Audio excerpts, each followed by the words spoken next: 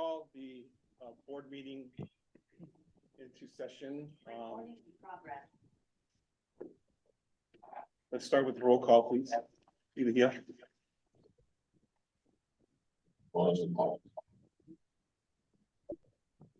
Okay.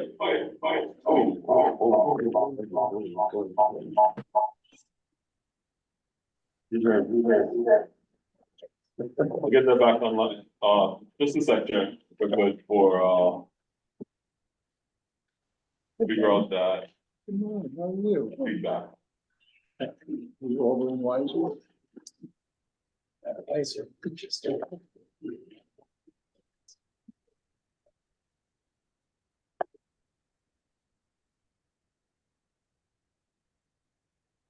So remember that you definitely don't you think you can say yes? Yes.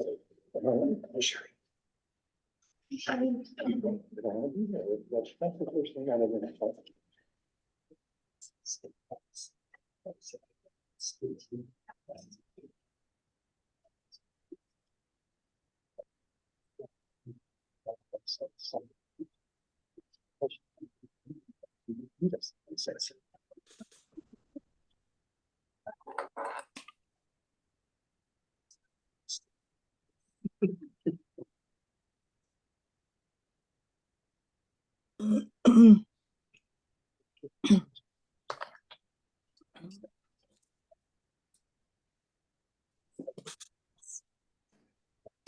Apologies for the delay. We'll be on in just a moment.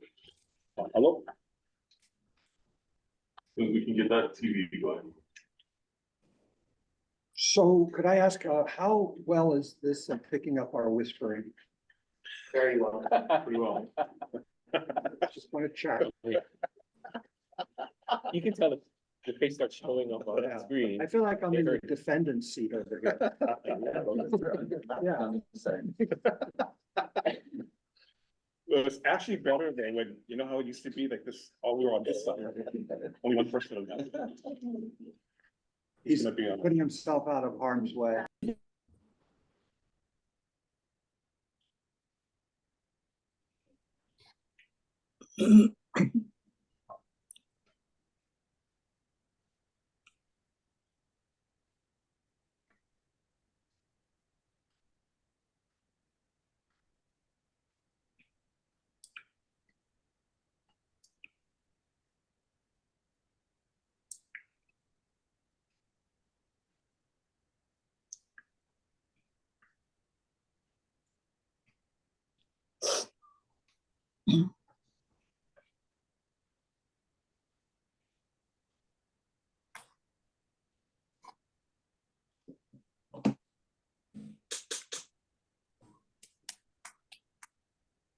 Apologies for the delay. Board members online, can you hear us? Yes, I can hear you. Awesome. Yep. Starting with the roll call, Chair. Yes, please. Okay, Chair Miyasato, President. mahalo. Vice Chair Paishan, Aloha. mahalo. Member Agas is excused. Member Arakawa, Present by myself. mahalo. Member Hanneman, Here by myself. mahalo. Member Ching, here. Mahalo. Member Ayana, Here by myself. mahalo. Member McCully, Yeah. thank you. Member Menor McNamara, Here. mahalo. Member Tokioka, Present. mahalo. Member White, Present. mahalo. Member Zane, Present and alone. mahalo nui. Chair, you have quorum. Excellent. We have full board, looks like. Okay, let's go into our opening protocol. Rocco.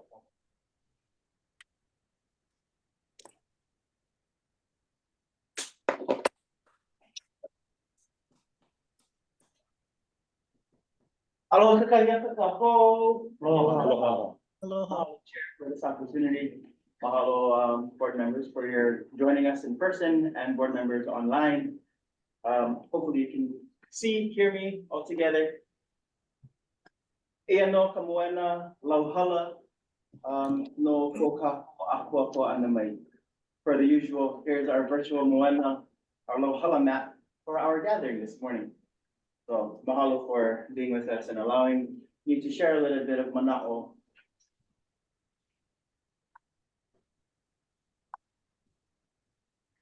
E ho'o pili mai Lono i ka makahiki. Lono i ka makahiki. Lono i ka makahiki. Lono i ka makahiki. Lono i ka makahiki. Lono i ka makahiki. Mahalo. Lono, kalamai, hopefully you're close enough to the TV.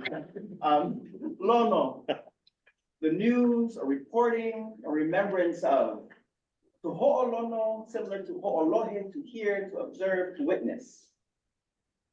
E, that connector, the marking direct or indirect objects. Ka, the article that says the. Makahiki. Age, year, annual, yearly. Some words down there that this building may be familiar with is ho'ike makahiki, annual report. Ho'ike no elua makahiki, biannual report. Lono ika makahiki reminds us that this is the time of seasonal change, that this time of seasonal change of winter and the elements around us cause us to think of pilina. Pilina. Yeah, relationships. Relationships with Kanaka, individual, seen, unseen. Relationships with Aina, Mauka, Hula, Kai, Pilina. The relationships we have with those spaces, places, and elements are different. Some may have a very active role in that relationship building, in that stewarding. Some might have a backseat, back office role, supporting those that might have an active role in relationship building with those spaces, places, and elements. We might remember this picture. We might remember being out there. Some of us that did join us for this day, out at Kako'oiwi and on Po'olau side, as Mahelani Otelo there at the Lo'i talked to us about halo or kao and our pilino or relationship with that space.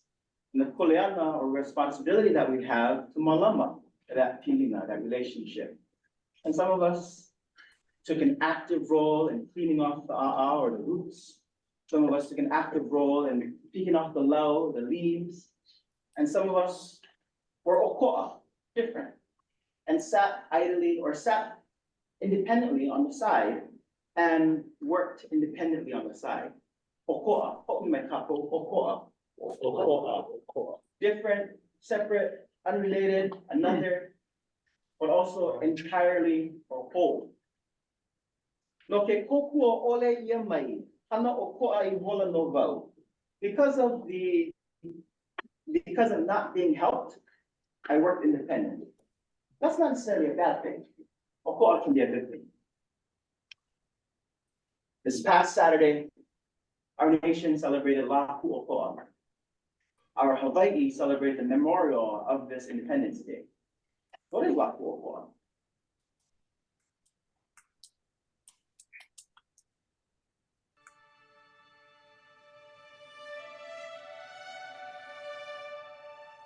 On July 9, 1839, Captain Cyril Laplace of the French Navy arrived in Honolulu aboard the ship Le'a Trimis to address the mistreatment of French Catholics in Hawaii. The incident was resolved through a treaty on July 13, 1839. Upon completion of the affair, Captain Laplace reported back to his government and departed Honolulu on July 20, 1839. Realizing the distressing and humiliating position of his government, Kamehameha III Kauikeaouli set in motion a strategic plan to gain international recognition of the great powers of the world to end the gunboat diplomacy that plagued Hawaii. On April 8, 1842, 3 envoys were appointed to gain the recognition of Hawaiian independence from the United States, Great Britain, and France. The envoys, Timoteo Ha'alilio, a Hawaiian, and William Richards, an American, were given plenipotentiary powers to negotiate on behalf of the king. The 3rd envoy, Sir George Simpson, was a British subject who sympathized with the mission, while also seeking benefits for his company, the Hudson's Bay Company. In good faith, he loaned $10,000 to the government to accomplish this mission. Shortly thereafter, Sir George traveled via Alaska and Siberia with plans to meet up with the other 2 envoys in London by January 1843. Preparations were made secretly by the Hawaiian government for the journey of the 2 Hawaiian envoys. On July 18, 1842, Ha'alilio and Richards departed from Lahaina for Mazatlan on the schooner Shaw. They traveled 900 miles across Mexico under blazing hot sun, drenching rains, and frigid snow till they arrived at Veracruz on October 29th. They remained there till November 8th when they departed Veracruz on the steamer Missouri to New Orleans, then traveled by mail route to arrive at Washington, D.C. on December 3rd. They met with Daniel Webster, U.S. Secretary of State, on December 7, 1842. On December 19th, the envoys received a letter alluding to an unofficial recognition of Hawaiian independence. The envoys respond to Webster saying, while therefore all is demanded of his government and all is rendered by it, he feels that he has the right to expect his state to be acknowledged as such and thus be formally received into the general compact of sovereign nations. Feeling satisfied with their efforts, the envoys depart from New York to Liverpool, England on February 1, 1843, aboard the ship Caledonia. In a letter by Timoteo Ha'alilio to Dr. G.P. Judd on February 27, 1843, he recounts his longing of home. He writes, "But for the mind to forget the land of my birth, it cannot be forgotten. There is love for the land, the chiefs, and the people.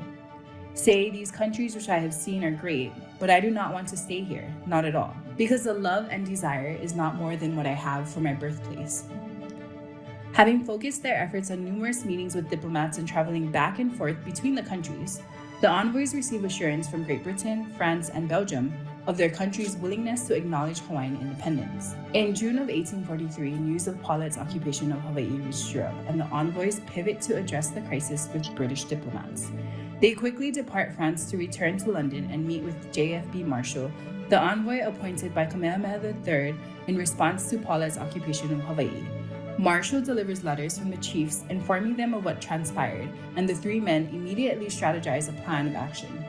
In October of 1843, on one of their many trips to London, Richards and Ha'alilio visit the College of Heraldry, now the College of Arms, and met with Harold Thomas King.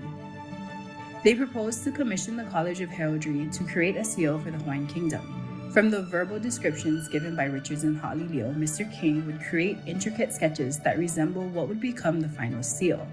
It is interesting to note here that less than 3 months after Kamehameha III declared to his people "Wamau Kea o Ka'aina Ikapono" at the conclusion of the Paulet affair, it was included in the seal. It's not until November 28, 1843, that Great Britain and France signed a joint proclamation recognizing Hawaiian independence. The envoys continued on their journey in Europe through May of 1844 to conclude negotiations incurred from the Paulet incident and also secure recognition from Belgium.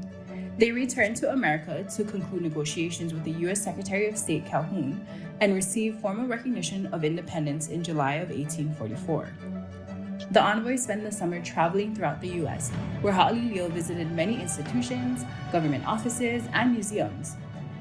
In August, the envoys attend a missionary convention in Syracuse, New York with Dr. Richard Armstrong of Hawaii.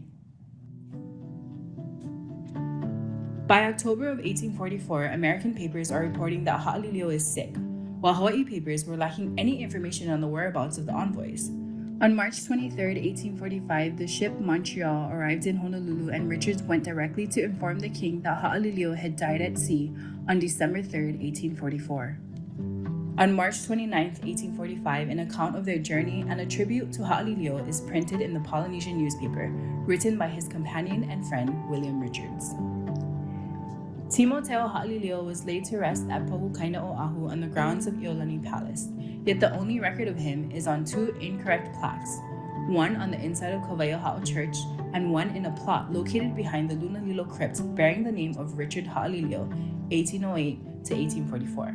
Timoteo Ha'alilio, Reverend William Richards, and Sir George Simpson worked tirelessly for the benefit of Hawaii in successfully negotiating the recognition of Hawaii's independence against seemingly insurmountable odds. With intelligence, integrity, and indefatigable endurance, they secured Hawaii's place in the family of nations, as Hawaii became the first non-European nation in the world to enjoy such a distinction. History and the stories behind them are important. Our job is to ensure they don't fall into obscurity like this old photo of them taken in London while they were on their mission.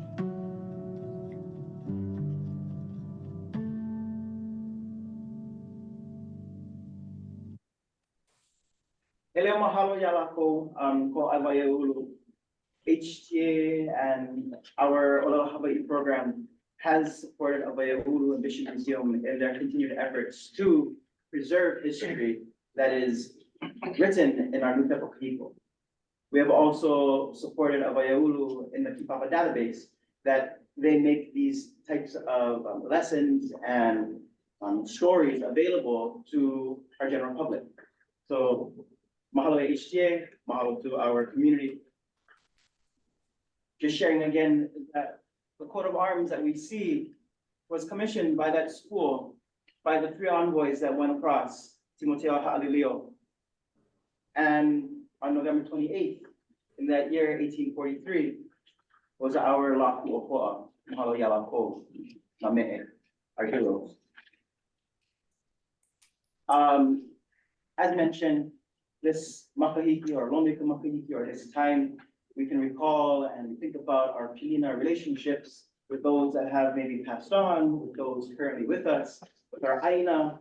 And in the video, you heard of Lahaina and the places that the envoys went throughout Hawaii, the continent, and around the world. But our pilina with those places and spaces as well. I invite you board members and public that have joined us today to grab a kaleka, an action of aloha. I've left it on the table. If you'd like to, you can grab one. If not, I'll Nikia. For our public, we have one next to Carol as well. So these actions of aloha cards are a reminder that aloha is found in our everyday lives. Through simple acts, we can share kindness and compassion with our ohana and kaiaulu. Ohana being family, kaiaulu being community. Each card is a daily reminder to share aloha. Kind of like a opportunity for you to take it out of your pocket and do the thing that's on the card. Then you can return it back to me at the next board meeting in December, if you do it. If you don't do it, hold on to it to the next year. You're gonna take notes, right?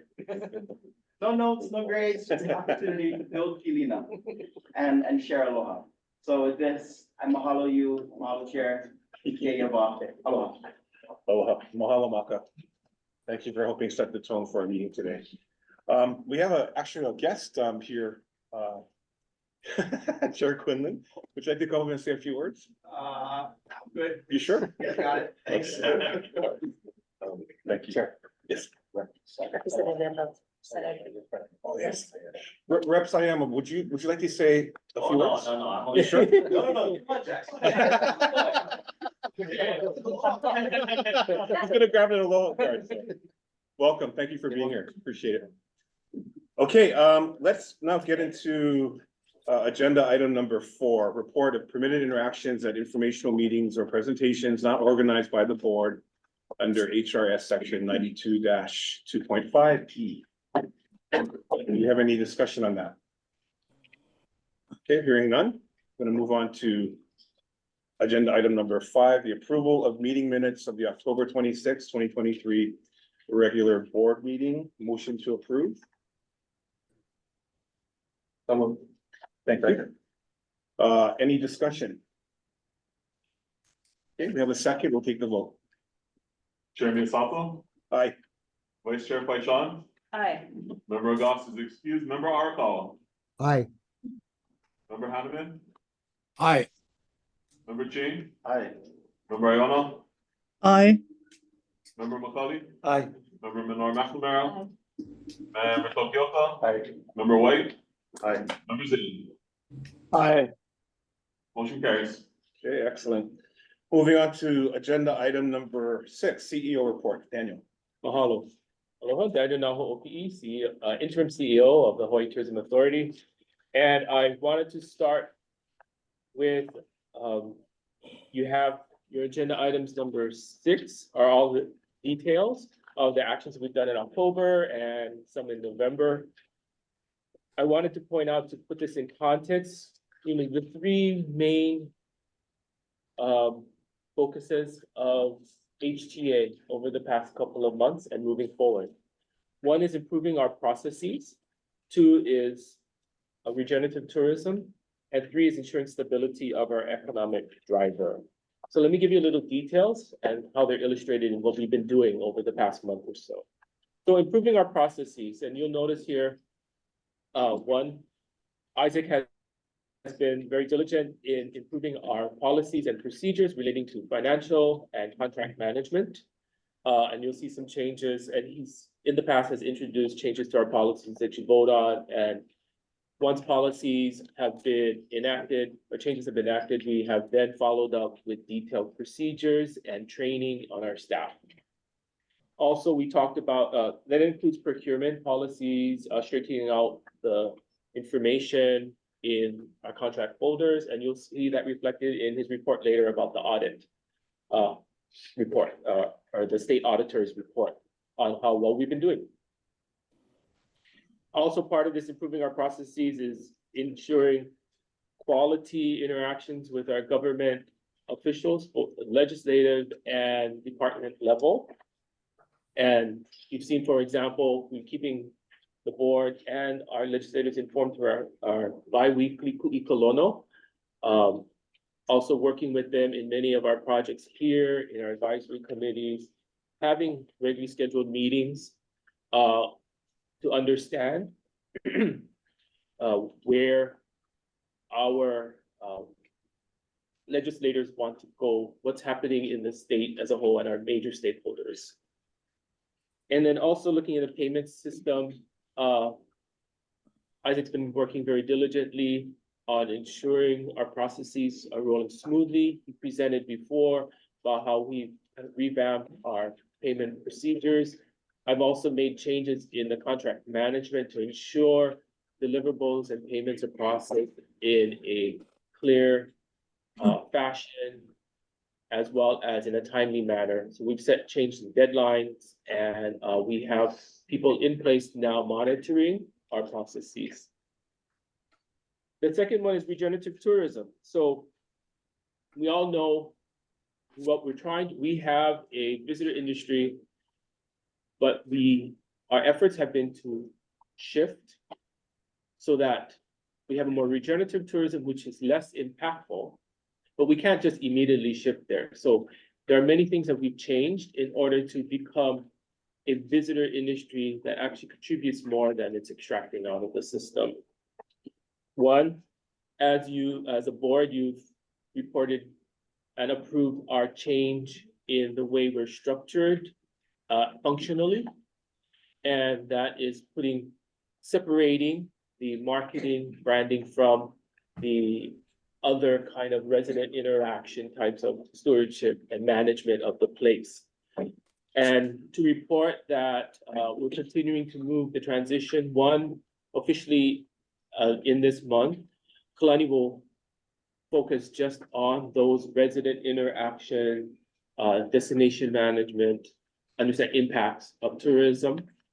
And then, as we had mentioned earlier, JD and Eva, as their senior brand managers, will take on the role, and which they have been doing, of the marketing. And then I will just step into be administratively overseeing that side of the house in terms of the marketing branding. Our other part of this shift to ensure that tourism going forward in the future is more regenerative is we had presented about looking at a more island-based way of tourism development and management. And you'll see in our application for fiscal year 25 budget, we asked for positions that are island-based or island-based managers.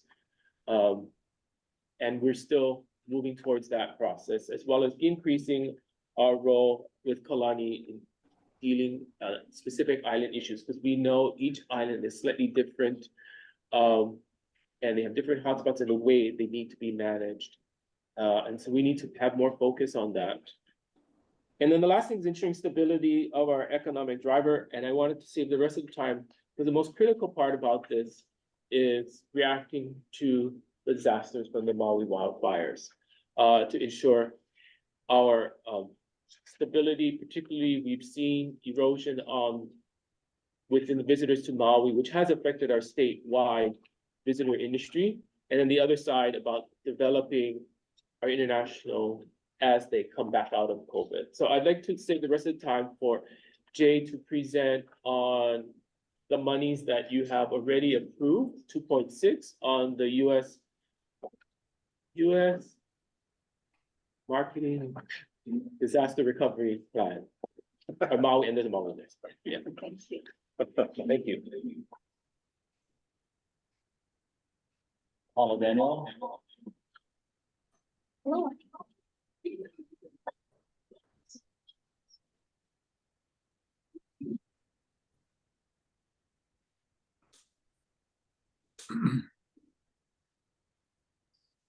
You'll have copies of the full presentation, so I'm going to breeze through this fairly quickly.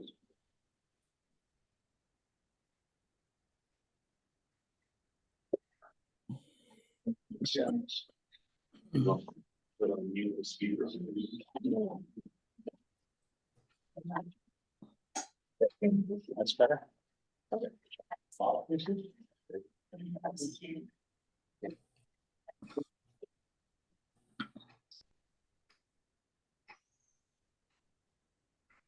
As you remember, it seems like so long ago, in some ways, in August, Chair asked us to make sure that we had a manner and a system in the way we communicated of what was going on in Maui and the challenge we all face. So the first phase was all about communication, clear communication, factual data.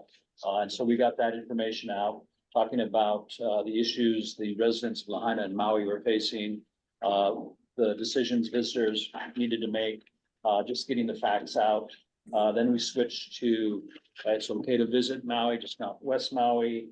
And then there was a lot of conflicting messaging going on in the overall universe with regard to social media from celebrities and other folks. And so we had this kind of tumultuous environment we were working in, trying to get clarity of communication out to the marketplace. So I'll just go through what we were able to do at that time. The great thing was you quickly found some budget for us to go ahead and communicate out to the marketplace. The 2.6 million broken out is shown here. What we saw was a situation where Lahaina was the hub for a lot of restaurants, a lot of bars, a lot of shopping, and a lot of activities, particularly water sports activities, snorkel cruises, that sort of thing. And we were concerned if we started inviting people back, they would think, well, but there's nothing to do in Lahaina anymore. There's no reason to go to Maui. I know they want me back, but what am I going to do? So we quickly decided to work on adjusting the brand image that people had about Maui by showing the different assets that Maui has. So even someone who's been 12 times would look and say, you know, I've been to Maui, but I never did that. I need to go back now, support the people, and have a good experience. And of course, all of this was targeted to the mindful traveler, those who exhibit behavior that suggests they're going to be great visitors when they're in our homes. The target audience, as you always know, is the mindful traveler. But we also work real closely with industry partners. We drafted talking points that they could use with their sales teams, with their digital delivery of messaging. We also worked with our owned media, which are the e-newsletters, the website, the app, and communication and training and education for travel, trade, and MCI. The overview is looking like this. Again, it's a lot of detail. I'll break it out kind of by category as I get in the next few slides, starting with PR. So again, looking at your direction, we quickly realized we need to communicate the facts. So we went to the governor, we went to the mayors and the HTA, and you guys helped us with a lot of messaging, and we just amplified that, getting the facts out. And then it was quickly decided we'd uplift the voices of the residents of Maui and allow them to speak about their home and how they wanted to see things evolve. And so we connected with them. HTA held a great community meeting that gave us a lot of insight into how people were feeling. And you never know it until you're right there, you know, and then you really feel it. So it was very helpful. And then, of course, the PR team has the top 100 list. And so we looked at that real closely, started pitching those folks. And then we gave them a challenge. We said, let's get a home run. You know, we can do the 101s, we can hit a single, we can hit a double. Let's see if we can get a home run. So with the singles and doubles, and maybe a triple in here, we got on the cover of the Washington Post with a travel story, which is highly unusual. You know, just to get that sort of exposure for our messaging on our messaging points was outstanding. And then yesterday we had a great article based on our relationships with travel and leisure, multi-page article, again, talking about how to be a mindful traveler, how to help the people of Maui by coming and visiting and being mindful as you do so. So certainly a stand-up double, maybe a triple. Then we had the team, spread thin across the country. So we did a media blitz, in Southern California, we did one in New York. And then we got in through some sponsorship dollars with Condé Nast to their Condé Nast Traveler Points of View Summit, which is a really high-end group of their editorial staff. Then also their cadre of high-end travel agents who have mindful travelers who spend at a high level when they visit destinations. So again, real great chance to meet with people, to get editorial coverage. And again, we took the people of Maui with us to allow them to speak as we got in front of the media. And then we realized Mike White's our go-to guy for 1 a.m. press calls. So we got your number, Mike. I won't be answering it again. No, thank you so much. I mean, if you look at the markets, we've already got coverage in, and think about lift to Maui and the state, LA, San Diego, Dallas, Phoenix, Seattle, Denver, Sacramento. So great coverage, great pickup, great job by the PR team at Finn, and by our man in front of the camera, Mike White. And then the PR team hit a home run. They got entertainment tonight out here for a week. So out of Maui and Oahu, we were able to get coverage for the whole week, and again, right on message point. So a great job by our team internally and at Finn. So we've got video we could share, but I'm going to keep moving just because I've got a time constraint. And then that was PR, and now we go to the next category, which is social media. You know, again, following the same model. First is just communications, just the facts. And then we got into, you may recall when it first started, we started getting all sorts of aloha from people across the continent. They were sending goods. And at some point we realized we need donations more than goods. So that messaging was part of the first wave. Mahalo for your aloha, and this is how you can support best. Then we got into helping expand the brand of Maui in people's heads by showing the different assets. We have the different towns, the different experiences you can have across the island. And that gave us time to interview the kupuaina, the folks of Maui, and let them speak for themselves. And so we got a group of those folks. We coordinated with Kilohana, so we made sure we were working together, not stepping on each other's toes. So we had a good process there. And then we're continuing with the Ola Maui series of Come Experience Maui. On top of that, we had our national overlay. That was our regular media buy. And we skewed that to heavier weight for Maui, just to provide them with even more support. So looking at what those messages were, you know, again, it was just the facts at first, the emergency travel alerts, the travel updates, the mahalo for your support, and then how you can best kokua, how you can help all of us. And the Malama Maui series, again, this is just one example of many that shared different parts of Maui where visitors were welcome in the early days and are still today, and how they can have an amazing time when they visit Maui now. And then the Kupaina, a series of 8, again, each individual sharing their aloha and expressing their desire for a mindful traveler, one who's respectful and understands the situation, and also helps with economic recovery.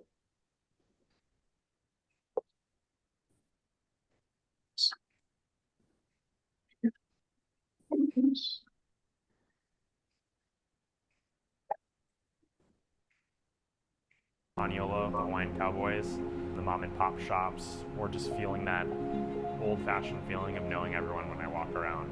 When you talk about Maui, it's all about sustainability since we're on an island. And so how do you support that culture while letting it continue to grow? And one of the best ways is supporting local business.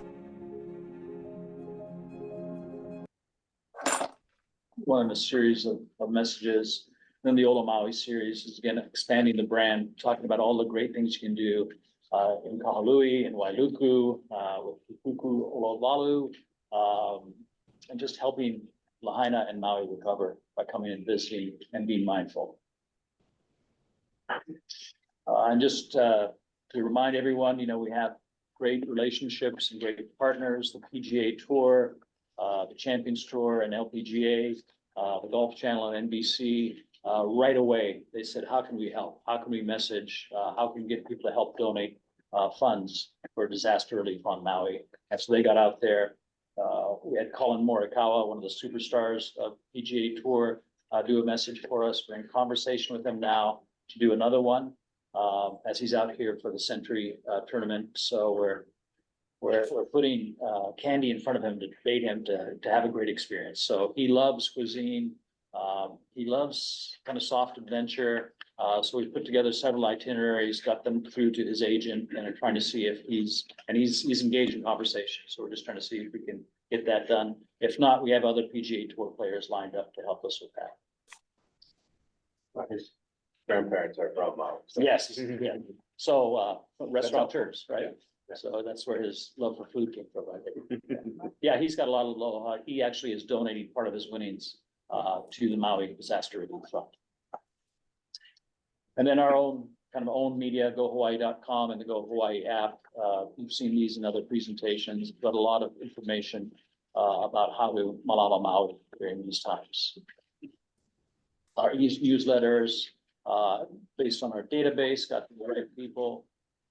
We also took advantage of the moment to get our team out there, working with talent on Maui, of Maui, as well as on both sides of the camp. So the shooters, the photographers are also from Maui. We've already added 87 video B-roll clips to the knowledge bank that's available to all of the GMTs, as well as media and tourism industry partners. And then we're slowly but surely adding 200 still photos. We just have to tag all of them. And so those are almost done. They should be done by the beginning of next week and up on the knowledge bank. Switching now to travel trade. Again, we want to make sure you can see the advertising here. We increased the media weight and talked about how travel agents can talk to their clients about visiting Maui mindfully to help with recovery. The team of two, plus their island chapter partners, trained almost 3,300 travel advisors.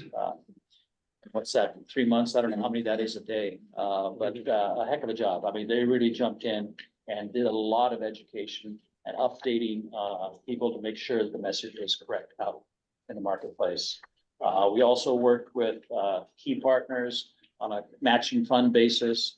So $500,000 in marketing funds based on a $250,000 investment from HTA, Alaska, Hawaiian, Southwest Airlines, as well as Hilton and Marriott jumped in. And we worked on partnerships with travel sellers, Virtuoso Signature and Travel Leaders. Again, those who have mindful travelers kind of as their clients. And I think on MCI, the concern right away was how do we maintain business for hotels, particularly group business. If you remember, no one wanted to be the first group to hold a meeting on Maui after the fires. They were concerned about how that would reflect on them. Signature travel groups, so coordinating with the travel trade team, went ahead and held their meeting, had great PR, had great comments to talk about it. So of the 23 groups that were in West Maui, 3 were canceled and 16 were held as originally planned. So great job, kind of hand-holding, a lot of conversation. One of the biggest ones may have been the basketball tournament, kind of pivoting that to Oahu, getting great coverage and allowing us to coordinate the room nights for that large group across several properties, different brands on Oahu.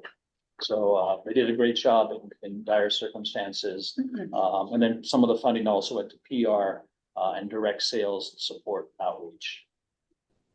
We were also asked for results. It's hard to show results if we're still in flight, but we have some data we wanted to share with you just to give you a perspective. As we entered the situation, this is for the calendar year 23 versus year to date versus versus 2022. You can see Jan, Feb, March, April, your numbers people on the bottom line, bar chart people on the top. I'm the number on the bottom guy. So it's black. And then we ran into headwinds. We were already seeing some challenges for visitation to the state in May, June, July, prior to the challenges in August and September. So just for perspective, as we entered this recovery program, there were headwinds against us. And we then look at booking data, so that's kind of behind, looking backwards. If we look forward, thanks to this data, this is books. These are people who have booked room nights already, so they're committed to this, and it's from a global perspective. It's not just from the US market. This is from anywhere in the world, people who have booked rooms. And you can see this is statewide and there's softness. The softness continues. So there's some need to spur the market forward. Why is this soft? Well, there's a few reasons. One is Maui is particularly soft. So looking forward, you can see Maui needs the most help. And why is Maui soft? Well, in particular, it's West Maui. You know, so the challenges we all know, but it's just kind of in the data as well. So that's looking forward with actual bookings. We then looked at folks and their intent to travel, both to the state and to Maui Island. So the bottom bar, the kind of golden color, is Maui. And we started at the 1st of August at 11%, intending to travel. We're currently at 12%. So that's climbing up. That's the good news. The challenge is the state of Hawaii overall went from 19% to 11%. So again, intent to travel is down. So again, we asked, so why is that? And what we did was looking at a survey, looking at intent to travel to the state and including Maui Island. One of the big factors is cost. 45%. For those who haven't booked their trip yet and are no longer planning to travel to Hawaii, the top reasons are the cost or change fees, the cost factor. But then out of respect for the victims and residents of Lahaina and concern for their safety, themselves and their family. And there's still 15% who didn't realize they could still travel to Maui. You know, so some of that earlier messaging, you know, stuck with 15% of the audience.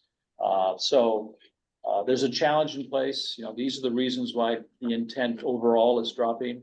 But we feel, you know, we can take that intent and turn it into bookings with a marketing program. And so I know there's a lot of discussions on budgets and challenges, and so we'll leave all of that to you. But just wanted to share the data we have to date at this point, and we'll be back with more data as it becomes available on the Maui Recovery Plan. So mahalo for the time. Good job. So, are you finished? Yes, before, do you want to take any questions? Yeah, or, we're gonna do that next. Why don't we go ahead and, Okay, so why don't we do this? So we'll just go around and give everyone an opportunity to comment or ask a question. While we start in the room here with Dylan. Thanks for the presentation. Appreciate it. No, I don't have any additional questions. Sherry? Thanks, Jay. Jay, just on this last report, part of the report, was there a control intended to visit Hawaii but will not be booking a trip? So we have intended to visit Maui but have not booked, intended to visit Maui but will not be booking a trip. Right. We're looking at a trend in the previous graph that shows statewide, we're going down from 19 to 11. Right. Okay, so, you know, do we have specifics as to what's affecting that 19 to 11 drop and how much of it is the Maui component? Because intended to visit Maui but not booked 43, intended to visit but not be booking a trip 26. So Right. is that effect statewide? Yeah, so that's the previous kind of, if you look at the booking data statewide, Yes. one more page backwards. There you go, on the left side. So that's statewide showing actual bookings. Decline Yes, over the next, relative to the previous year. yeah, over the next 9 months. Yeah. The rationale for it. And so that's what we're looking for. We're looking for data that's trying to give us that insight. There's a couple other factors. One is, as we all know, in the summer, a lot of travelers saw that there was opportunity to travel elsewhere at a greater value, perceived value. In their math equation, how do they come up with value? So Japan relatively is on sale. You know, it's a challenge for incoming, but it's a benefit for going to Japan with 151 exchange rate. Europe the same way. And so there's a lot more competition in the marketplace. And so our job now is to find those who are comfortable spending at the level they need to spend to come to Hawaii and have a great time. So it's a little more focused than we need to be. But that's one of the challenges we see there is the world has opened up and it's at a relatively lower price rate because of the conversion of the exchange.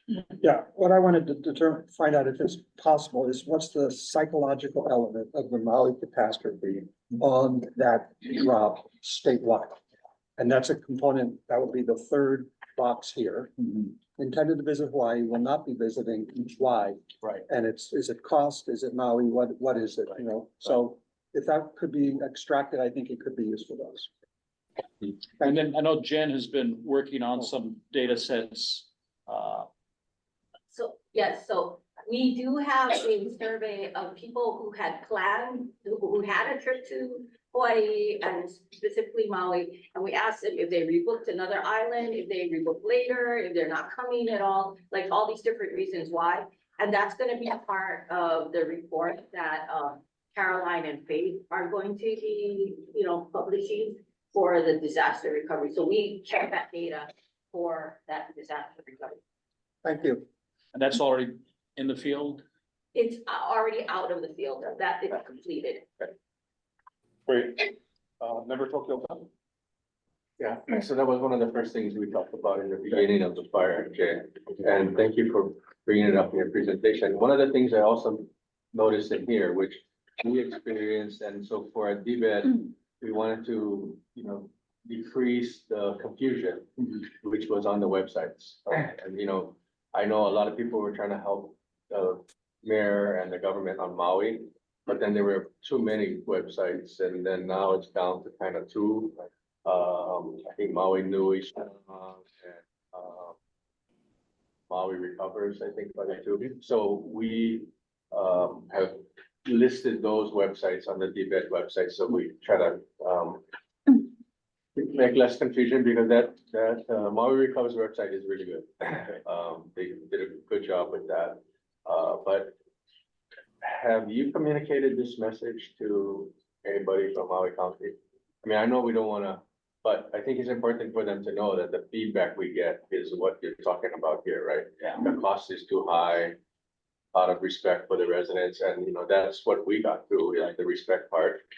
But have you shared this with? We, Is there an intention to do that? yeah, we shared this with our team on Maui yesterday, because this is fresh for us. And we have a meeting, with their annual meeting coming up in a week or two. I don't know the exact date off the top of my head, but I think it's in 2 weeks. And so we'll give the same presentation. John's in the back shaking his head. Yeah, to mention the 12-15 meeting, but we can also reach out if they'd like to see it prior to that. A select group of people in Maui County would be happy to do that. No, that's fine. You can have the meeting. That's fine. Okay. Thank you. Thank you, Chair. Vice Chair? Sure. Well, I don't have a question. I just want to have an appreciation. So thank you to HBCB leadership, members and chapters. What I took away from your presentation this morning is that you folks are responsive, collaborative, strategic, and took great effort to highlight local talent, ambassadors, leadership spokespersons. That really came through. And I thank you for that pivot, for that tactic that you took, because that was what we were hearing from the various channels for which we were receiving input.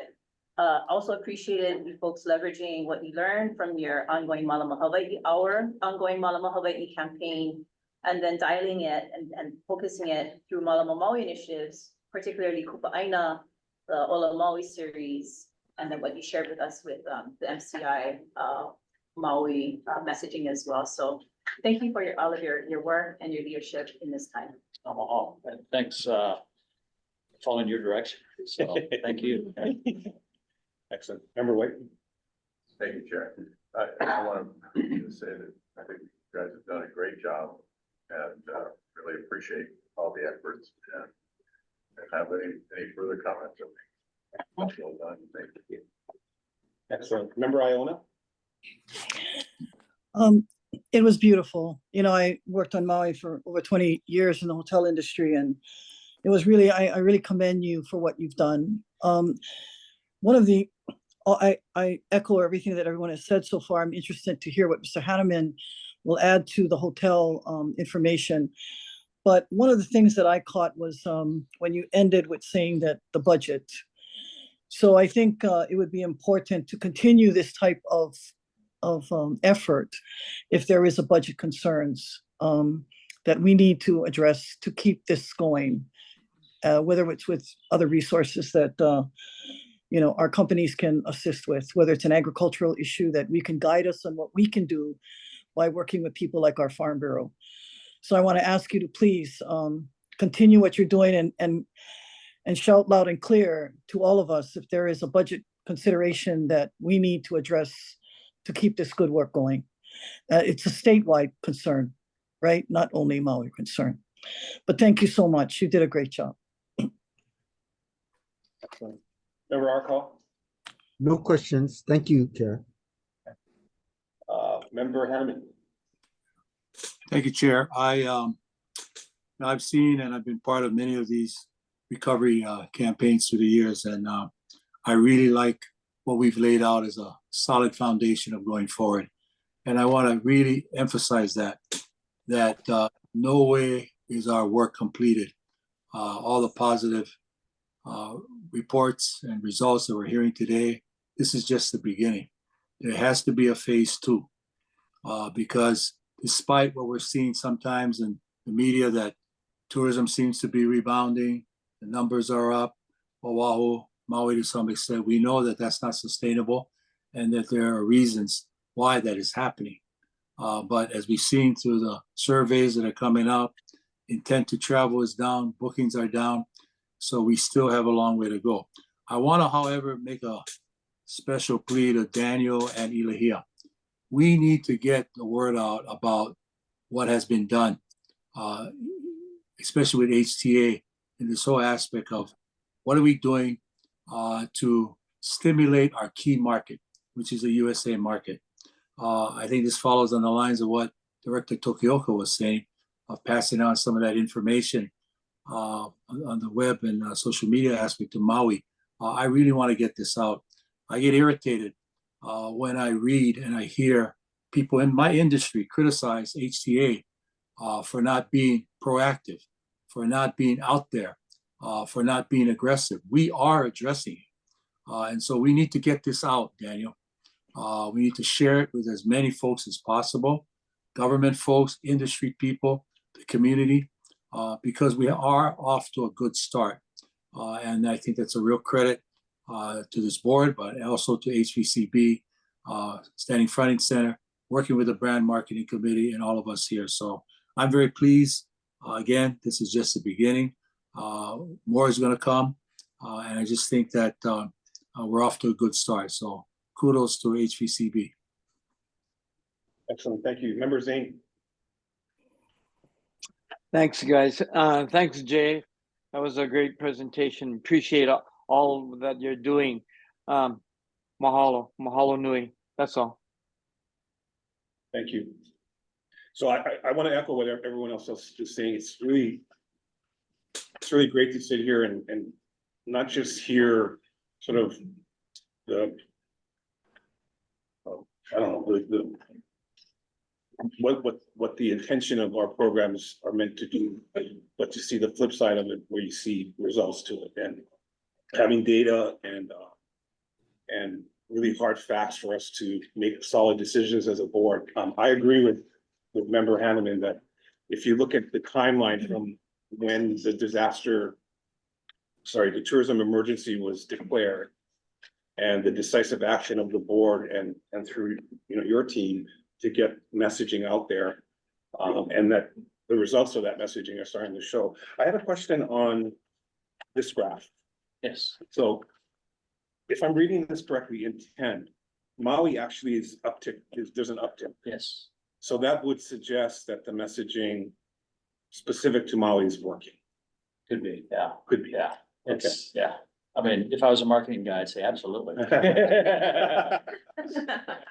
Well, I mean, there's a lot of factors. It's better than us putting our finger in the air thinking, I feel like, I believe the data is really good. So, one more question, the cost or change fees, is that an airline issue? Is that a hotel issue? That's a general travel issue. So it's not defined by. I think most airlines, as an example, don't charge change fees. Because there we have, Jen and I have the access to see the verbatims.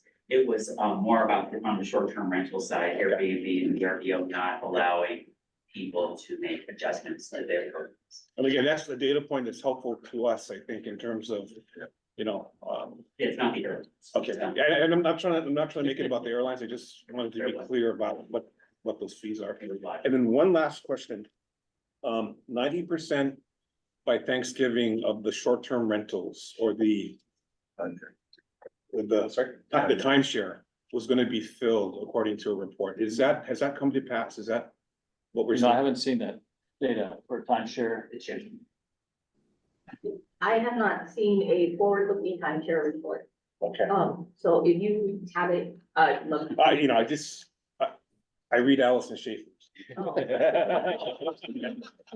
I know she's And so- interesting people, so I mean, yeah, I see based on their property, because people with timeshare book, you know, far in advance.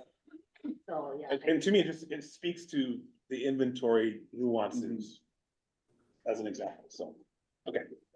Mr. Chair. Yes. Make one more comment. Vice Chair. Yes. I think we'd be remiss to also acknowledge and thank our staff, all of our staff that's been working with HBCB in partnership, particularly I have Polani, Eva, of course, Mr. Interim CEO as well, and the entire team for working hand in hand with HBCB. So thank you again on behalf of all of us. And I was gonna say the same, so, yeah, no, it's all a teamwork thing, so. It's a, what thing? It's a cockle thing. Did I say that too much? No. Member Just a quick follow-up to the, you know, do I have any hard data on that, but to your comment about the short term? What I've seen with, you know, amongst our people, we have people living in the short term. The hotel, one of our restaurants is in Honokai, which is housing many displaced. I don't know if that 90%, that doesn't feel like a strong, like, something we could stand on. It feels more fluid than that. So I would just say that even after I was reported, the lack of, you know, some solid data, and she's raising her hand back there, I would say. I just wanted to clarify the difference between timeshare, right? And then the short-term vacation rentals. Yeah. Because that's like a whole different ballgame, because like the people who are doing timeshare, they kind of like committed, right? To their points and all that. And even during bad financial times, the timeshare people continue to show up as long as you let them. Maybe we can report, what is the percentage of timeshare to total visitor units on island? I have to calculate that. We can provide that to you to see how much of an impact actually, if anything. And then just like where the timeshares are is a big deal too, right? If it's in the middle of Kaanapali, which is, you know, in an obscure part of PA, those are different. At least from people. At least from the article, it was isolated to West Maui. You know, and to me, the relevance of the number is, you know, I think Jenny just made a really good point about if you're locked in, you gotta use it or lose it. That's a different decision than, you know, than another decision for a hotel. Okay, but I just gotta say, I just feel like we're getting really efficient around, you know, we spend this dollar, here's what we see coming back. Helps us collectively to make really solid decisions. And so thank you very much for that. Appreciate that. Thank you. Okay, anything else, Daniel? No, I just wanted to close with a report that, following up on what's happening in the US market, as you noted in Jay's report, there were assets that were developed that now, the other markets, and GMTs can utilize, as well as they've been doing their own in their social and working with, media to convey similar messaging as they pivot some of their contract dollars.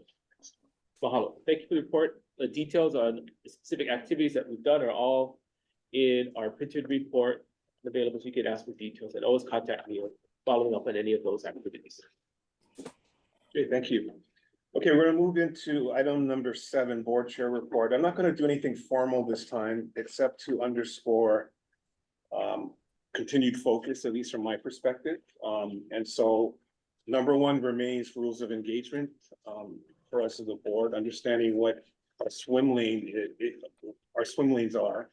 And you know, to stay within those swim lanes, but you've got to understand the rules of engagement before you can do that and accomplish that. So I don't think we're quite there yet. We need a little more research, I think, on what the statute for the HTA allows us to do and what it doesn't. And once we have that assessment done independently, I'll come back with a recommendation, I think, to the full board on how we either pivot or, you know, operate within those parameters. So that will remain a focus. In addition to that, the organizational chart.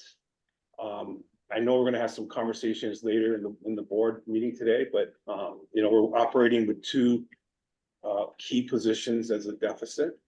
That leads into the amount of meetings, I think, committee meetings and the work that we're asking the staff to do. That could, in my opinion, could be addressed by having key positions filled. There's a lot of stuff we're doing because we're trying to shore up the deficit, and I think we can help all of us, including the staff, which we're putting a lot of pressure on and demands on, if we address that issue. And so that includes a conversation I had with Isaac about, you know, the amount of prep work that it takes for committee meetings and all of that, and the staff time. You know, they've got lots of other pressing issues to do. And so I committed to him that we'd have this, not conversation per se, but just that I'm gonna highlight it as something we need to address. And I think one relates to the other. We'll have a conversation, I think, later in the board meeting about that. And that is, yeah, that is all I'm gonna yield more time back to Vice Chair. We'll go through, unless there's questions. Any comments or questions? Okay, thank you. We're gonna move on to item 8. Vice Chair Mahina, report of the disaster response permitted interaction. Thank you. I'd like to invite Dave Rex as well.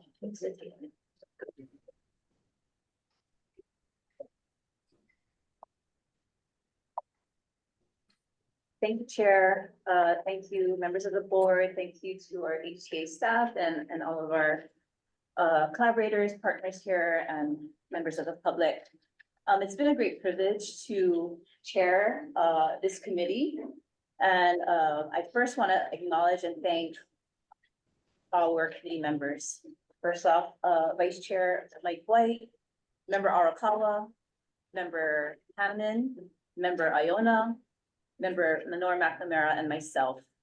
It's been a labor of love because we have such desire to leverage this, you know, special tourism fund to support Maui. We had a total of 15 meetings. So for the time that I have for this agenda item, I'm going to walk through a couple of components myself and AG Cole, as well as Diana Ho'opi'i and Faith Rex from SMS. So we're going to walk through a timeline, the purpose and intent of this committee and the special tourism funds, the process and final recommendations, and finally gonna wrap up our conversation with next steps. So starting off with timeline, August 15th, we had our emergency board meeting, which approved the disaster response permitted interaction group. From there, we scheduled weekly Tuesday meetings. Again, so we had 14 meetings after that, from August 22nd to November 28th. So every Tuesday. From August 22nd, our first meeting, we wanted to make sure that we conducted our own kind of initial landscape analysis. We wanted to hear directly from industry leaders, from government leaders, from community leaders, to really get a sense of what was already being addressed, what are some of the actions, the strategies that were being addressed, what funds were being brought to the table, and where were the gap areas so that we wouldn't be duplicative in our efforts, but we would help to narrow and focus our efforts in the most strategic way that was allowable and within our purview of responsibilities. So we came up with a list of guest presenters or speakers, and I'm just going to quickly read off the list of presenters. And if any of them are listening in, thank you very much for making the time to provide the critical information that's needed to make important decisions. So we had Mary Alice Evans, Director of Office of Planning and Sustainable Development, John Monahan, thank you, from Hawaiʻi Tourism USA at HBCB, Mr. Tyler Gomes of Kilohana Collective, Mr. Jim, thank you, Director Tokioka, Director Tony Marie Davis, Activities and Attractions Association of Hawaii, Ronnie Gonsalves, from Polynesian Adventures Tours, Member Hanneman as President and CEO of HLTA, Chair Miyasato as Chair of Airlines for America, HISLAC. And then we had our tourism chairs, Senator DeCoit, and also representing Representative Quinlan's office was Sunshine. So we had these guest speakers that came in, provided about 20 to 30-minute presentations. We would then have conversation around that and would help to guide possible next steps.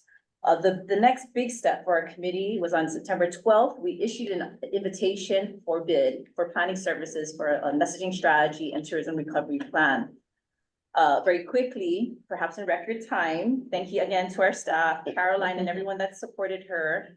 On October 18th, we executed an agreement with SMS Research Marketing Services, which we will hear from briefly, for upwards of $99,000.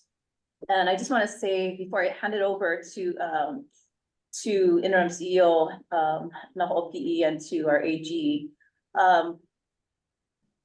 we worked together to complete and efficiently and effectively, conduct this process perhaps in record time.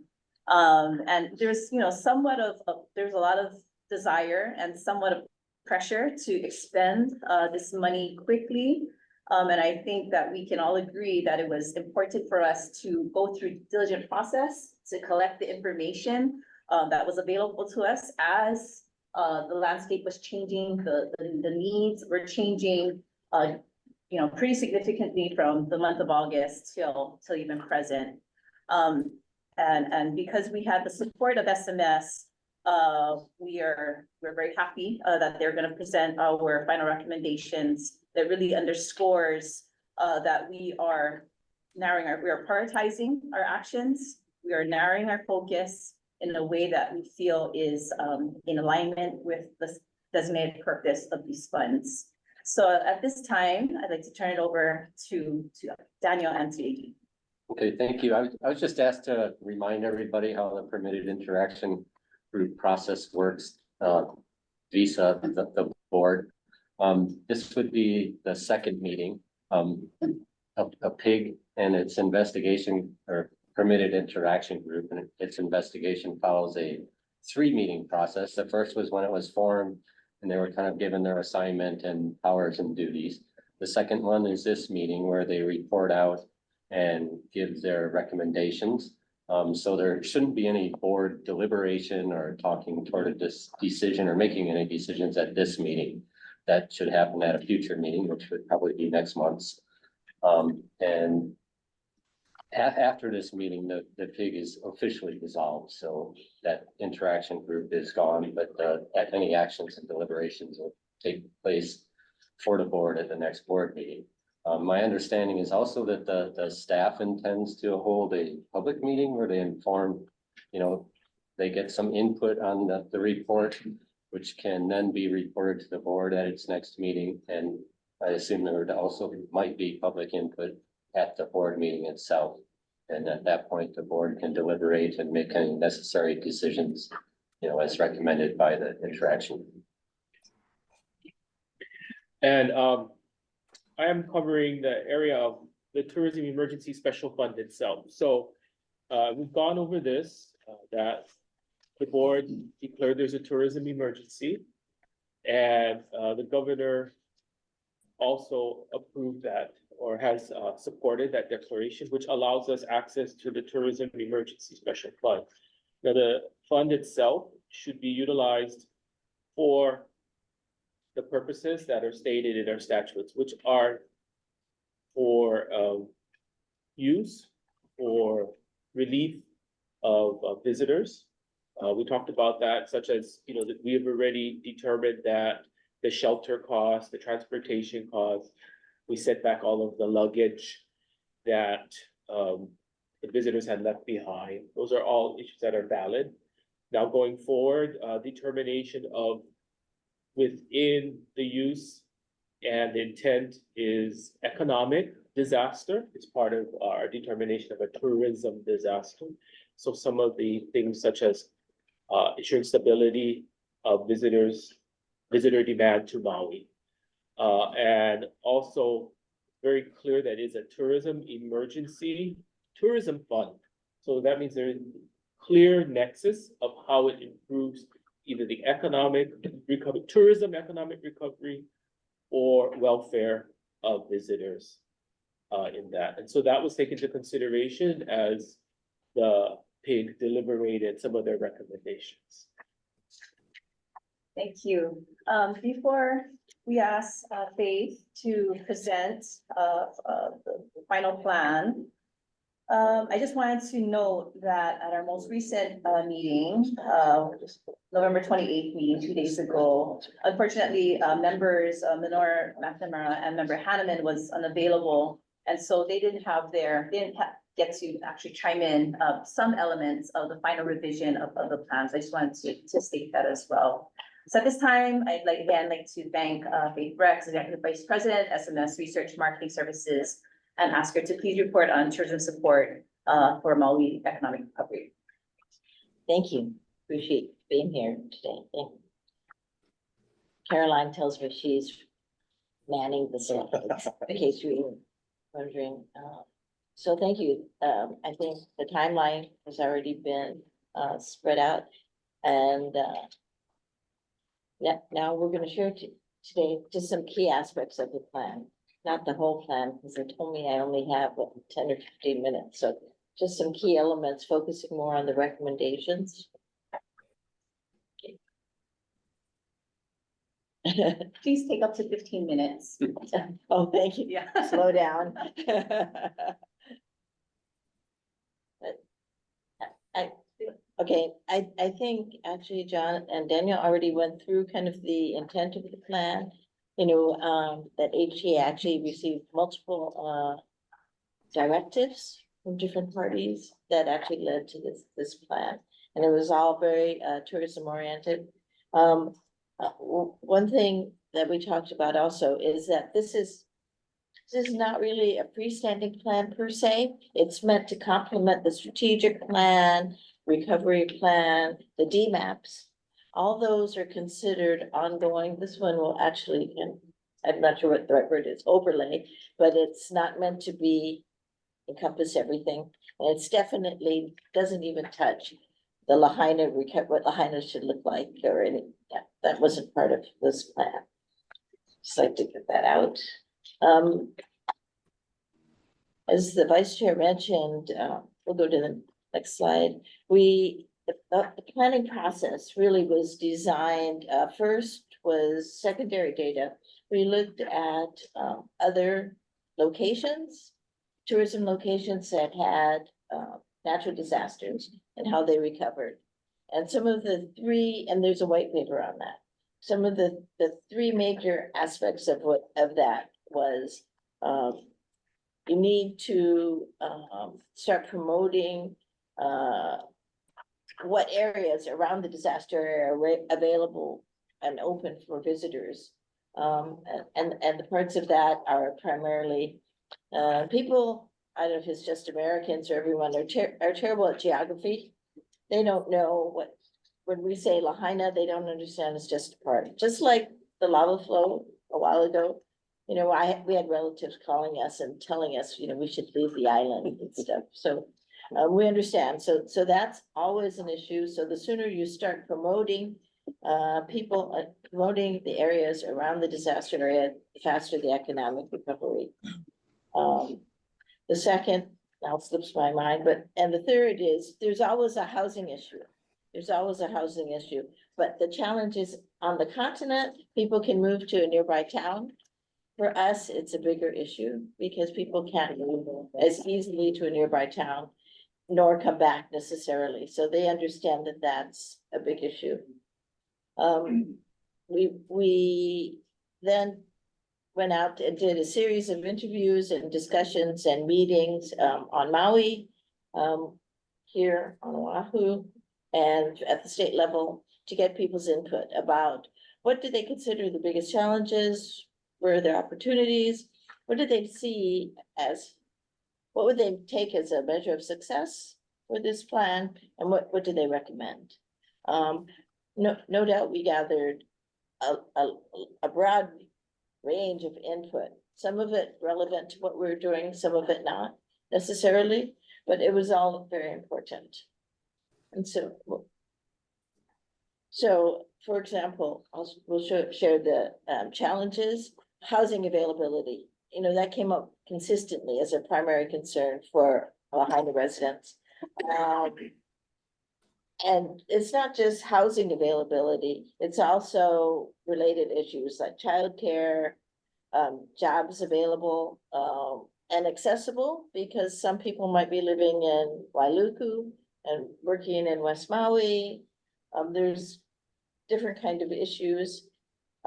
We know that there's a higher unemployment rate, and that we know from research that SMS has done that will exacerbate the housing situation. I think people who lose the income from the primary earner within a year, almost 50% of them will lose their primary residence, will have to move elsewhere.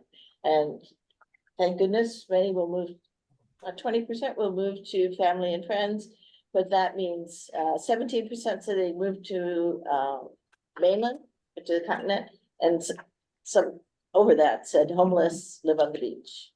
So we know the longer this unemployment situation continues, the housing situation will get worse, which is kind of a cyclical thing.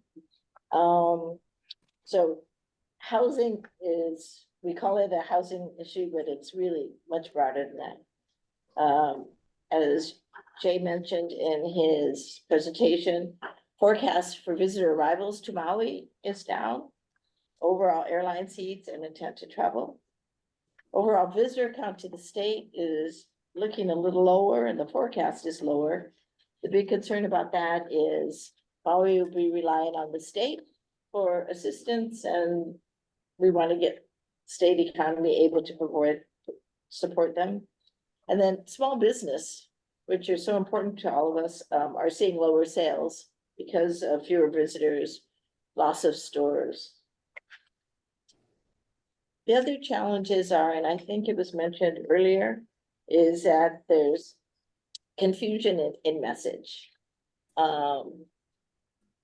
The resident, I think somebody mentioned it, I already said it, but the residency, initially the problem was there was no information, and then suddenly the issue was that too much information. Everybody had a website. They don't know which website to go to and who to believe. The messages, we heard the messages are not necessarily reaching the English as a second language communities, Filipinos, Pacific Islanders. We haven't, not enough has been translated, not enough meetings have been, they had one really good meeting for the Filipino community with a lot of service providers. They need to do that again. As some of the deadlines start arising. And some visitors, as I mentioned, still believe that the affected area is much larger. They don't understand the geography of the island. So there's still challenges in terms of messaging. And then what we already discussed was potential visitors choosing not to book due to high cost and change fees and out of respect for Lahaina residents. So we went on to key measurable outcomes. The measurable outcomes are important because the whole plan rests on, are we going to make a move in these measures? So the first one is increase in travel intent to Maui.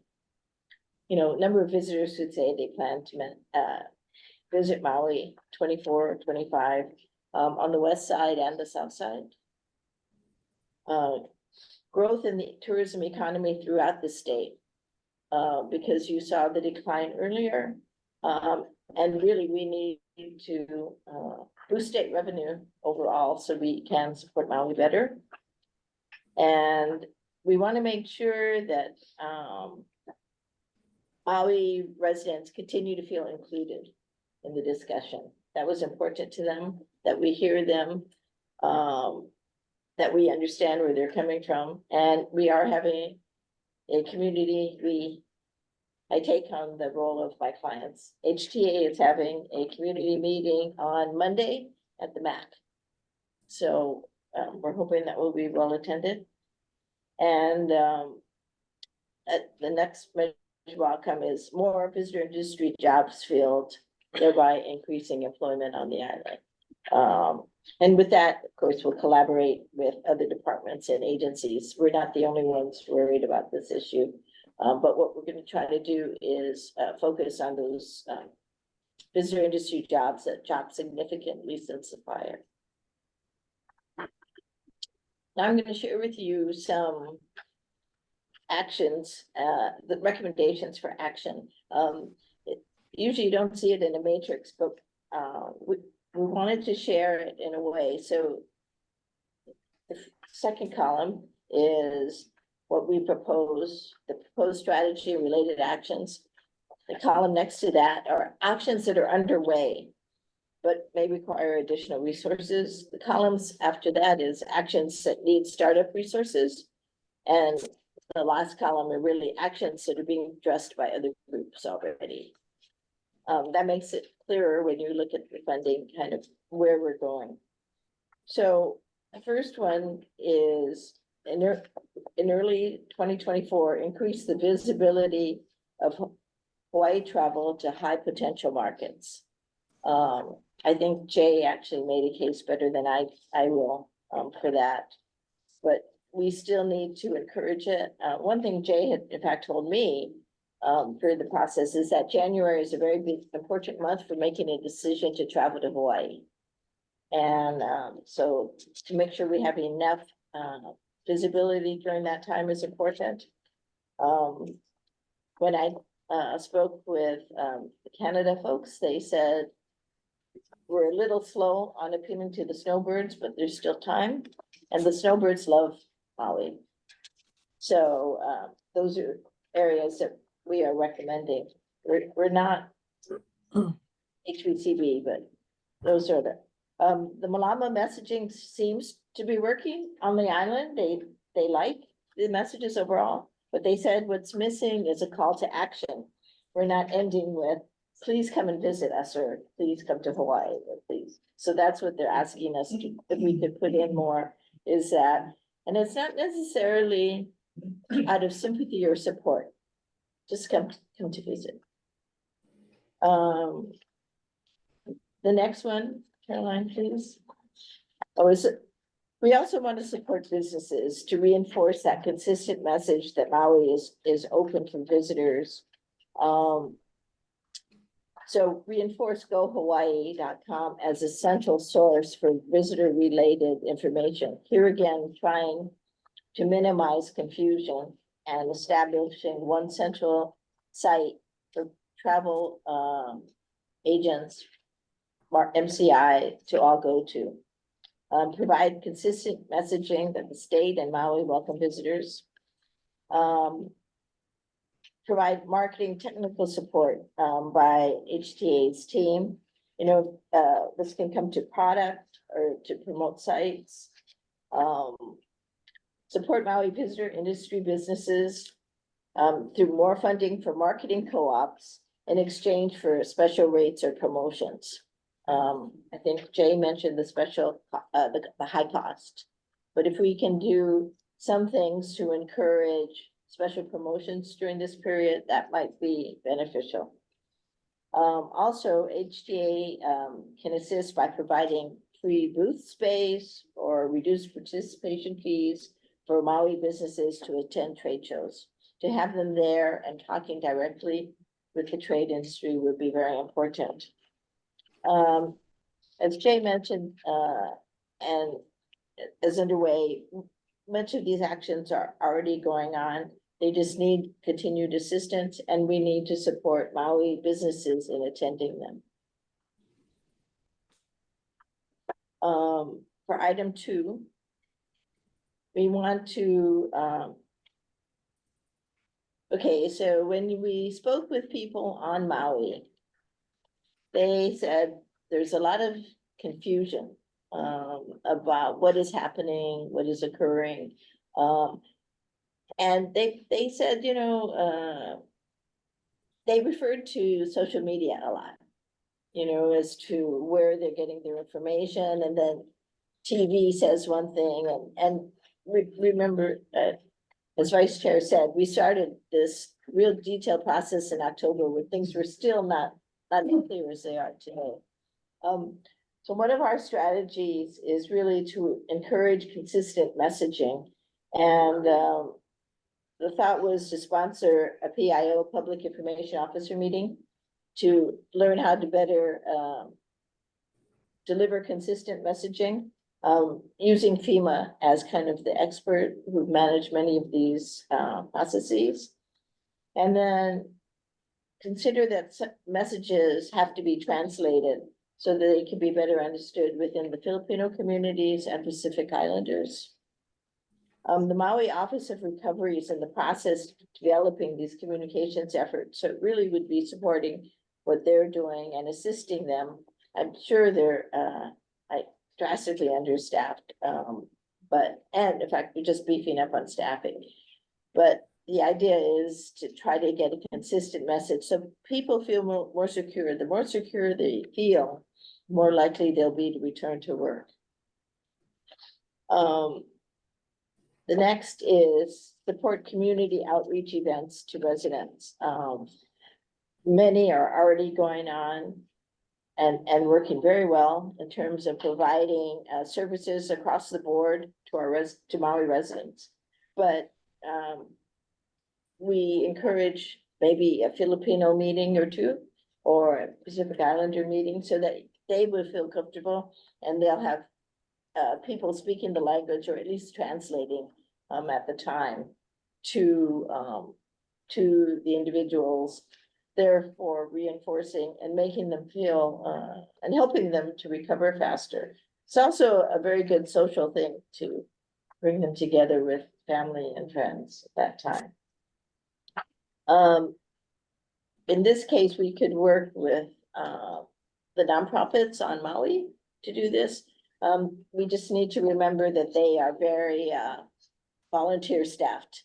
They don't have a professional staff. They might need more help and longer term, more capacity building in that area.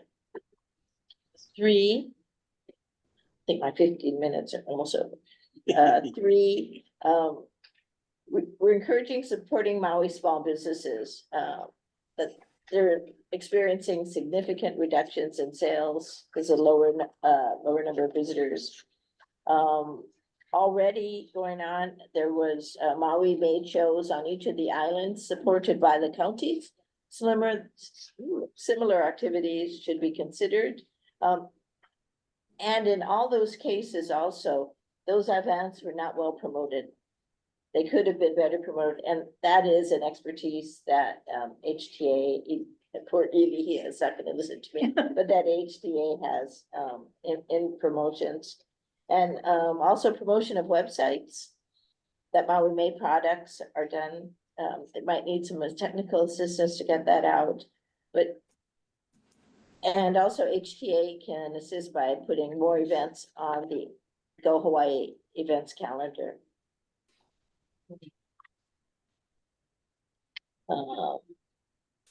4, okay. As Jay mentioned, we want to promote and better develop tourism product on Maui. That's a long-term strategy as well as short-term. So we need to build capacity for regenerative tourism activities, and also we need to build awareness for the goat farmers and the goat cheese and paia and makawao. We need more visitors to go there when they're on island. We need to encourage we need to have people know they're there, and that's exactly what Jay's campaign is working on. Also, we need to have them work together. One of the challenges with small businesses, or for example, small farmers, is they could maybe host visitors 1 day a week. But no one wants to promote 1 day a week. But if 5 or 6 or 7 farmers each did 1 day a week, then we'd have enough of a capacity to actually promote the planting of kalo or visiting to see what the fruits are that we're growing. But they, by themselves, they can't do it. They need to be able to coordinate and build it together. Expand cultural practitioners, remind them that they're available on all islands. And on other islands, you promote activities that may be done on Maui. For example, day tours, day trips to Maui. That could be, they're in buses, therefore they're not adding car traffic. They know which places to go. And many of the places people want to visit require reservations now. So a day trip could actually be beneficial for them. And then 5. This one changed yesterday. So at HTA has an expertise in reaching out to people. We believe that they could assist by reaching out to transient vacation renters, explaining what the governor and the mayor have in mind for their units and working with them to follow up, to develop a call center or a website where they can match, where they can ask questions, where they can be encouraged to participate. As I just mentioned, many groups are already doing this.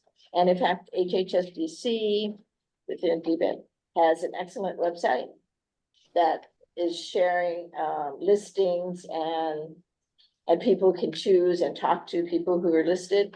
And I was speaking to them, and they said they could use any promotion possible. It's a really nice, clean site.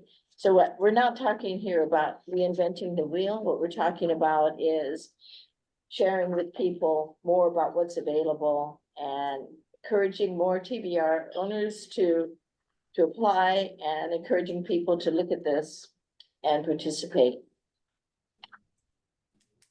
So the next slide is just kind of a summary of what we just discussed.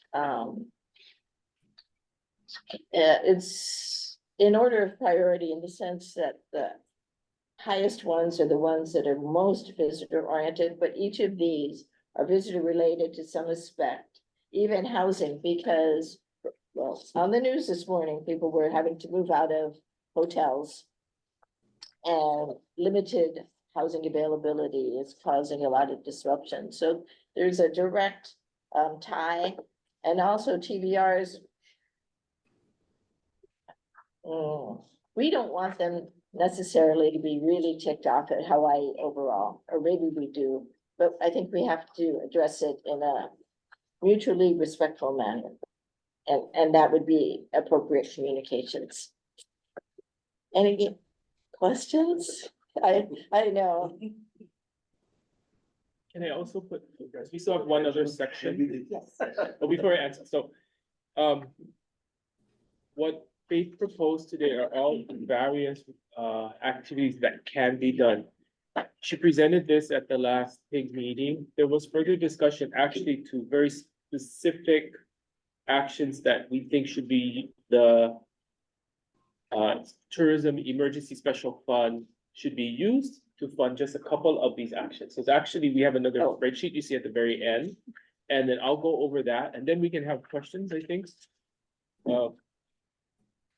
So what we're saying is that the report is, the full report itself has many actions. Some are better done by other organizations, or maybe can be done with no money, but just a matter of coordination with our own staff, et cetera. As you said, some of this promotion, et cetera, such. So, however, we went through the list, identified the critical specific actions that, and the amount we estimate. Remember, this is just a budget. We don't know exact figures, but we tried our best, through talking to some of the vendors that may be possible, or through our existing contracts.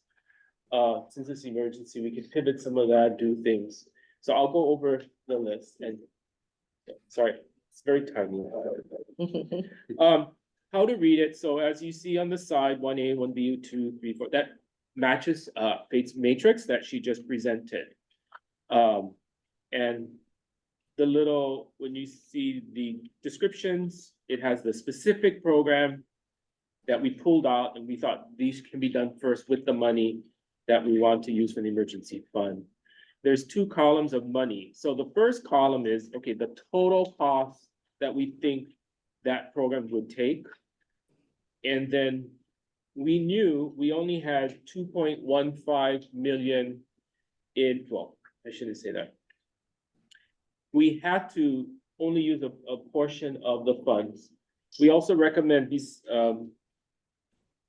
and you'll see this later in our fiscal year 24 report, that one, we recommend that the 2.6 initial US Maui recovery marketing plan should be paid out of this emergency fund as well. So that's 2.6. We already reported in our financial statements that the shelter and response, the initial shelter and response emergency, that's 250,000, should also be paid out of this special emergency fund. That kind of left us with about $2.15 million. So you see at the very bottom, if we were to do everything, and there's more actually, but our critical ones, it'd be $4.65 million. But we recommend to spend 2.15.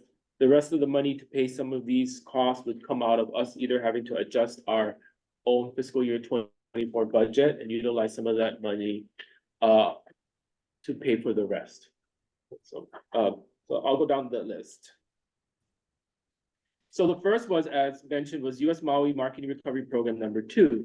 As was mentioned both from Jay Tower at the beginning, there needs to be more in the market. Faith said the same too. January is going to be important, and we need to get through.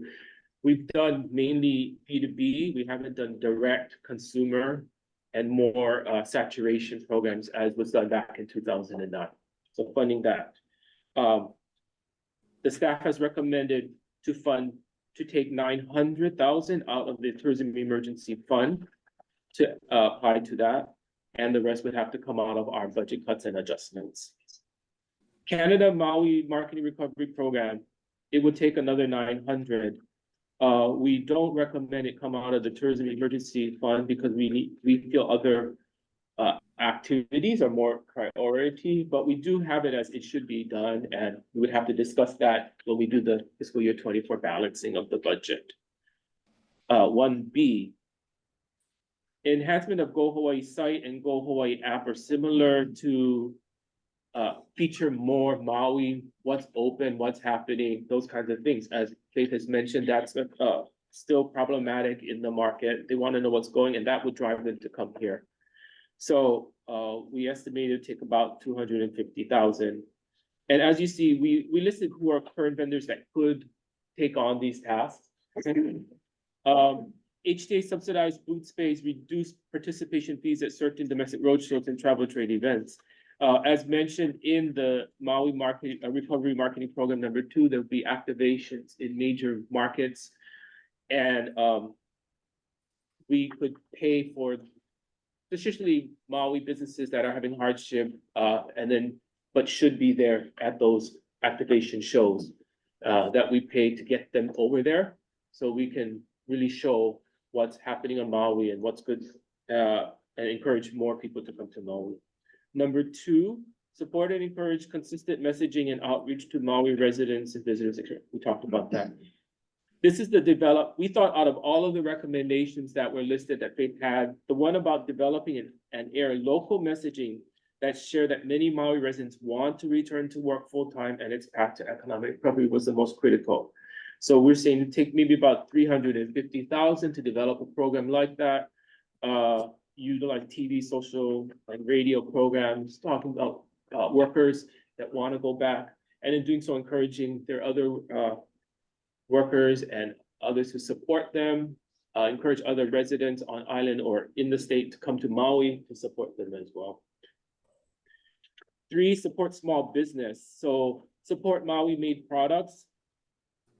One thing that can be done besides promoting it directly on the site and pushing out messaging, as we talked before, is within the promotions, there's opportunities to do partnerships and working with Maui-made products, taking them on the road, as we mentioned before, featuring them within our within what maybe US HTA US is doing in their promotional campaigns that focus on Maui-made products. So we're adding another 150. We suggest adding to that. That'll help enhance it. Number 4, there's actually 2 parts to this. Expanding tourism product on Maui. Faith mentioned that 1, we need more capacity building to find new product in the short term to replace what's happening. Encourage people to do to get into the visitor industry. Maybe they have a small and how they can expand. And we know that's part of our Kilohana and destination stewardship contract right now.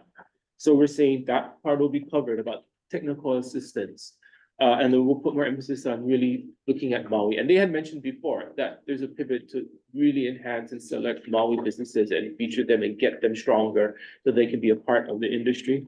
Another part is another 300 to look at.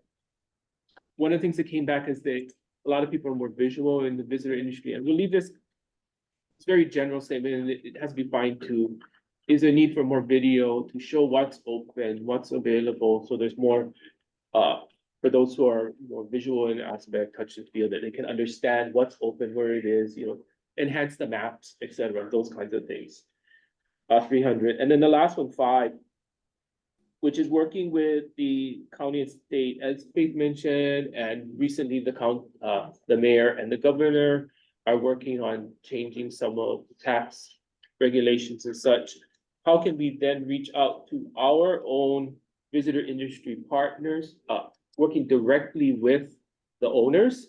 I know currently more working with platforms and associations, but in the past, we have worked directly with owners and also part-time owners or part-time residents through Jennifer's SMS's study on housing, which was supported by HTA. Whenever they do this update on the housing, there is actually a survey that goes out to all part-time owners and transient vacation owners. Directly to the owners, we utilize information. They've utilized information directly from tax offices and the county.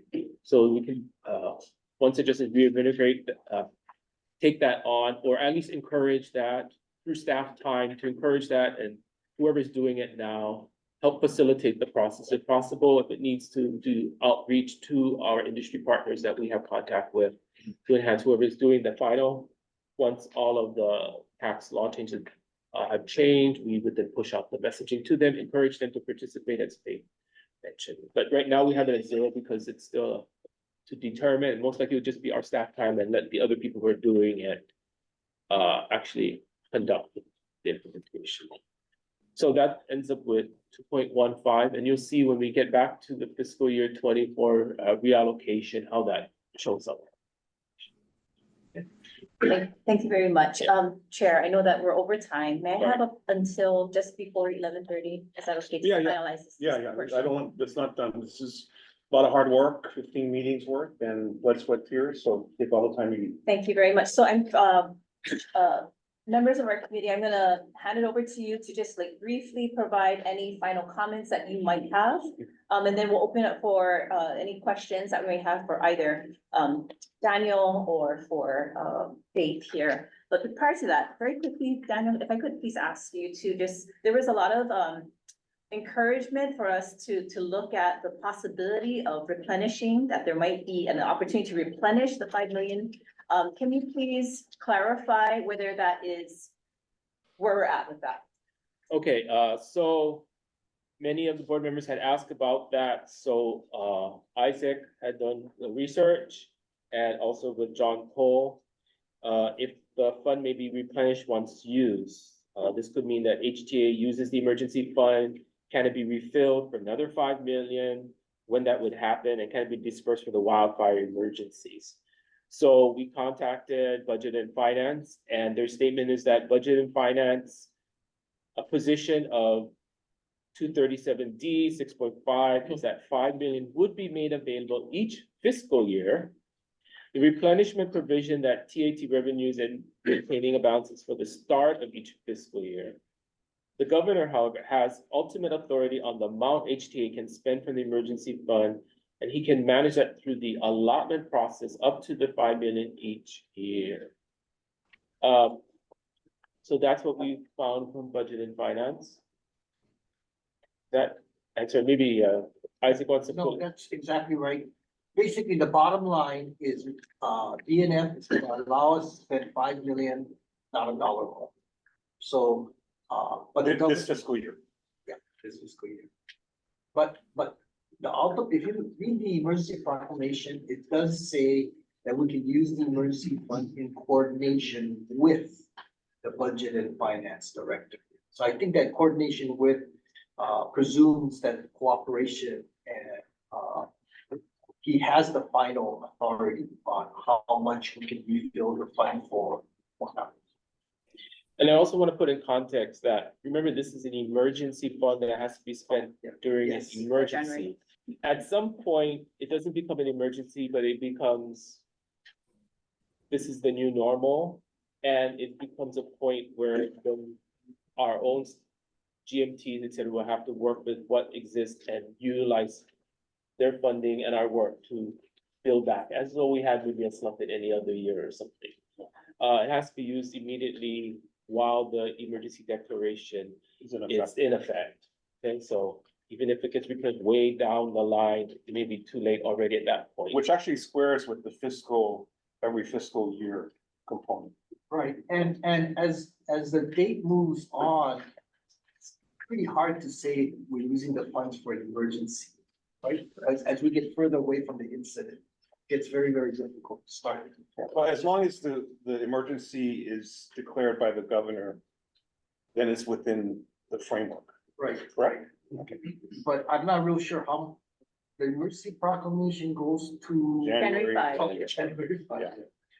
Thank you very much for providing that clarification. So I'm going to start with Vice Chair White. Do you have any additional comments? I think the reality is that Maui has lots of challenges and as the chair mentioned, the greatest focus was on narrowing what those, what our response would be to what is in our lane. What is HTA's responsibilities? Yes. I think under her leadership, we've done a good job of keeping the focus on those things that we're responsible for and we can spend our funds on. Housing is in there, but we all agree that housing is gonna be done by others, and there's other pots of money for that. And that's a long-term thing, but we can certainly use our resources to try to help promote various things, as Faith outlined. So I'm pleased with where we're at, and I want to thank the chair for efforts. Yeah, Thank you very much. Is Member Hanneman still with us? Yes, I am. If you have any comments. Sure. I want to thank you for providing the leadership for our big committee. It's been a very arduous task to try to get everything together in such a short amount of time. And the amount of interaction that we had, both that was required by the PIG, but I know that you were always looking for opportunities for you and I to do additional outreach that we brought back to the PIG, like meeting with the Mayor's Advisory Group. That was very helpful, especially as Faith was being inundated with tons of requests to meet with this person, that group. We were able to help her in that aspect. Generally, overall, I'm pleased with what has come out of it. I think it's very important that we continue building the momentum that we've created with the brand marketing of USA. Phase 1, phase 2 is in here. I'm pleased with that. I also believe an idea that I asked the committee to consider. I'm glad to see we got great support for it. And that is to pivot that message from, again, explaining to people that we're looking for a certain kind of mindful, respectful traveler to come here. We want them to come back.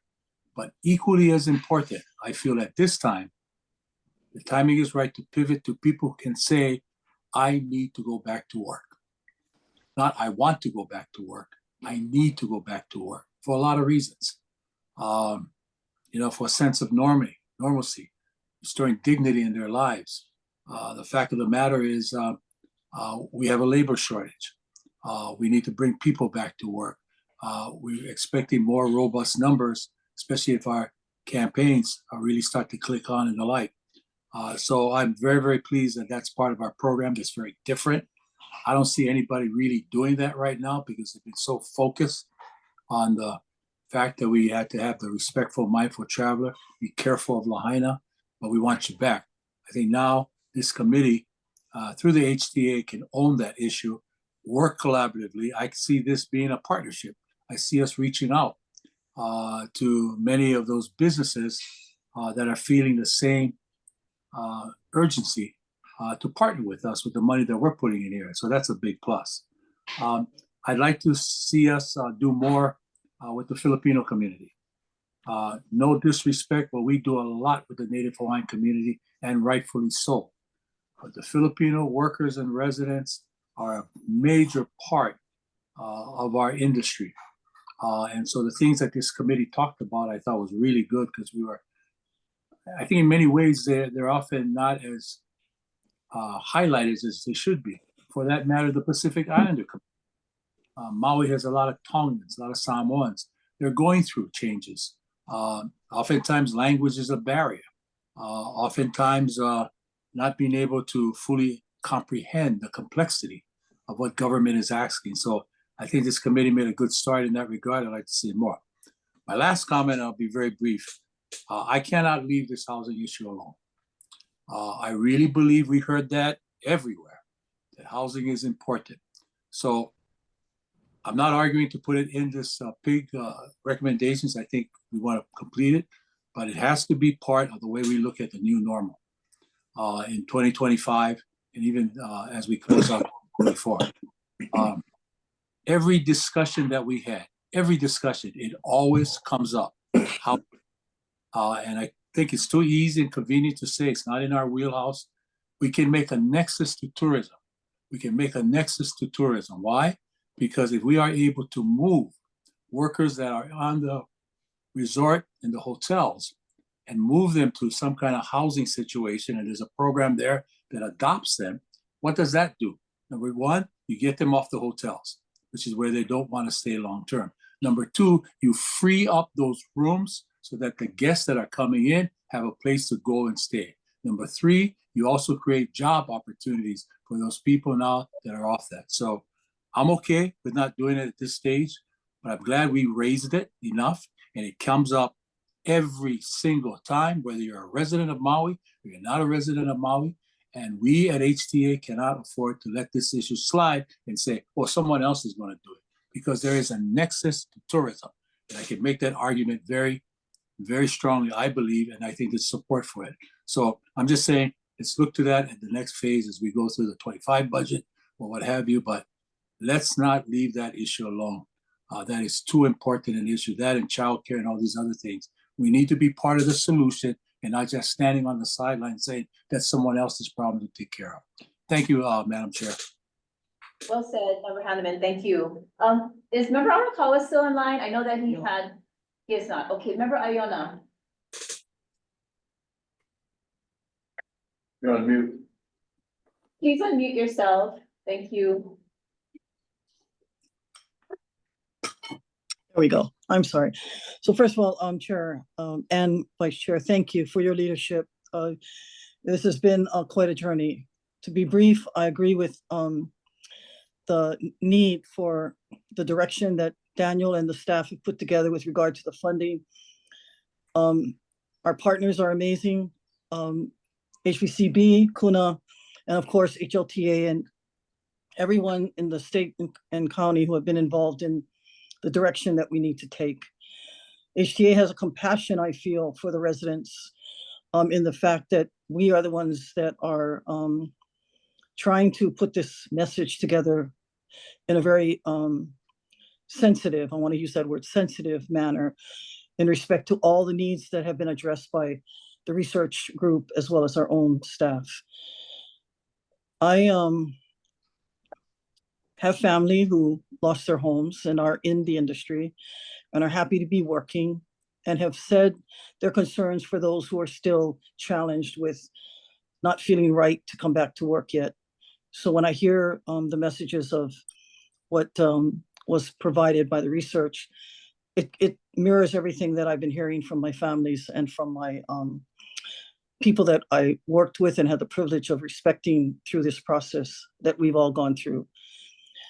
But all of that said, I am very proud of what HTA has done. I'm proud of the staff, the hours and work they've put into this amazing report. I totally agree with the budget agreement. I wish there was more money, but that's something that will go appeal to the governor and our legislators.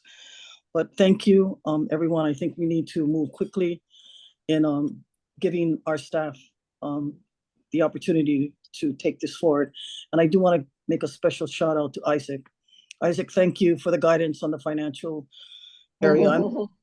I think that with your legislative background, you have brought a lot of awareness of how we can take this path to a outcome that's successful for all of us, including the people of Maui and all of Hawaii. But thank you very much. Mahalo, Member Iona, and finally, Member Menard McNamara, any final comments? Well, just echoing the previous speakers, members, just wanted to thank you for your leadership as well as FMS for putting together a very thoughtful plan, especially where the business had. Appreciate all the recommendations to support small businesses because those businesses impacted directly by the Lahaina fire site, as well as those outside of Lahaina, but impacted because of the downturn in tourism. They're struggling. Many have been forced to cut positions, hence the UI. The unemployment rate has gone up. So anything we can do to help our local businesses. We all recognize that there is a lack of funding to support the grants.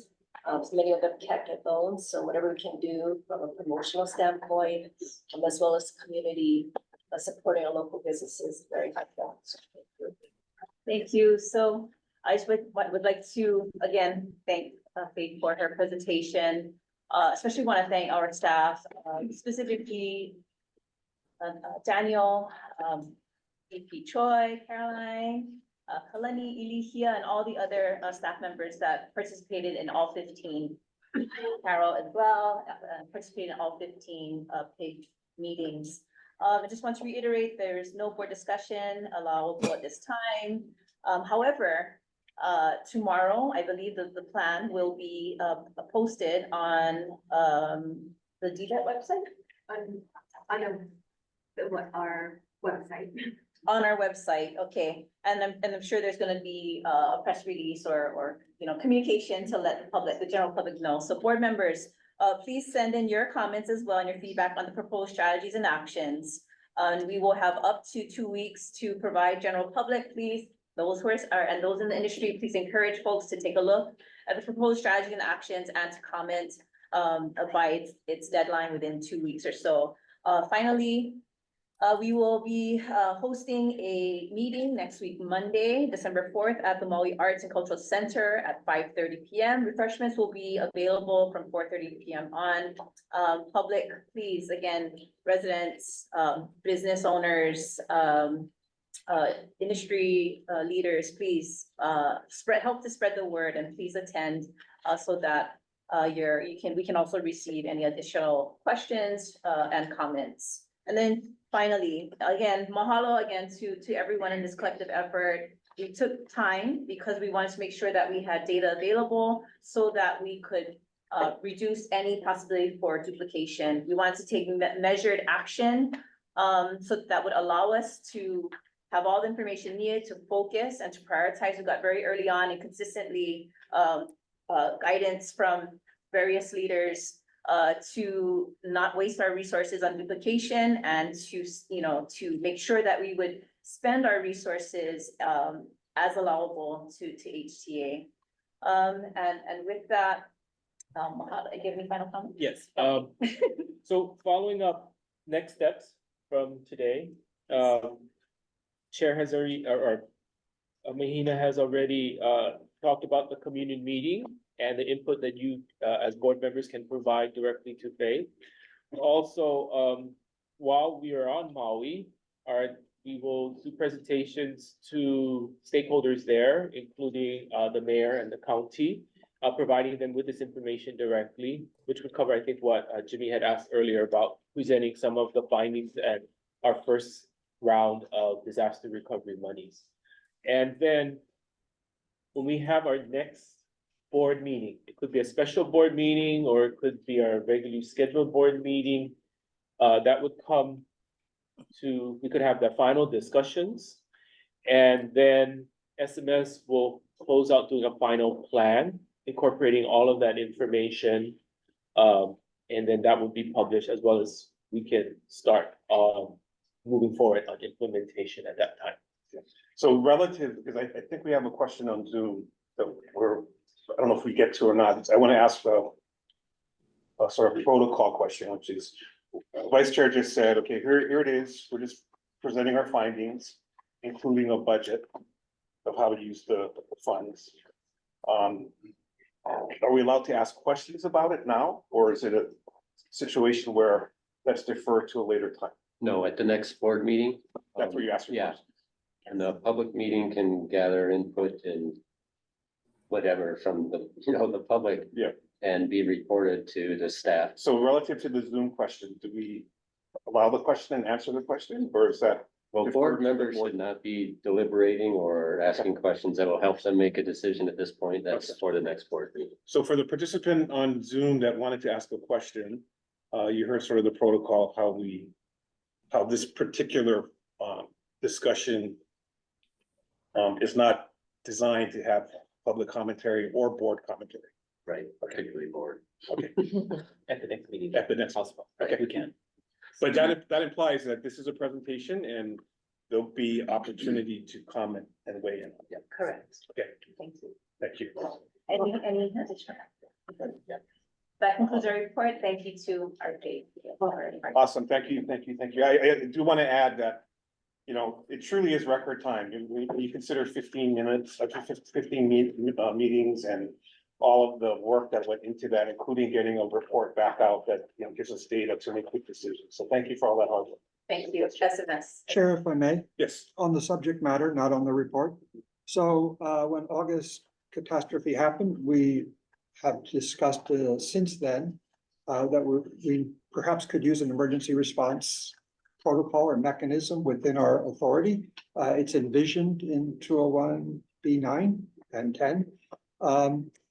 On this subject, and for something that was said in the response by the Budget and Finance to Isaac's questions on a tourist emergency, the tourist emergency envisions presumably more directly world conflict, a large issue, and only provides for a local disaster like what we've just suffered as the last item, or other catastrophic event that adversely affects Hawaii's tourism industry. We're the add-on to this statute, the specific language. But this is what's happened, and I believe it's the first emergency that this authority has had to respond to. So I think it bears in mind that perhaps this statute needs to be more reflective of what's more immediate to us as a community, the state of Hawaii. Further, and that same subject matter is addressed later under 201B9B, where it says, with respect to national or global economic crisis only, in addition to the governor's declaration of the existence of a tourist emergency, no action in response to the TE declaration may be taken by the authority without the governor's express approval. This does not require the governor's express approval for anything subsequent because it's not a global or national economic emergency.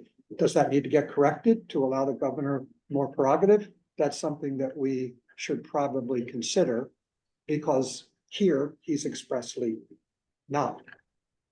All right, I'm not picking a fight with Governor Green or the executive at all. I'm just saying. It that speaks this to comes rules up. of engagement. Yes, It- because it statutory does. language matters. And we all know, because we've all suffered under ambiguous statutory language. And here we have it again under 237B65 remittances, where it states specific only to this emergency special fund, that in a manner sufficient to maintain a fund balance of $5 million. Every other element for remittances has is conceptually fitted into a budget year. But this one says that the allocation shall be deposited in a manner sufficient to maintain a fund balance of 5 million. So I'm not gonna get into it with, again, budget and finance, but it's again, where we have ambiguity. So let's get this cleaned up. So in the future, we don't have to deal with this, because we may have a different budget and finance director in the future who might have a different interpretation of policy. And we really don't like it. Well, I shouldn't say that. It's best if we don't require a policy to implement a law when it seems to speak to its genesis, which is an emergency. Okay. To me, it speaks to rules of engagement around how we are to operate as a body. We have John Cole, who, no, If every law were crystal clear, you wouldn't need me at all. right, so we do have John Cole. Be ye gone. Have you met Mr. Cole? Duly noted, and thank you for raising it. Okay, I think, can we take the? Not yet. Not yet. Okay, once we turn Isaac on, can we? Okay, Isaac, we're gonna move to number 9. David's not on, right? So you're gonna handle it for him? Permission to speak freely. Number 9 is not. Oh, I'm sorry, you can make statement first. Oh, okay, I'm sorry. Agenda item number 11 will be moved to after the report of the disaster response pitch. So that's now agenda item number 11 is now moved to number 9. Is it my turn? Yeah. Okay, thank you. 11A is just our monthly financial statements. In the consideration of today's very, very long budget agenda, I just need an approval of the monthly financial statements. There's nothing very exciting on it. It's being populated as our expenses go on. So if I could have a motion to approve, oh, thank you. And a second. Second. And if you could take the roll call. Discussion? So, Chairman Asako, Aye. Vice Chair Flanshawn, Aye. Member Goss is excused, Member Arakawa is excused, Member Hammond, Aye. Mahalo, Member Ching is excused, Member Iona, Aye. Member McCully, Aye. Member Menor McNamara, Aye. Member Kioka, Aye. Member White. Member White is excused, Member Zane, Aye. Mahalo, motion carries. Chair, on item 11B, I'm gonna defer to Terry. You wanna say something? Yeah, sure. If not, okay.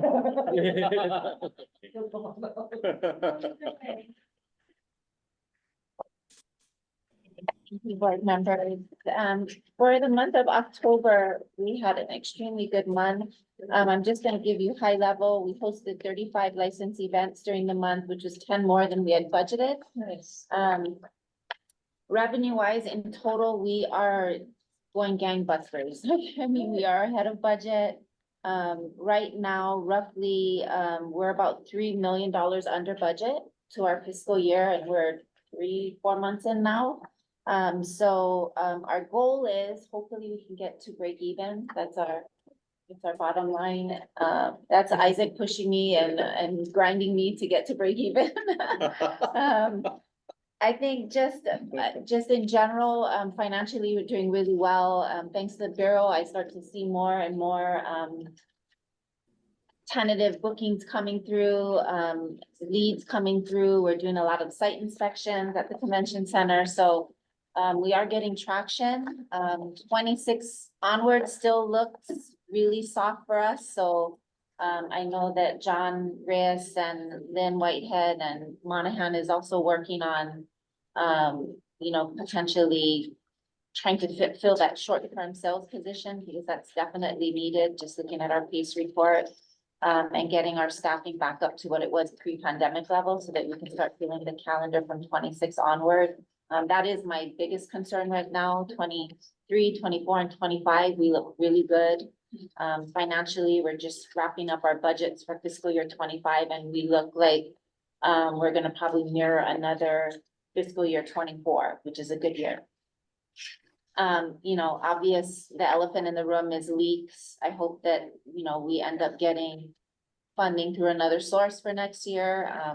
We have a event in-house, 1,300 people. I just walked Director Tokioka through our building yesterday and witnessed what we go through every time we have flash flood warning, and it is tragic. It is beyond leaks. We have waterfalls in our storage room, dumping on all of our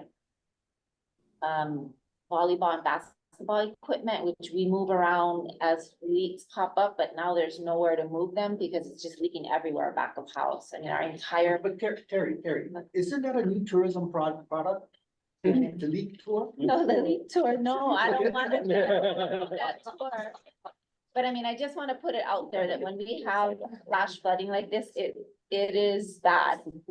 Our entire loading dock is flooded. We have a 25 to 35 foot line of leaks in our loading dock. So, you know, I hope that I ask that it is a priority of HTA next year to ask for funding, because, you know, we're walking through common areas. There's at minimum at least 50 trash bins in all common areas where delegates are walking and having to navigate through their breakout session. So, you know, we are dealing with it, and the client has been very understanding because we have had meetings prior to their arrival here, just letting them know that we do have leaks and we are addressing them. We have projects in the pipeline to address this.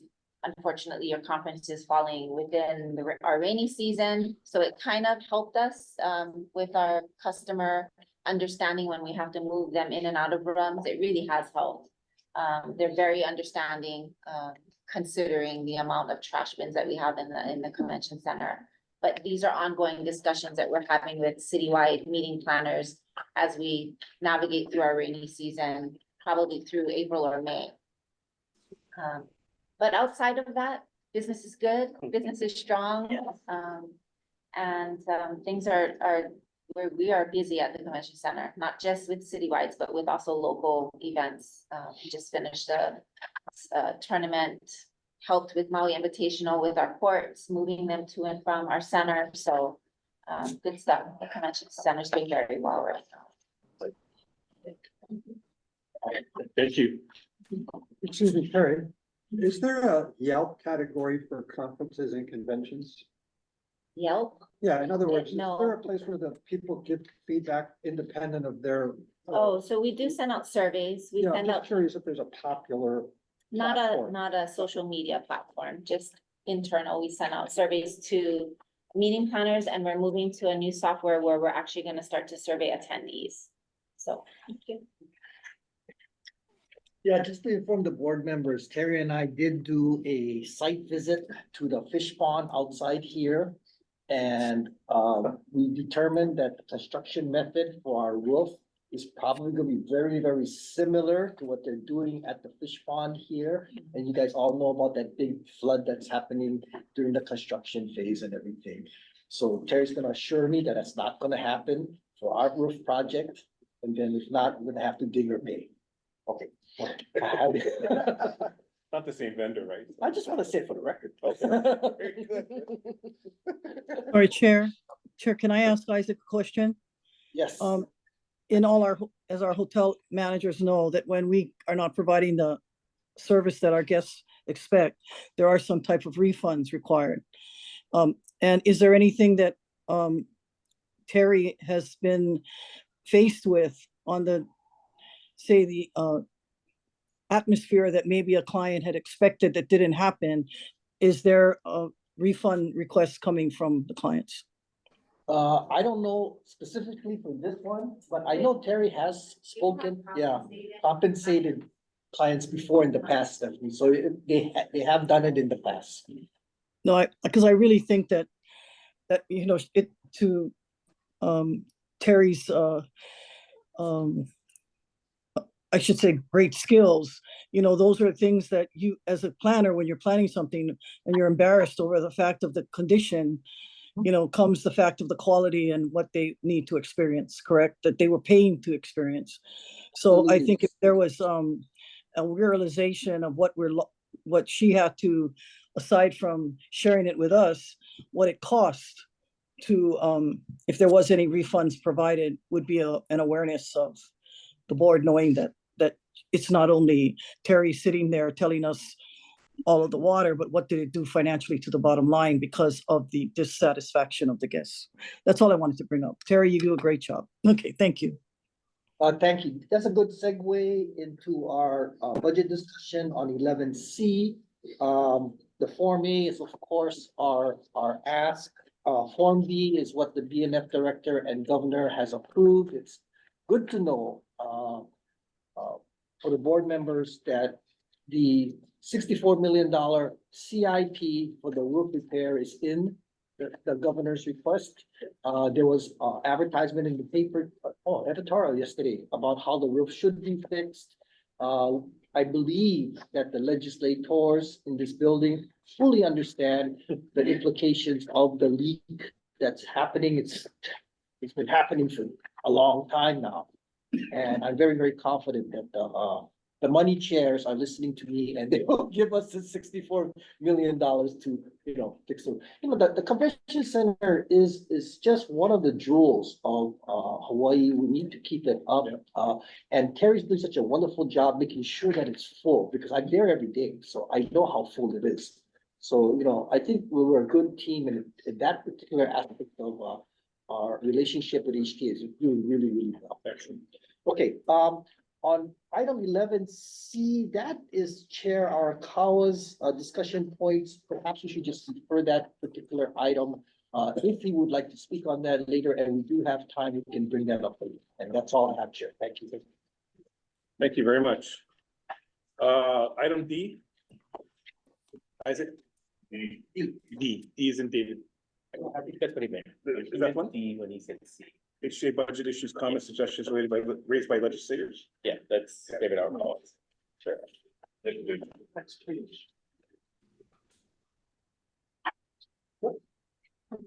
At the top of the next page, yeah. You want to defer that as well for? Sure. Sure, okay, we can do that. Okay, so time check on lunch. Let's move on to 10. This should be fairly quickly. Discussion update on the request to the governor to declare the tourism emergency for a specific period of time. What time period? So, to report back, at the last board meeting, the board approved or asked staff to send in a second declaration or determination of a tourism emergency. We submitted that to the governor, and then in his latest proclamation, the tourism emergency was still considered in that proclamation. So that's the results of our action from last board meeting. Yeah, and if memory serves, the concern was the lasting effects. But based on recommendations by the PIG, I think we're on track. So yes. Okay, good. All right. Jen, are you ready for presentation and discussion? Yes, on current market insights? Carolina.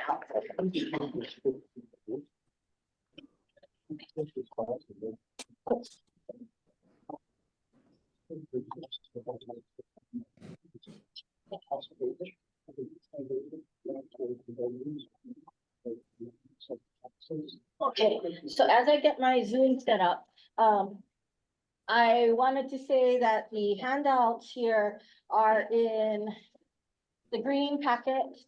So we put out the press release for the October visitor stats this morning. So that is why you're getting that today. And let me share my screen. Hold on. Let me share my screen. Come on, Zoom. You want to share the screen? Okay. And I am then going to put it in presentation mode. Oh, except start at the first slide. Okay, so in your packet here, you have the October market insights, the dashboard for versus 2022 and also versus 2019. There's also my full deck. So the full deck is about 80 slides, but I am not going to do that because I don't have that much time. But before I start, I wanted to address the question about timeshare units in West Maui. 26.1% of the units in West Maui, according to the 2022 visitor plant inventory, that does not subtract anything that might have been destroyed in the fire, but that's as of December of last year. So, and then also reminding people that we do have the DBED Maui wildfires economic update that is updated every week.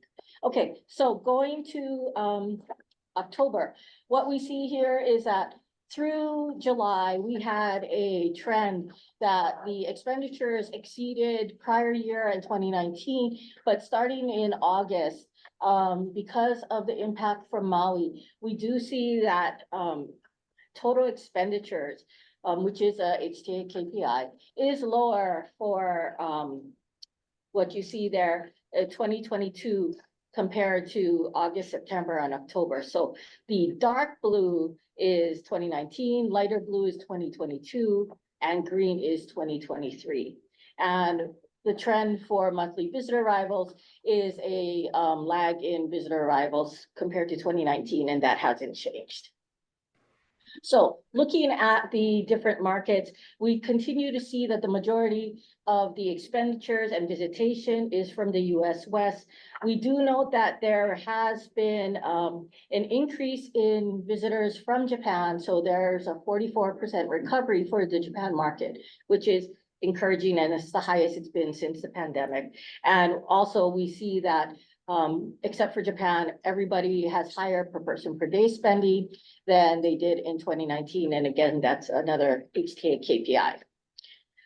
Looking at it by island, what we see is that, you know, there are increases in expenditures on pretty much everywhere but Maui County.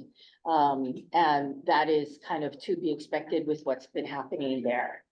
I do want to say that people who are visiting the islands, they're mostly coming for pleasure, and they're mostly coming and staying in hotels. So that brings me to the next slide, which is lodging. So this shows both Hawaii hotel performance and Hawaii vacation rental performance. So it's total statewide.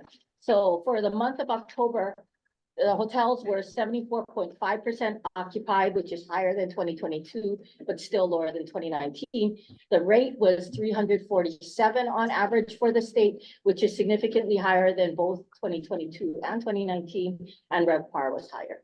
Okay, and occupancy for vacation rentals was about 50% and at a much lower rate, $265. So what I want to call your attention to are the charts at the bottom. So I present these charts kind of to show you the relative scale. So what this is room demand. So these are nights sold, and nights sold for vacation rental. And so the point of this, where that red line is where the current level October room night demand for hotels is. And so you can see that line is way higher than the vacation rental room sold. So that's the point of this slide. So that brings us to transient accommodation tax collections. And so for September, as you might have seen in the paper or other things, we did have a slow month for September. So the TAT collections for October, which collects on September activity, reflects that. So 59.9 million collected in October for TAT.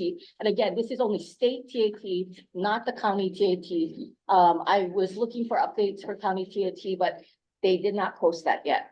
And so we are behind 11.3 million for fiscal year 24 compared to fiscal year 23 same time.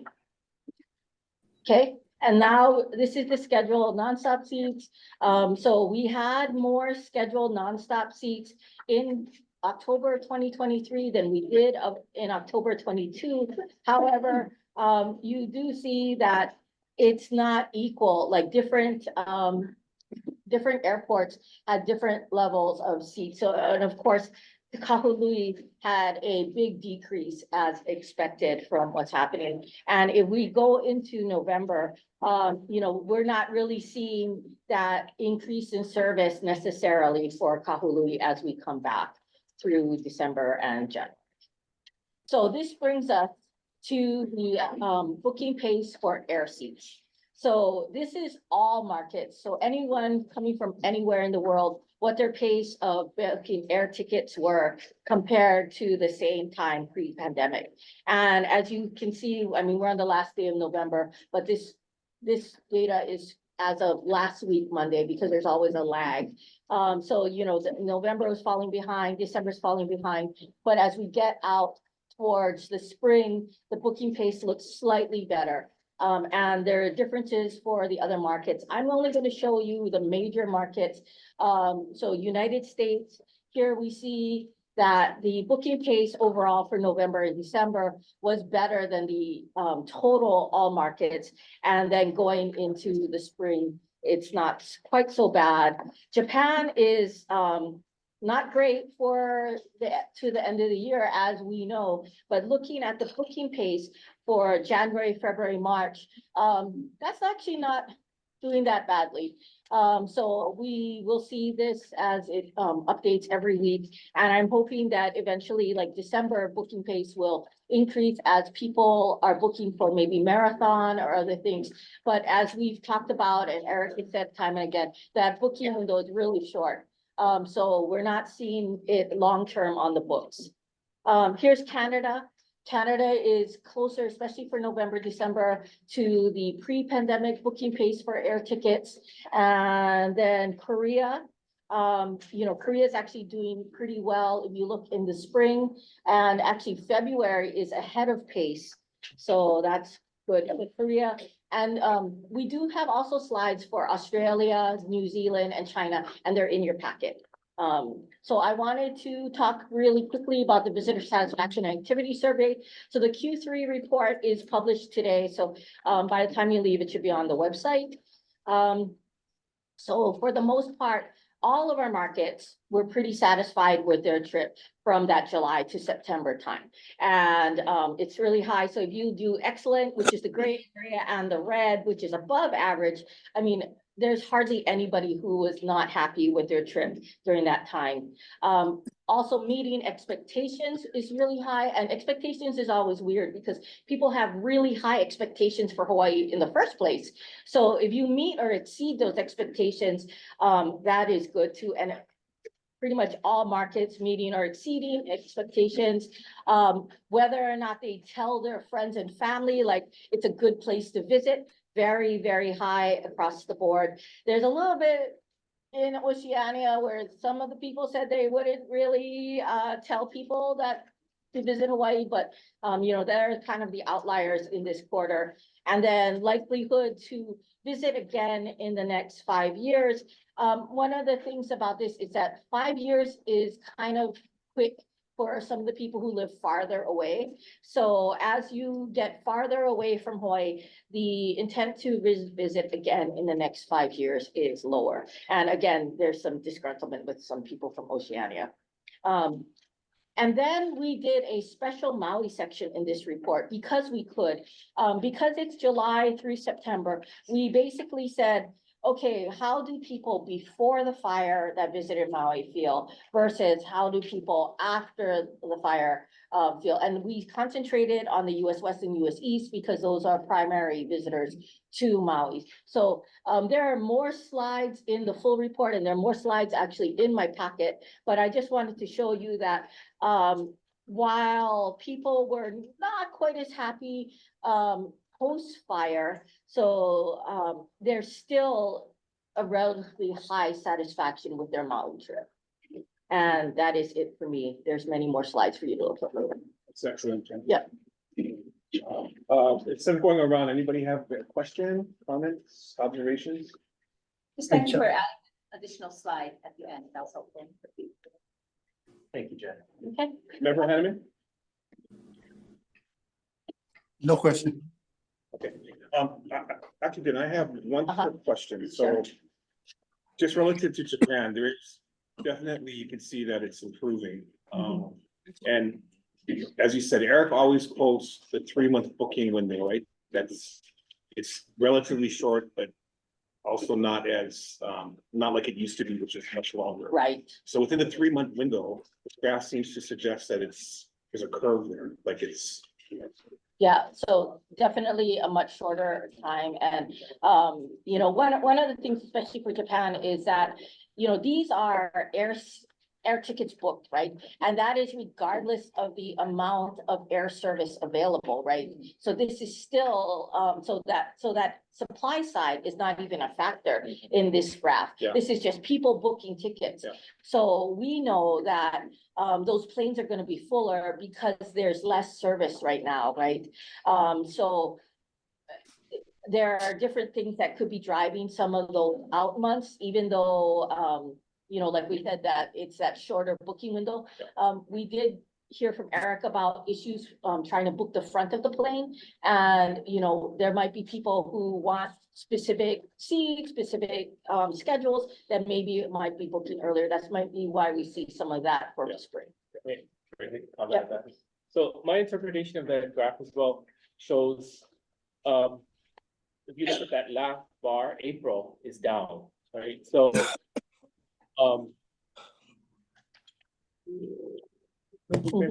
April is down. So you're seeing the long window, the long booking is not good. So like you said, short is good. Yeah. But for us as a destination, we want the long. Yeah. Right. We want the pre-planning, so we know ahead, especially for our industry partners, that they know it's gonna be a stable. Yeah. As I mentioned at the very beginning, we want to stabilize our industry.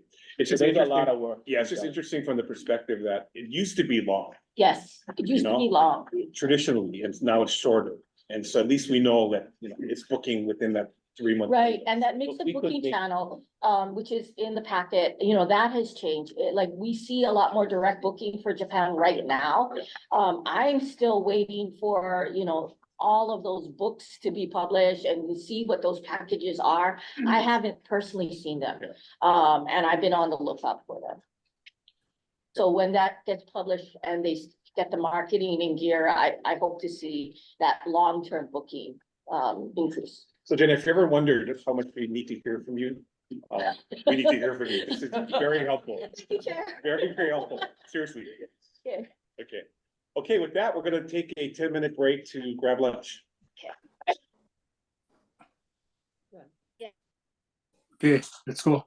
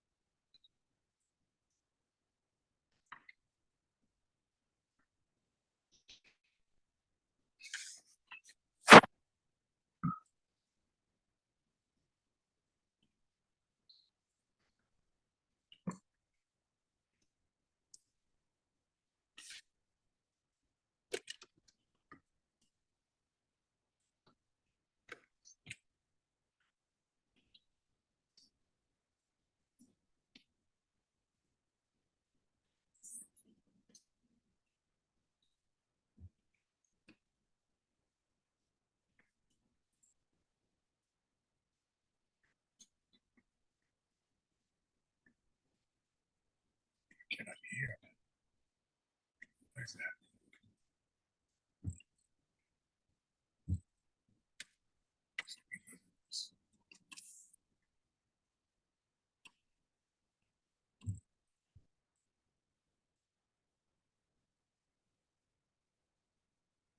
Jeez.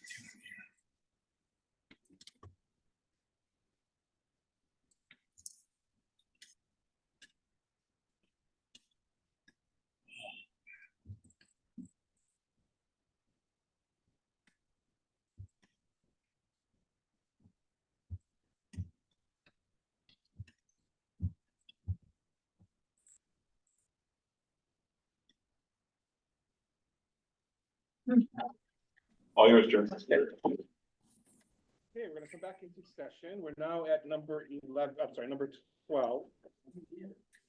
Report and update of the Branding Standing Committee of their meeting held on November 20th, 2023.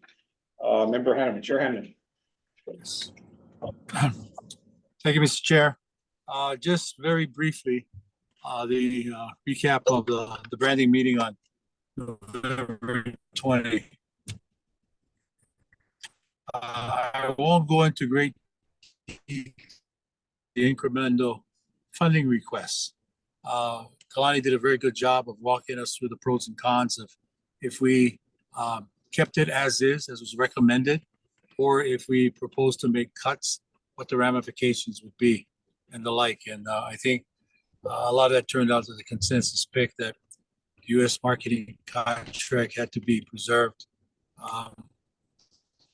They used to have 22 million at one time to promote Hawaii. They're down now to 14.35. So this incremental funding boost will go a long way to building on the momentum that's already been started, especially with the emphasis on Maui. I'd like to focus my time on the second part of the program, which is very timely because we just heard from Terry Orton and continued struggles she has with the convention center. At our meeting, we discovered that it was once attempted by Terry back in 2015, but for one reason or another, it never had been picked up again, despite the very compelling facts that, you know, this is an opportunity to bring in $500,000 to $750,000 a year, enhance the marketing of the convention center, especially making it more appealing, more attractive, with digital signage and the like. So we went through a very good discussion. Ross Wilcombe started off, and then we asked Terry to come in and share her manao. We did discover there are two obstacles standing in the way to rebranding the name, and that is we're forbidden by state statute from doing that. And so we either have to do a workaround like the Stan Sheriff Arena did, I believe, by making sure that it's not part of central government, which is why they were able to rename Clum Gym, I guess it was known back then, to the Stan Sheriff Center, and all the benefits that come with that. The other way of doing this would be seeking a legislative change and having the statute reflect the fact that this is something that we'd like to see be permissible for the convention center. The long and short of it is I said to the committee that I think it's time to look at this again. I think it's time to check the temperature at the state capitol and what the support might be from the legislature. Obviously, Governor Green, Director Tokiyoko, all involved in that conversation. But I think it's time to look at it again. It's been 8 years since this issue was discussed, and given the ongoing financial challenges of the convention center, the highly competitive aspect of convention center market and the like, I wanted to look at this a little more. Terry's going to put me in contact with some consultants so I can have a deeper conversation and then report appropriately back to the branding committee and ultimately the board. That is my report for today, Mr. Chair. Excellent, thank you. Any questions, comments, observations? Thank you, Chair.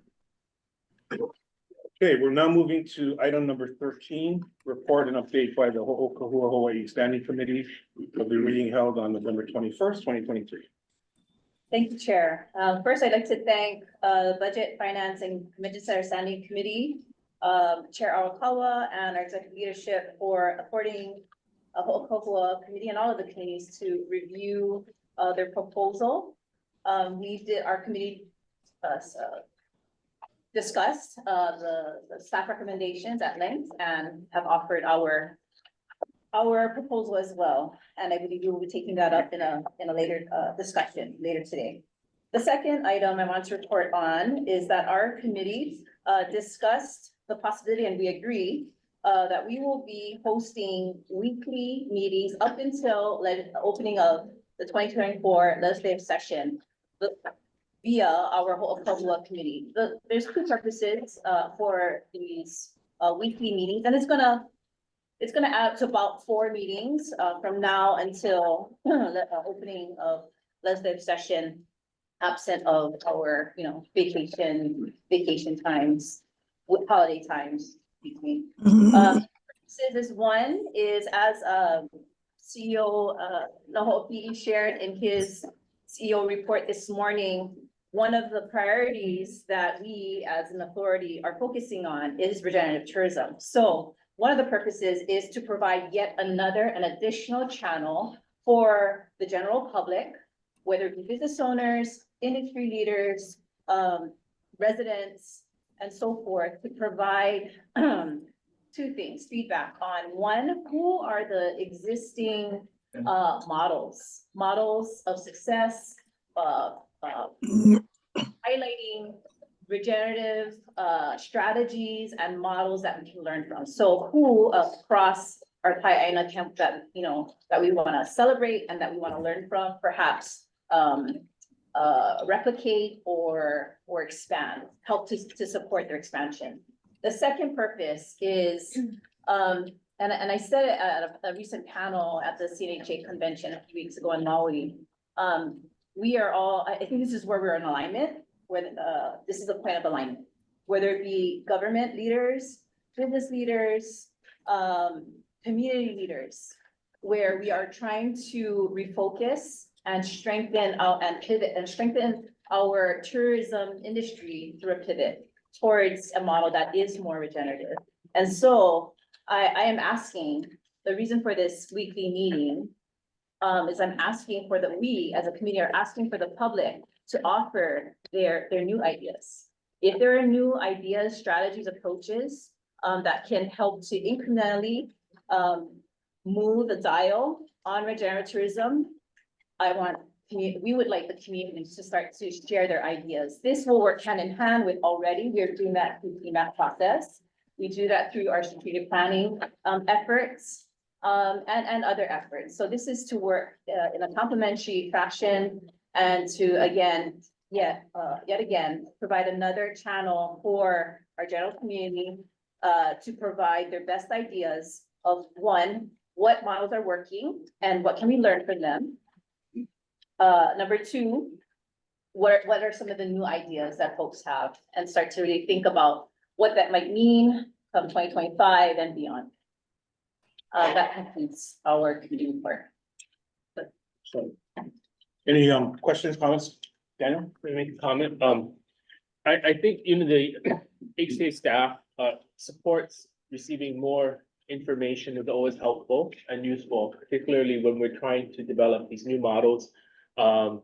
Particularly, working with Kilohana on our destination stewardship, it includes identifying those organizations that are doing a good job, funding them, or developing their capacity to go forward. However, I would like to recommend an alternative to this, is that we conduct not board committee meetings, but maybe public meetings, either hiring a consultant or hiring Kilohana within that to conduct them. We still shift everybody the same way. And it's just more of a practical matter for us when it's a official board meeting or board committee meeting. We have all of these rules to follow for agendizing and such, but I think we may be able to accomplish a similar purpose. And would you consider that? I would like to open up to our committee. I think that sounds reasonable, but any other committee members?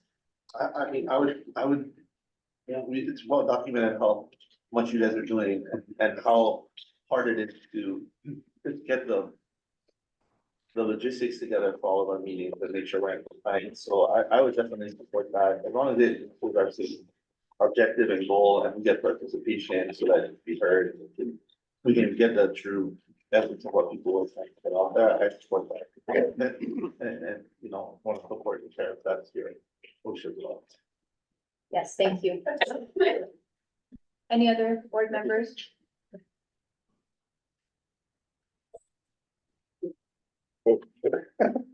Member Zane, were you gonna say something? Sorry. No, I agree with,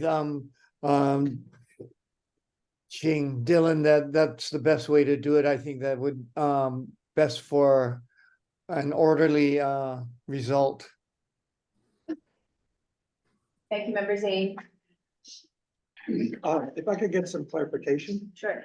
So what you're conceiving of through these proposed sessions is to pick up feedback from the community at large about how to approach the future mission of HTA, which is kind of under the umbrella of our governance study.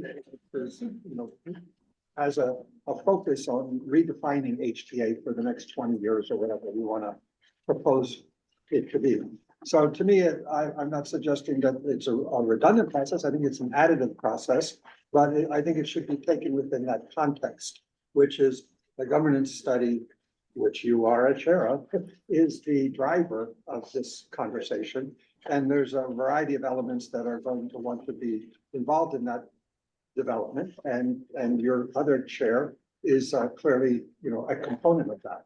But I don't think at this time, we have a clear, until we get some understanding of who we're working with and how they're going to go about their process. Their process should be inclusive of what you're describing. I would hope would, and that's what we'll discuss when we consider that. Thank you. Those are valid points, Member Kelly. Thank you. Any other board members would like to comment in?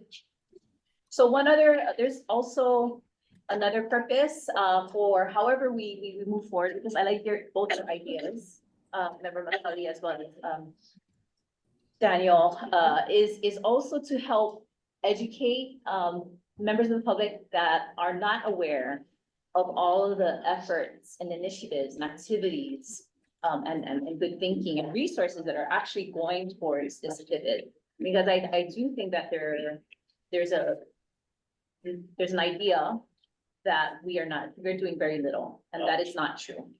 So it's also an opportunity to help inform and educate and convey all the things, not to say that we're doing it perfectly, but that we are taking actions and putting resource towards this. So said a different way, is it possible that this committee informs the governance committee in terms of the mechanics of accomplishing what we suggested? It does, and to work with our CEO's advice as well, recommendations. So we'll accomplish the same purpose, even in the awareness. We'll make sure that in all of the outreach that's happening in both of these contracts or programs, that HTA is in control, and it's for the benefit of HTA and the tourism of Hawaii. The brand that is HTA. That brand is HTA, yes. Thank you. That concludes our Oakland community report. Any other comments, questions? If I can just add, we're gonna be starting Or somewhere else, on the side somewhere. to dialogue with community and share out what we're doing. Thank you. I have a question, Chair. Yes. So I heard the comment about the governor's committee. Vice Chair, did you then? No, I did not. Oh, yeah, sorry. Governance. Governance Oh, committee, yeah. Was I stepped out? Sorry, yeah. Now on, we have a governor by committee. Yes. We declare. Okay, that concludes 13. We're moving now on to 14, discussion and or action on funding of the additional marketing services approved by the board to address recovery in fiscal year 24. And who's gonna, Daniel? Here, if you don't mind putting up, you'll see.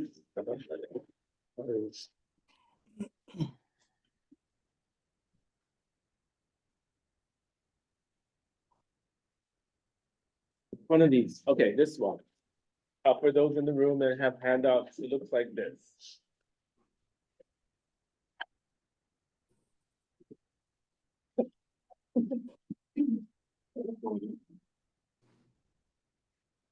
Yes. Ready to go? Yeah. Yes. The one, right, increment, it says budget adjustments to accommodate marketing funding requests. Is there a way to get rid of the top header, banner, and maybe a little more space for them? Those online. Email for that. Okay. And the board members. Okay. All right.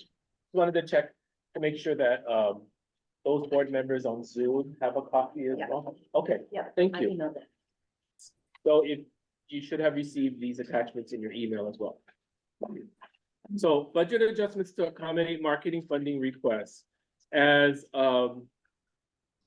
our brand standing committee mentioned, the report that we had through our various board meetings and during the brand committee meeting, there was approval from the board to have additional marketing funding, both for the Maui recovery as well as overall recovery. Because as was mentioned, there has been there's less budgeting or budget allocated in fiscal year 24 than in previous years. And then with market conditions, some of the staff and the vendors felt that there needs to be additional funding in order to address some of the softness in markets. So the first section on the top, request. So you'll see we have our 2.6 million that the board already approved for the U.S. Medical Recovery Marketing Program 1 that Jay Tower presented the results of, and you'll still be tracking it going forward. 2.6. Oh, I'm sorry. I should also show you there's 2 columns of numbers. It seems like every spreadsheet I have has 2 columns of numbers, but the first version was the one that floated through the various committees and were approved by Budget and Finance, BFCC, Ho'okahua, and Branding. So it floated through. This is the final version that was approved.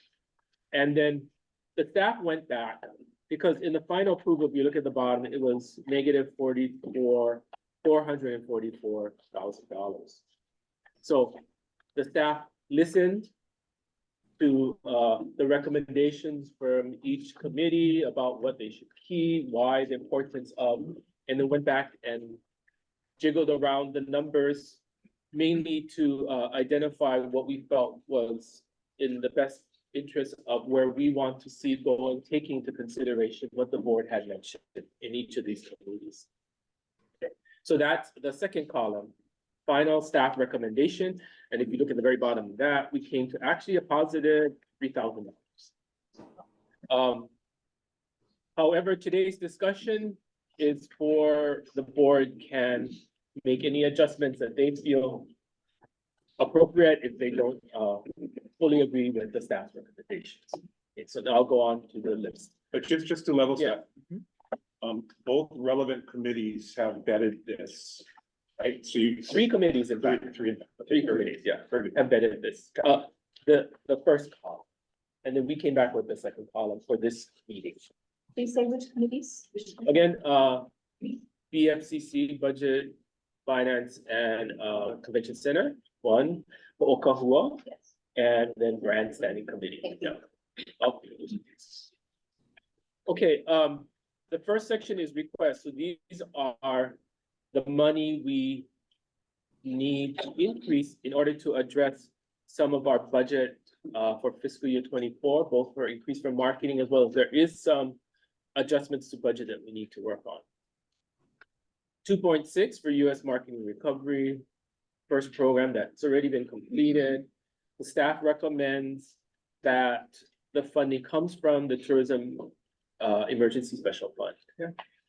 Canada Maui Recovery Marketing Program number 2. In the original, this is many months ago, presentation, it was 1.5 million requests. However, we're already into December. Most likely actions won't happen to end of December or January, and we know Canada market is very seasonal. We're recommending for the rest of this seasonal period that we can actually change $900,000. Japan Recovery Program, their request was 2.5 million for the entire year of calendar year 24 in the request. So since we're only dealing with having to balance the fiscal year 24 budget right now, in this spreadsheet, we did some calculations, and our recommendation is to fund 1.350 through 2024. MCI, that was a request for a new staffing position that would work particularly with corporate meetings and shorter term, short window bookings, like, because we need to shore up some of the effects at the convention center as well as statewide. The request was 350 for a position for the whole year. So for the first 6 months, our assumption is that 175,000 is needed for salary and benefits, et cetera, for that position. US Maui Marketing Recovery Program for the second phase. It was mentioned today that it's is definitely needed to continue the momentum that we have started to build. And January is a critical component. The beginning of the year is a critical component for booking for the rest of the year as well. So 2.5 was asked. And the staff recommends 2.5, 900 from the Tourism Emergency Fund, with the rest being from adjustments to our own current budget. Disaster response plan. So remember, in the disaster response plan, it was 2.125. 2.1. Anyway, so not including the 900, we need an additional 1.25 in disaster response planning, and that would come out of the Tourism Emergency Fund. There is a current funding deficit. As we remember, our original ask was $64 million, which included administrative costs, employee salaries, etc. And we assumed we would get that part, but in the end, we only received $60 million from the governor's funding. So we need to make up the shortfall for the 4 million, and we're saying, we just put this down here, but it's actually an adjustment of programs in order to make up for the shortfall. Program savings. So these are programs that we know either we had leftover monies from contracts that are in existence. In other words, they were able to meet their objectives, but they did it under budget. Or for example, in some of our so-called funding of community events, activities, we didn't award as much. There weren't as many qualified, or they can't, many of the programs had to cancel for some reason or other, or weren't able to produce. And so they returned the funding or didn't collect the funding for that period. Main cause, as I mentioned, was wildfires, both on Maui as well as on other across the state. They didn't want to conduct any events during the initial period in August, September. We have 130,000 based on it within our island chapter contract. And that's some of it is related to not having a ED for Hawaii, island of Hawaii Visitors Bureau for a period of time. And then there's other savings that happen. They did an efficient job at managing their contract. Surfing, we've done all the surfing events that were requested, and we still have 75,000 left over for the year. Same with UH Athletic Partnerships. all the requests were fulfilled, and the activities. Was it? We just didn't do it. Oh, I'm sorry. This one, and we're gonna do it next. Yeah. Oh, I'm sorry. Can you explain that one again? So we were unable to support a request that was made for an activity that didn't align with our marketing objective. Oh, that one. Okay, sorry. Like for UH or the That's for the UH one. Yeah, this is Yeah. And we already had that money in the account. And then the last one is the Visitor Impact Program, which is actually the Hawaii Green Business Program. And we finished what they wanted to do, and they still had 10 million left, $10,000 left. So from program savings, meaning things that we haven't done, we had left over in contract, we found $1 million. Program adjustments, that's where we made changes, either restricted some funding. Some of these contracts or programs we have not contracted yet. So we're gonna hold off doing it for the next 6 months or not continue the program at all. Air route development consulting. So for that, we were, our intention was to hire a separate specific air route development consultant and the actions that they would do. However, we will continue to include the professional services in the route developments in our GSS, which is our Global Support Services, and it's included in that RFP that will be going. So it won't be as full effect, but there will be at least some continuation as well as staff time. I was gonna say, there's still support. some staff presence. Yes, as well as within the GSS, Global Support Services. The it's called DMAP Implementation Program. So we had requested funding for implementation of new destination management action plan activities that would have been identified through the Destination Management Action Plans phase 2 or second round. However, due to the Maui wildfire disasters, we were not able to start up our planning cycle to get into the communities, and we don't want to start it yet either because tourism right now in the market with with residents and discussing tourism right now is kind of a touchy subject, and I don't think we'll get accurate idea and planning right now going for the future for DMAP. So it'll be delayed to the beginning of next year for DMAP planning purposes. So because we didn't create a plan, we can't implement any activities. So we're gonna won't be able to use the 1.5 to fund any new activities. There is funding in fiscal year 25 to then do the implementation of any activities identified. That would be a good example of the nexus between housing and tourism. Lack of housing and tourism, meaning that's the sensitivity, right? When you have lots of residents in hotels. And the housing challenges that requires that.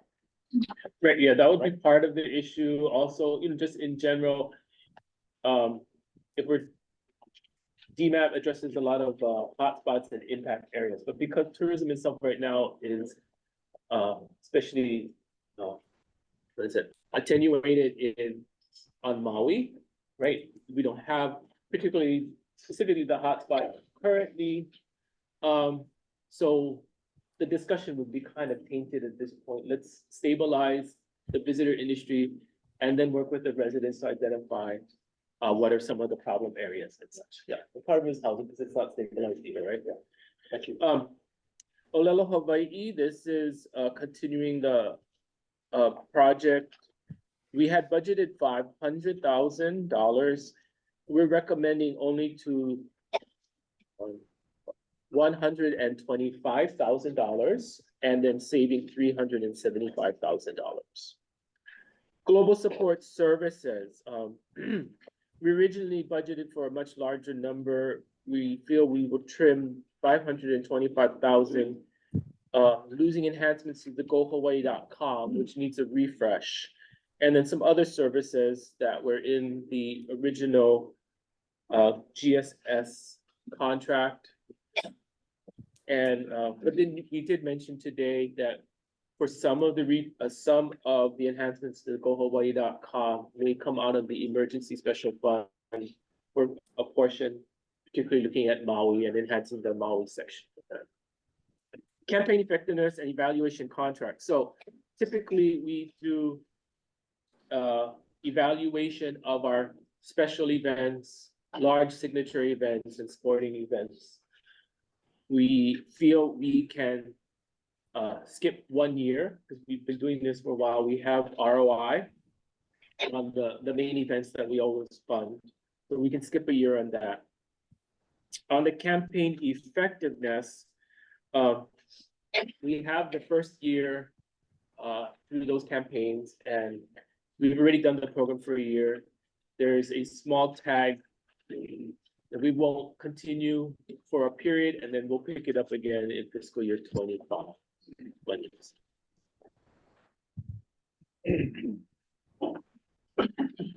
And then these last sections, which is the Hawaiian Culture Initiative, marketing support for sales mission, and Ma'emae Toolkit. The original proposal was to actually cut this section. However, discussion amongst the staff, we recommend actually to retain these programs at the funded amount. So that's why it's now blank. So we're not going to cut those programs. We thought it's much more critical than we looking at that. And it will support, as we mentioned, talks about changing to a more regenerative tourism, supporting, identifying cultural integration into a lot of the product that we're doing and providing that support and education and capacity build, technical assistance so people understand, or those who want to become involved in the tourism industry, that they understand our cultural values, the foundational culture that is here, and integrate that into any future products that they're developing. Let's see, PGA.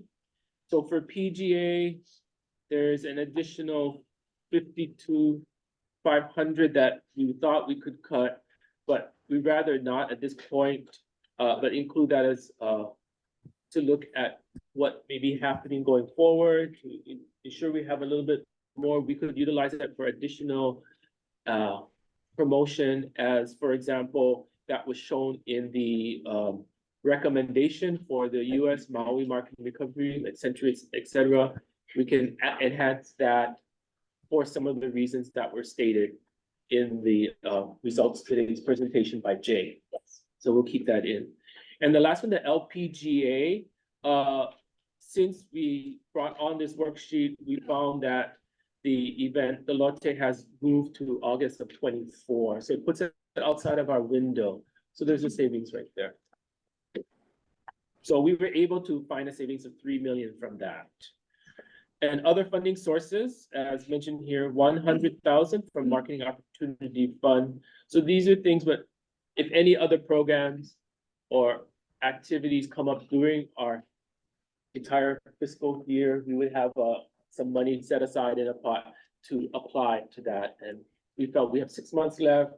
We're kind of short on staff. It's going to be very difficult for us to fund anything else at this time. And we would rather utilize it for the marketing that we know is going to be there and important. 4.75 million is what's left after in the emergency fund after we already set aside enough for the shelter costs. Okay, and we paid that out. EDA. So we talked about, we received an EDA grant.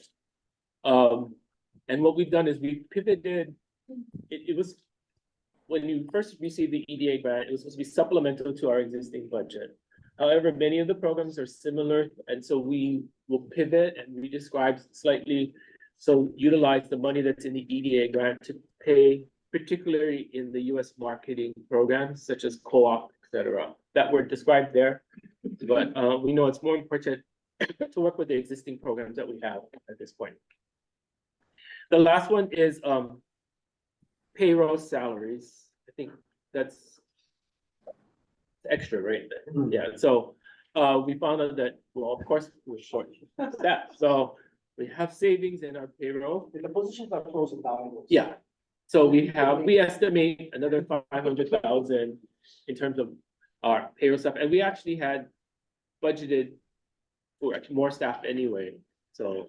So Isaac, you just said the positions are frozen. Are you Yeah, talking so- about like, Even freezing all the, I think they're trying to, make sure that they have enough money for paying the, Maui fire disaster. Yeah. It's not only DBER, Yeah, it's not just HD, it's everybody across the. but and who, not only DBER. what positions are we talking about? We only got two left, right? The administrative one and one branding, there's two more positions. Stewardship, that's it.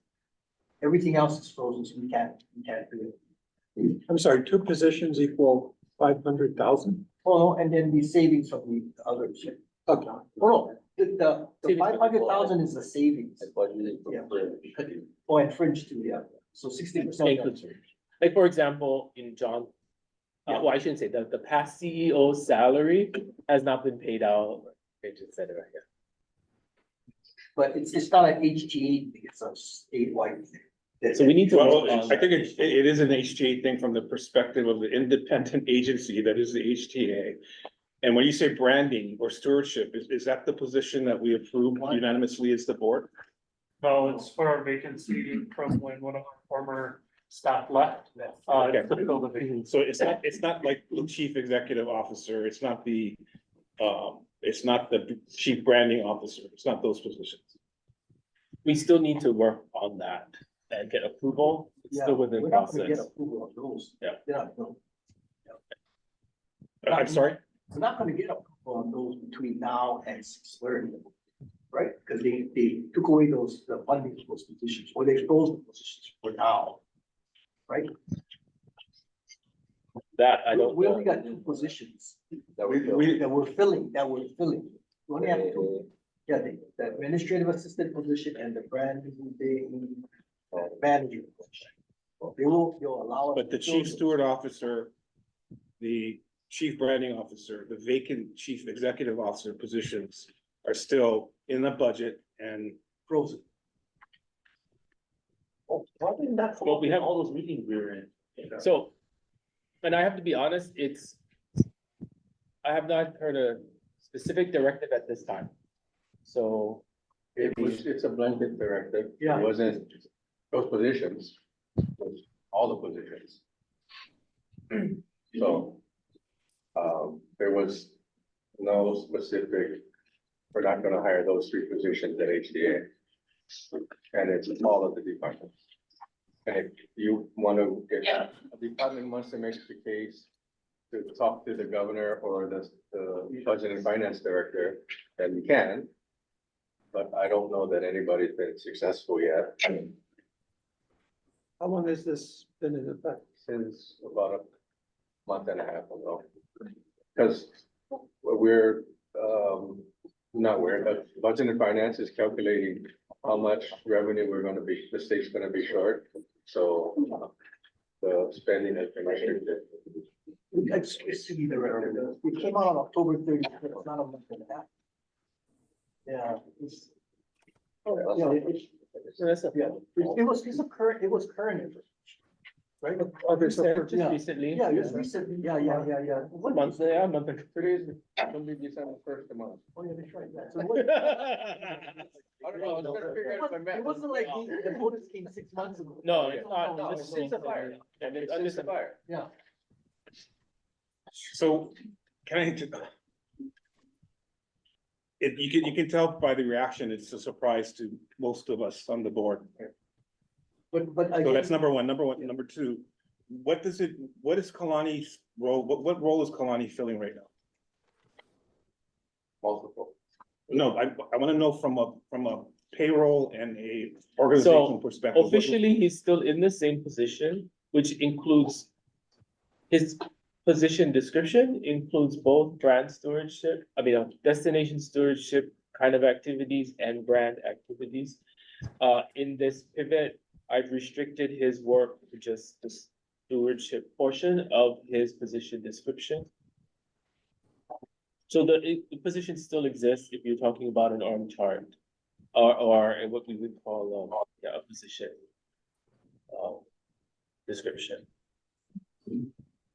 So it would be a useful exercise to discuss the search and hiring for a CEO, but we can't go through with the actual process of putting out a request for interest from the parties that might be responsible. As I mentioned, you can, but it's gonna have to go through an approval process of budget and finance and the government. Or subject to a date of 6/30/2024 or something. How long does this prescription last? Yeah, well, then the legislature would have their process and, you know, if they line item positions in the budget specifically to the position that you're talking about, then there's that happening as well. Or that. Thank you. Chair, just for informational purposes, we're in the second quarter. You do realize, and this is not only for HTA, but the entire state, the BNF director could give us additional restrictions of 5%, 10%, 15%, depending on how he's gauging the fire expenses. Right? So, and that could come like at a moment's notice. They have the power to just restrict us at that point. Right, Yeah. I'm not gonna Yeah. forensically get into the details, but of how this happens. I'm bristling at being told a month and a half later or a month later that it's been restricted. This is news to most of us sitting at this table. The board, as the chair of the board, I'm completely unaware.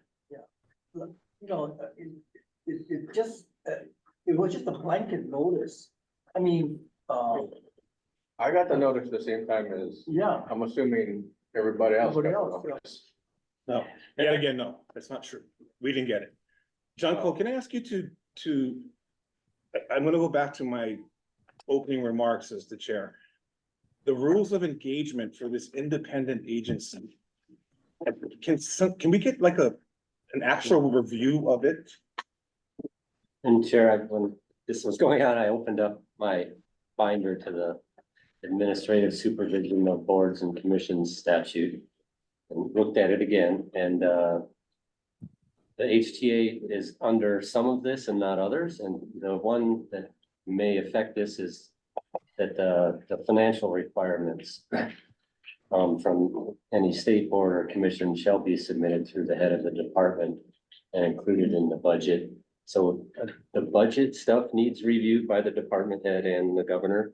So that's the administrative supervision they have over us. From my reading, they can't say whether we can or cannot go for a CEO, but the budget restrictions, they can do. So I mean, if we can find a way to pay for it, I think just on a basic reading of this.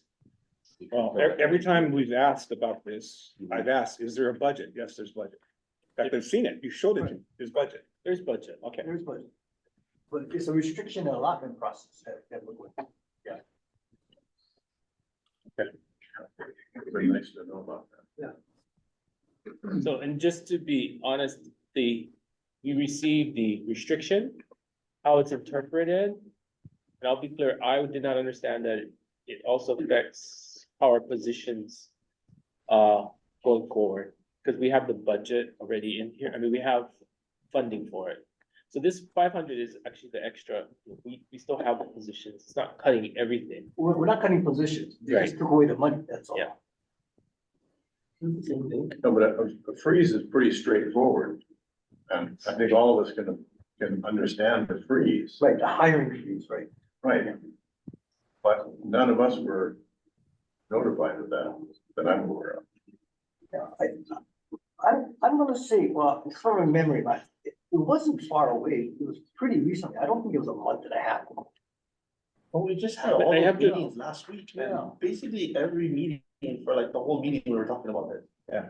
And I feel like we would have stopped. I know, there's been a lot of, well, you know, there's no budget, but there hasn't been like, you can. So we kept talking and kept going through it.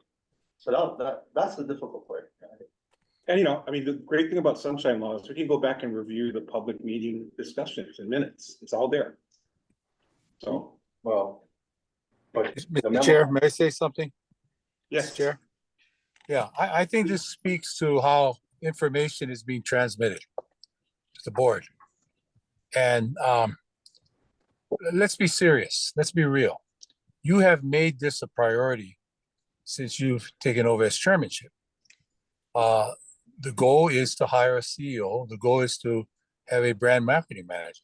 No secret.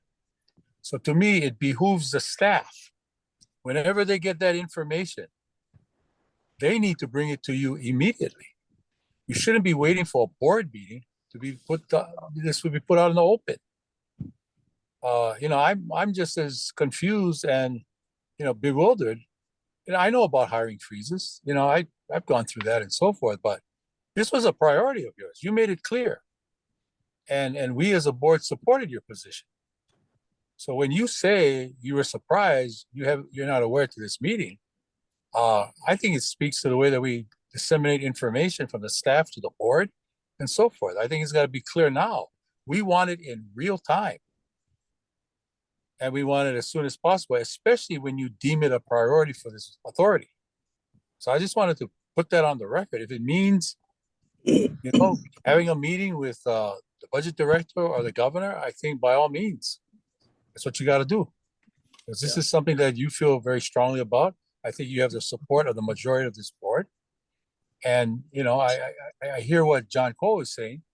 We could proceed, but at the same time, we're doing it in the midst of this cloud of this hiring freeze. And then it's going to come down, do we have the money? I've heard at times we had the money. Now I'm hearing it might be in a state of flux. So this has to be cleared up. I want this thing cleared up before the end of the year. We can't be going into the legislative session with one hand tied behind our backs and not knowing exactly what our goals are, what our objectives are, what our priorities are. So that's my thoughts. Thank you. I think every time you asked me if we had the money, there was no doubt in my mind. But the other thing that I'm very, and I could be wrong, but you're specifically saying that you made an announcement that you're going to hire somebody, CEO or whatever.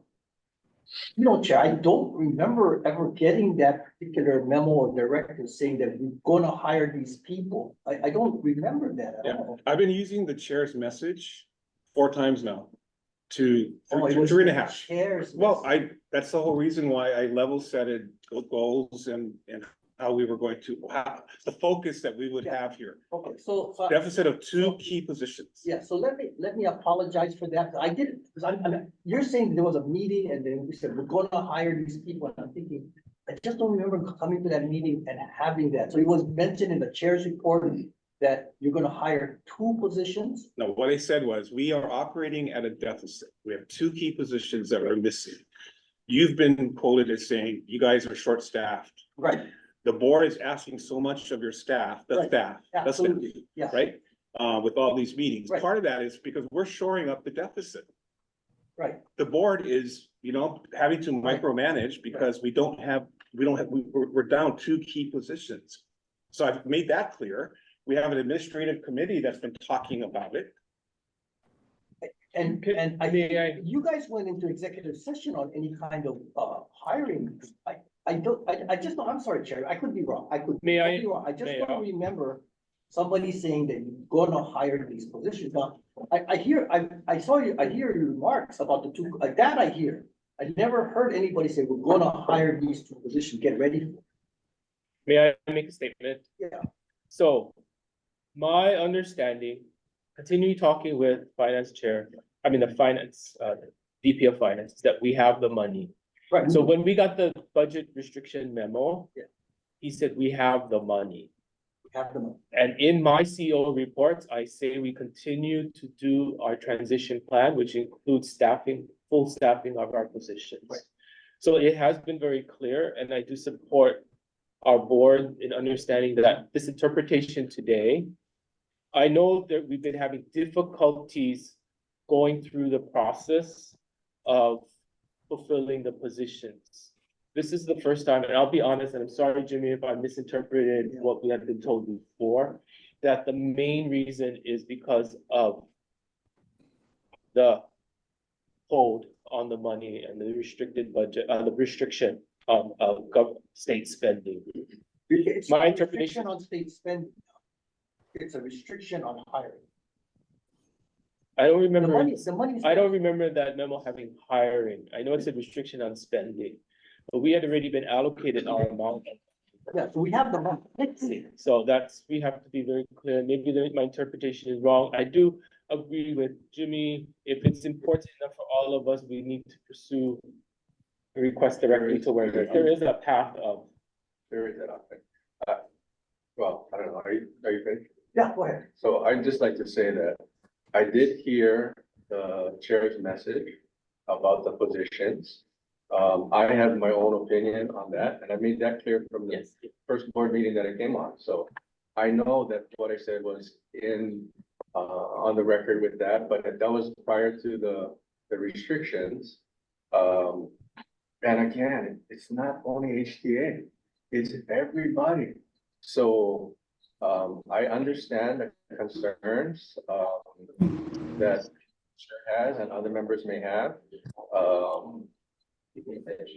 As I said, as the seabed director, I got the memo the same time as everybody else. And I understood that, okay, we can't be hiring people. I talked to our deputy and our agency heads that we're in hiring freeze. We can't hire people. And this is, we've hired some people, executive directors before the hiring freeze, but not after. Just before the hiring freeze, we hired the person from ADC, but nobody since then. So, that's the conundrum that we're in, and I'll try to follow up again with Louis today, and I know Talon is looking for that information, but again, it doesn't mean that it can't happen, but you have to get approval from the Director of Budget and Finance and the government. So Chair, I also don't think anybody was wrong. You said it, I said it, Isaac said it, the memo says it, and the governor and the finance and budget and finance director said, if you guys think, department heads, that spending, a position is something that you have to fill, then put your case together and we'll review it. So, yeah. It is what it is. Yeah, it's, as the old saying goes, I've continued to feel like I'm missing the memo. And literally, I've missed the memo. Literally. So, all right. So what is the impact on the MCI corporate means incentive salesperson position? That's a contract position, so That's that's for not, HCC. That's for HCC. so it wouldn't affect that, that's a contract position.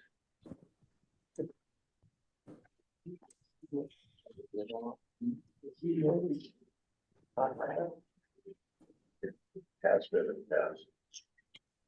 Yeah, not with the state, but that's with the Hawaiʻi Tourism Board.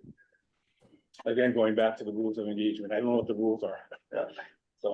So does that mean the CEO position being, if it were a contract position, then it would be outside of the hiring freeze? It's an HCC contract. No, he's asking for the CEO. The CEO, even though it is a contract position, it is still a state employee. There is a position for the CEO of HTA. So I think what Isaac is saying in the freeze, that's applies to state employees or hiring any new or filling any positions of state employees. Can I ask a question? At any board meeting, did we ever take a vote on whether we should hire, I know we had discussion about it, but did we have a vote on whether we should hire the position or not? Because we did?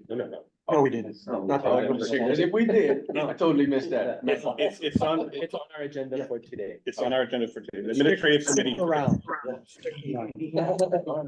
But I'm not, I'm, not to steal all your thunder, but I'm not even sure, given what we've just Well, heard. that's why I asked the question. Yeah. Because. Should we even? Would have changed last week's meetings about. Yeah. No, I think we it's on should the just. agenda, we should.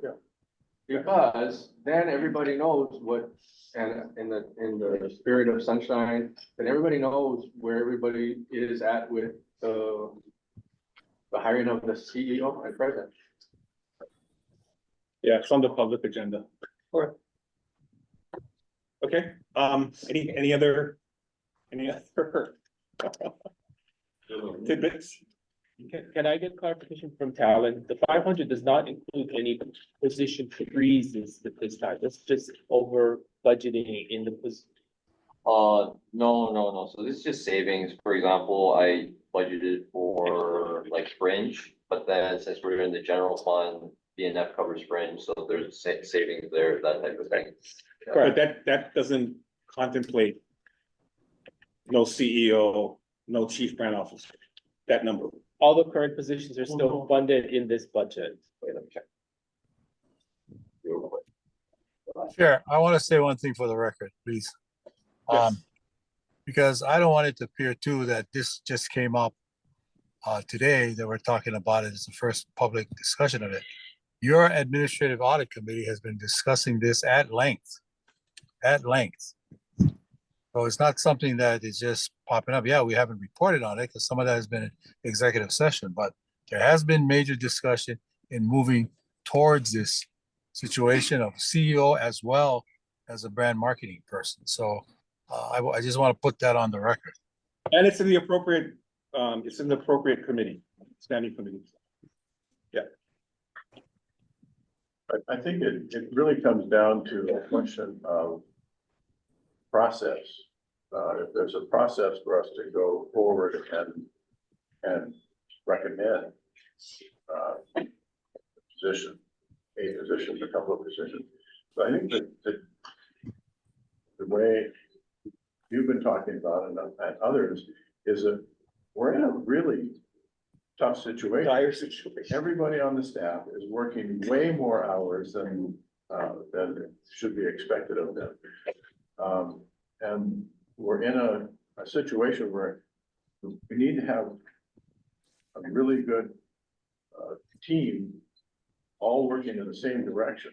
Right now, we're operating on 2 cylinders out of 4, and we just don't have the horsepower to do the things that we need to do. And this organization is the lead in generating $2.3 billion in state taxes and another 9 or 7 so million, 700 million in RPT and county TAT. So I think the case can be made that this is an organization that has to have the horsepower to help the state get back out of a situation that has resulted in the budget cuts in the first place. So. Thank you, stated. Yeah, well stated. Okay. Because that's our Kuleana. It is. Our voluntary Kuleana. Yeah. They cut my pay. They cut your pay. Happy to do it though, for the record, happy to do it. Talon, did you have an answer? In this budget cut, I assumed that we weren't going to rehire, so I cut John's salary when he was last paid. So if we wanted to rehire the CEO and the chief brand officer, I would have to adjust the savings a little bit by approximately, I will say 100,000. So this number would be adjusted to 400,000 instead of 500,000.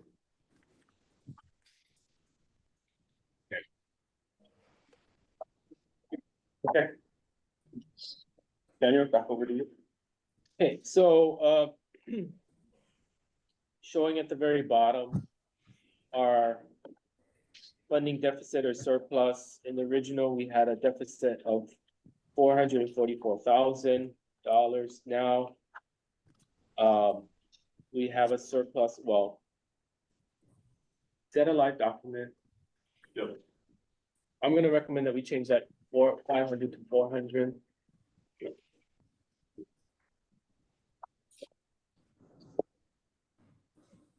So we have a deficit of just under 100,000.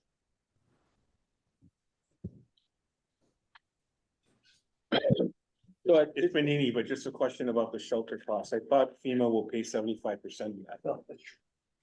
Yes, but we don't know who we're gonna get.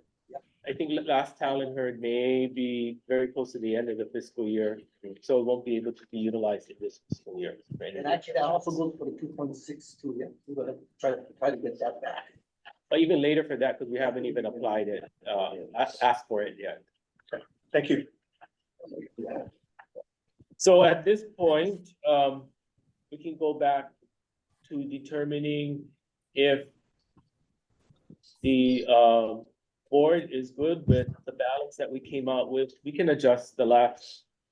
I trust that Isaac and Talon can adjust to figure out a little bit of movement of money to balance out that last $96,000 that's off slightly. So we'd like you to accept our proposal unless you can go back, add more, take out more, make adjustments at this point. Yeah, I don't want to belabor this any further, but I would like some clarity on this board unanimously, my first meeting for that matter, hired or put the chief's stewardship position in play. We all voted unanimously for it. I was told there was budget for it. We said at that meeting when we voted that Kalani was going to fill that role. There's conversations about the chief brand officer. He would do both until we filled that role. So does this number reflect Kalani in the chief stewardship role as decided on by the board? Or does it reflect a vacancy in the chief brand officer? Or is he filling both positions?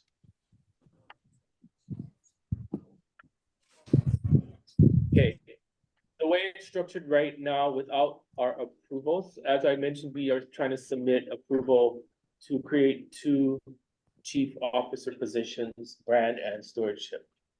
Currently, there is just one for those 2. We have submitted the position, but have not. Kalani is filling one of the 2. Correct. We've submitted for the other. There was sufficient budget. But that will be subject to the hiring freeze. Now that I found out that there is a hiring freeze, which I didn't know about either. So, but we have submitted the paperwork. I haven't heard back either way what's holding up our paperwork. We know we have some other documents to submit, but we're still continuing in the process. And if we will, I would think if I get board direction to then apply to requesting the position. Okay, thank you. So is this a vote now? Yeah. Well, you gotta approve it, but are you gonna? Oh, we were making a motion to accept this with the revision. Fiscal, yes. Fiscal year 24 reallocation.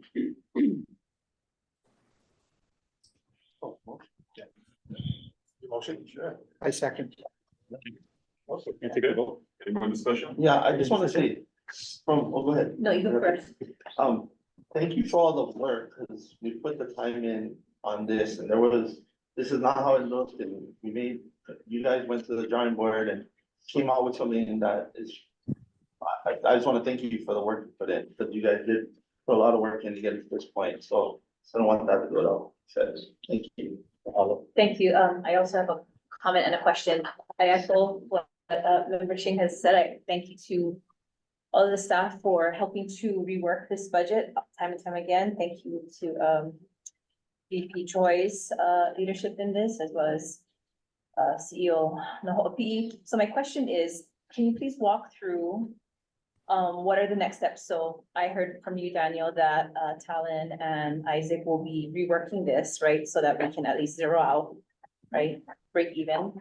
And then what is going to be the next steps? Which committee is going to be informed in terms of where the cut's coming from?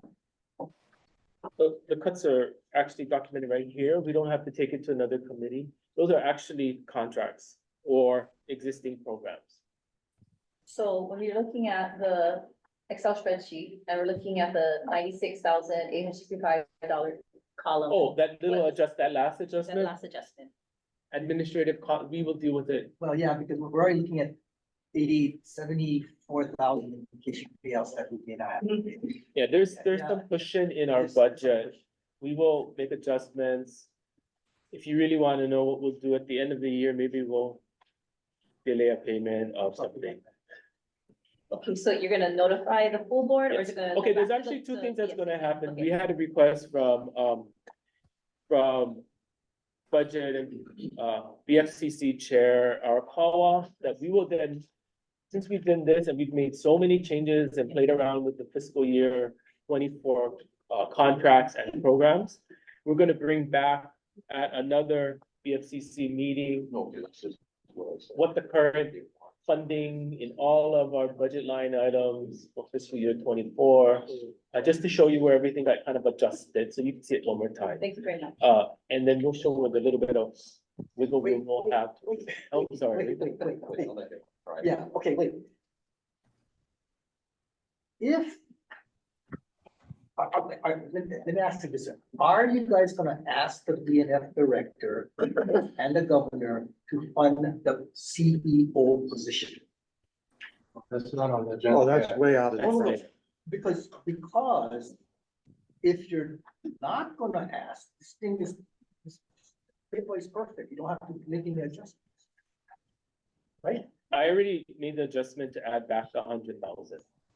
Yeah. So we make the assumption that it'll be budgeted, and if we do it or not, it'll be decided later in the afternoon, the latest agenda item. Or you're gonna vote later? Yeah. Okay, so as long as you folks know, if you don't do it, the paper is perfect, it doesn't have to change at all.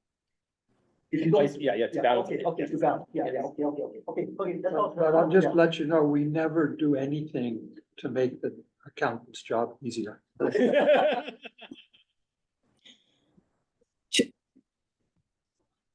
And then I think the second point, the board may want to know, okay, what happens next?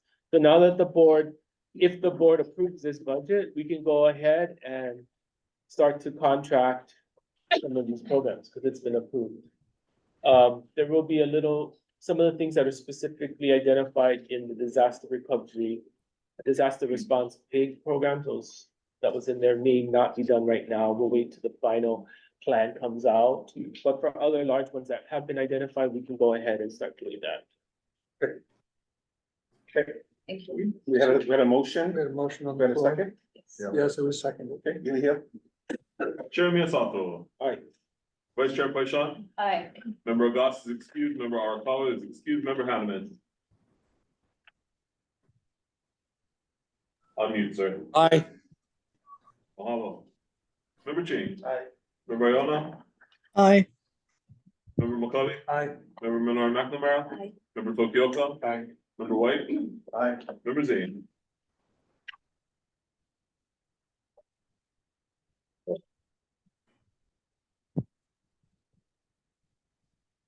Member Zane is excused for this one. Motion carries. Hello. Oh, Is he there there? he is. Oh, Aye. okay. Mahalo. Grounding. Okay, let's see, we are now at item 15, which may or may not be a fairly quick discussion, but over to Chair White. Thank you, Chair. And as you can see in your packet, we have a copy of the response from the auditor's office, which is quite positive, so we'll just ask Isaac to just give us a quick on that. Okay, so really quickly, we had a pretty good response in the auditor's office, just as a little warning.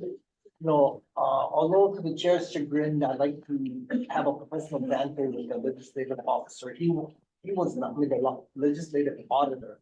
He was not wrong in his findings. He was correct. And we should take heed that we are in the process of or have completed a lot of the requests that he's made, the findings. But those efforts are continual efforts. It's not a one-shot deal. You gotta continually think about quality, you gotta keep on thinking about different types of inspections and monitoring that we have to do, and we are doing that. Now, as you know, we got a 93% for our score. For public school kids like me, that's a great score. But some of you could be curious on what the other 7% was, okay? So I got it down here. So basically, the first findings 1 and 2, we could not have done because we needed additional help. Legislative auditor says we needed a person for quality control. We don't have that staffing, so it had to be partially implemented until we get staffing. We did ask for staffing in the last legislative session. We're asking for staffing in the new legislative session, but we already got that axed already by the governor's request, so. Findings 1 and 2, just couldn't do it. Finding 6, they wanted more inspection and review. We are doing that. We have a new girl, Kristen, in here that's doing a great job. We are doing more inspection and reviews of our procurement procedures, and we're changing that. That's one. It's an ongoing process. I believe it wasn't partially implemented. And the other findings, 10, 12, and 13, the legislative auditor wanted us to audit 100% of the billing from the expenses from HCC. We do a sampling every single month of 25 expenditures. We found no deficiencies, so we find no reason to look at 100% of the expenditures. Should we have done that, we'll need additional staff.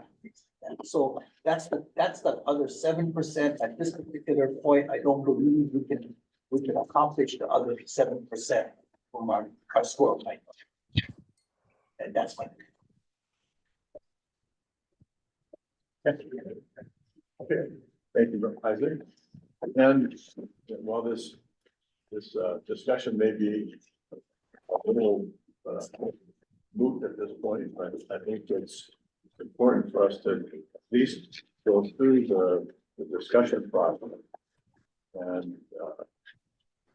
and decide whether this board wants to request to fill a position during the hiring freeze or hold on. So,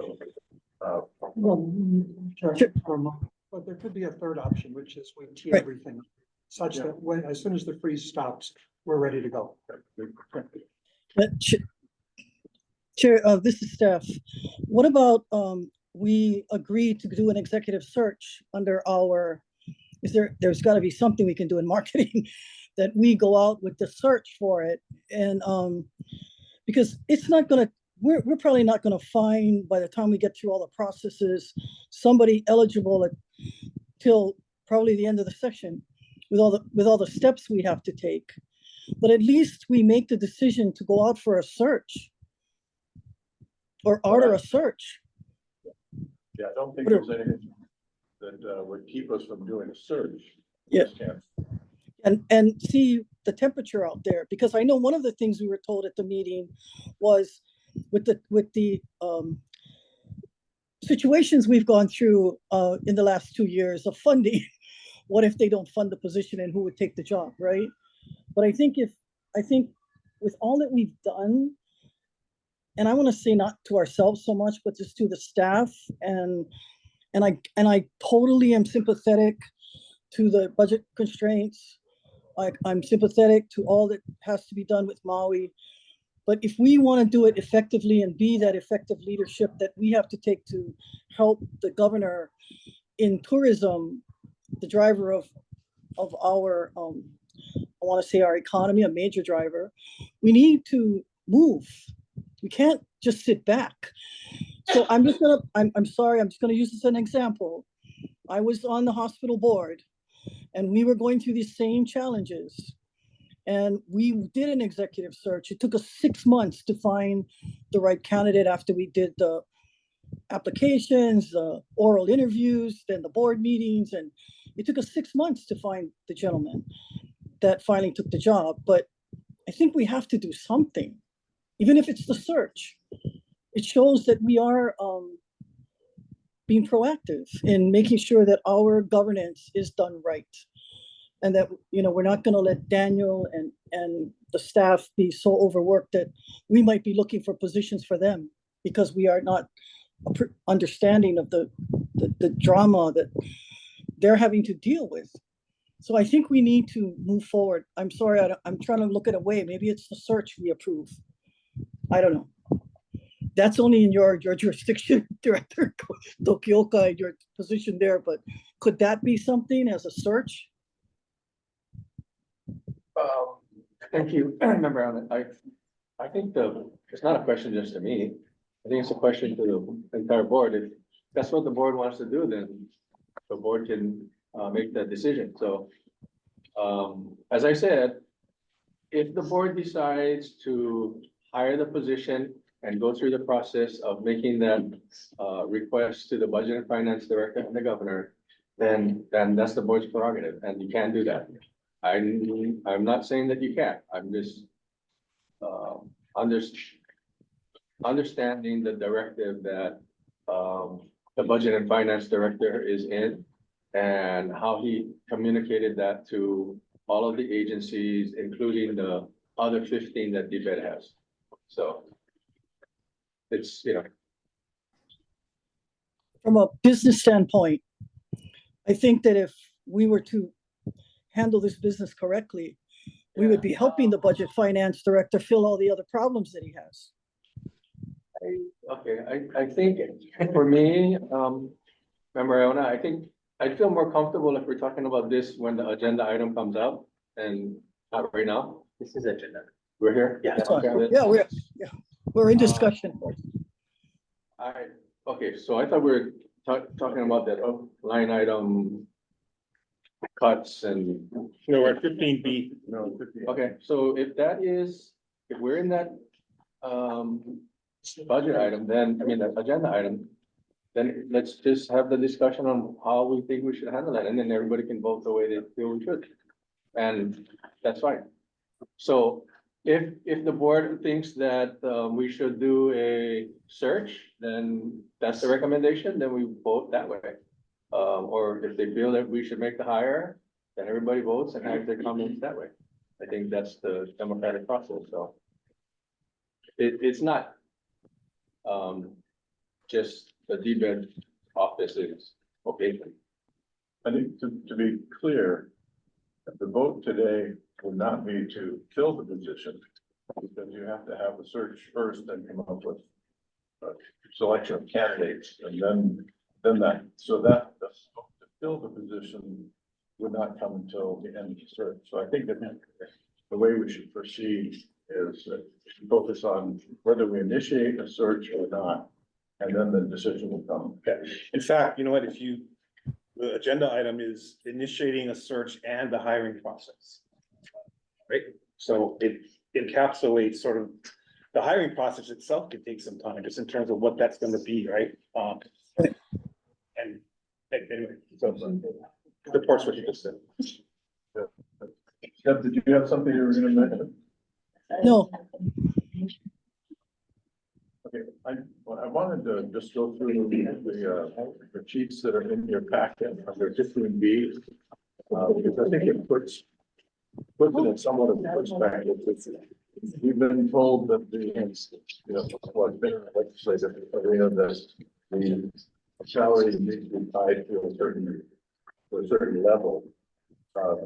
So I asked staff to pull the publicly available information on the number of salaries across the state government that were in excess of 150,000. And you can see on the left-hand side of this that 620 in the UH and 86 in other state agencies totals 706 individuals in state government have salaries in excess of the $1,000 mark. And then in the right-hand set of numbers, it shows that we have a total of 240 individuals with salaries exceeding $200,000.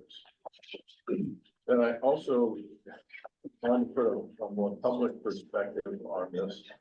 And so going to a source cause IQ, I was able to pull the annual revenues, number of employees, CEO salary, and CFO salaries for those agencies. And if you, and I'll just If you have the documents and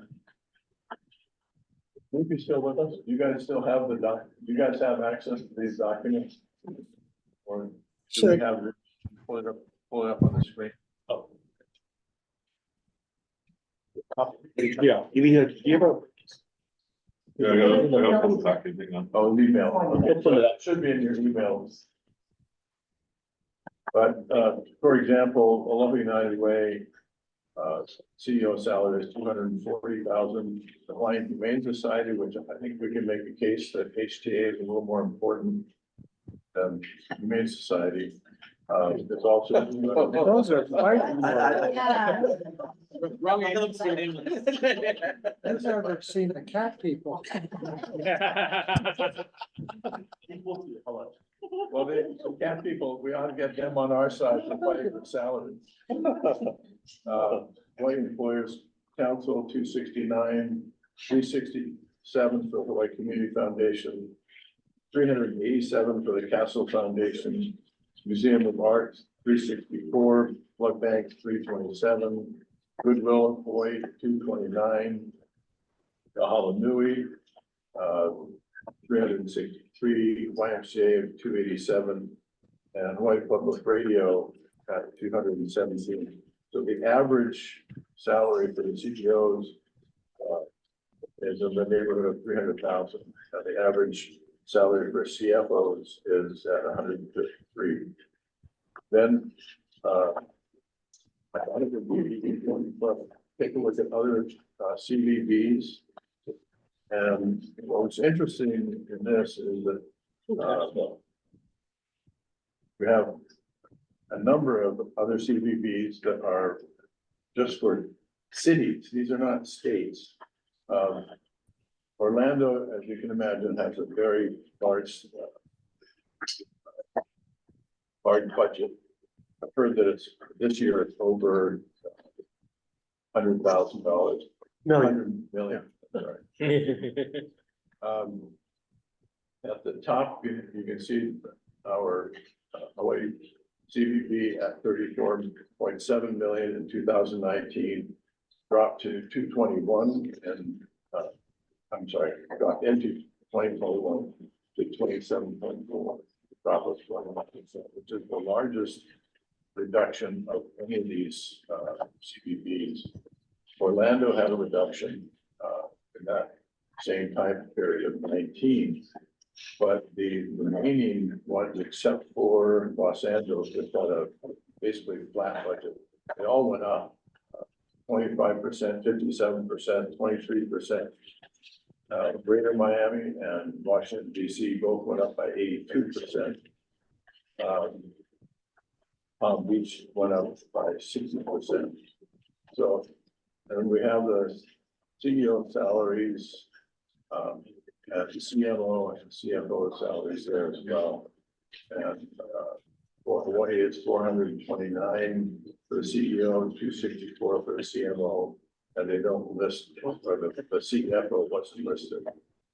And then you go down that, the one that jumped out at me was the Nashville CVB. The CEO salary is over $1 million.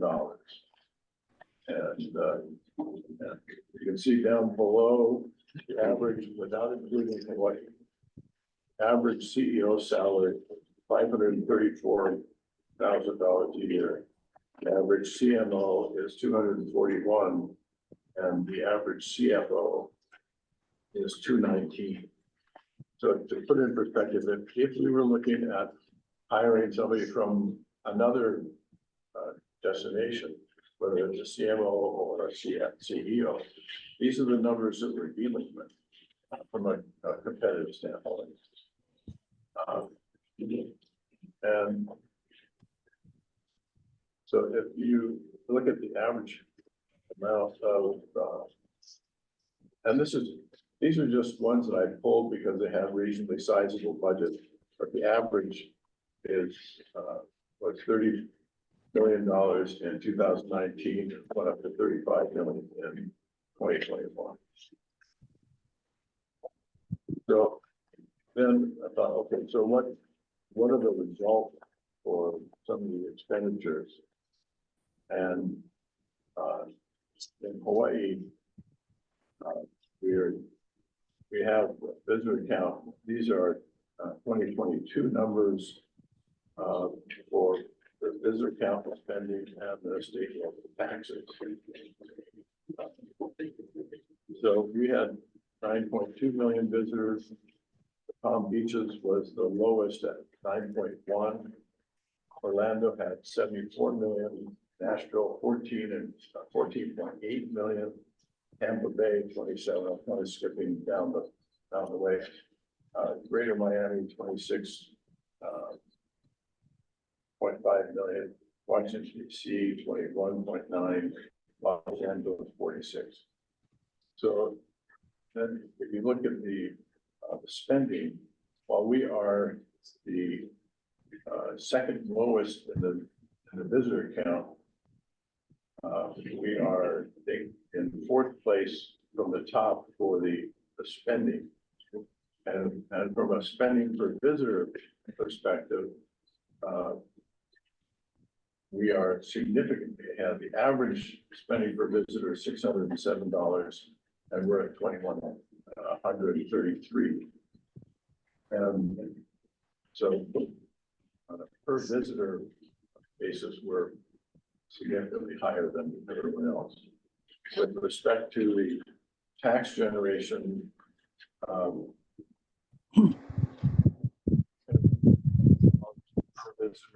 in taxes, and that includes state and local taxes. You can see down below the note is that on top of the GET and the state TAT, have added the county RFPT that comes from the visitor plan and the county's TAT. So we have a total of 333 versus the average of $29 for those that in the right-hand column, you will see provided both the number of state taxes and local taxes. So again, yes, we have a significant budget through HDA, even, but the results certainly are speak for themselves. Could I say something, Mike? Yeah. I've seen a lot of data sets since I joined this board. Yeah. It is world class. You want to talk about getting to the point, you know, getting to the crux of the matter that we deal with as a board in 4 pages. I mean, this is Fantastic. fantastic. This is why I said earlier, we shouldn't be fooling around with not replacing staff to help us do what we need to do. And to be avoiding providing a level of assistance and strategic experience that we need, especially in this time when we're on a downswing because of the fire and because of other places opening up that are less expensive. So this board needs to have the support. The staff, especially, needs to have the support of a full team and a team of professionals. And so if you look at where we need to go, we need to have the right quarterback in place, and that may be Daniel. I would assume he would apply. But we also need to have, if it's Daniel, we need to have somebody under it too. We need to have a chief marketing officer. And we need to have the person in Kalani's position who's doing all the work on the stewardship. And so I think if there's going to be a shot at getting something unfrozen as far as hiring is concerned, it should be this team that supports the largest amount of tax generation in the state by a significant margin. For any questions, Karen? Yeah, I echo what Member McCully just said.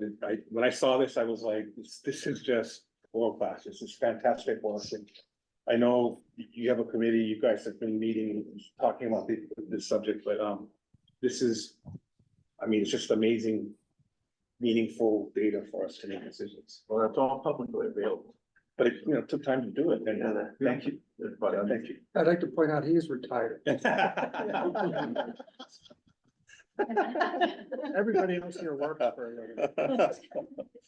I haven't felt real retired. Chair, may I have permission to speak? Of course. When you look at our Form A budget request for next year now, I understand the member is talking about private entity salaries, that's great, I got nothing against that. But if you focus on our Form A, which is our departmental request for personnel for next year, we asked for 38 positions. BNF only gave us 25. Now, I know you guys want to hire the heads, $270,000, $300,000. But that person will not replace 13 staff positions that we requested.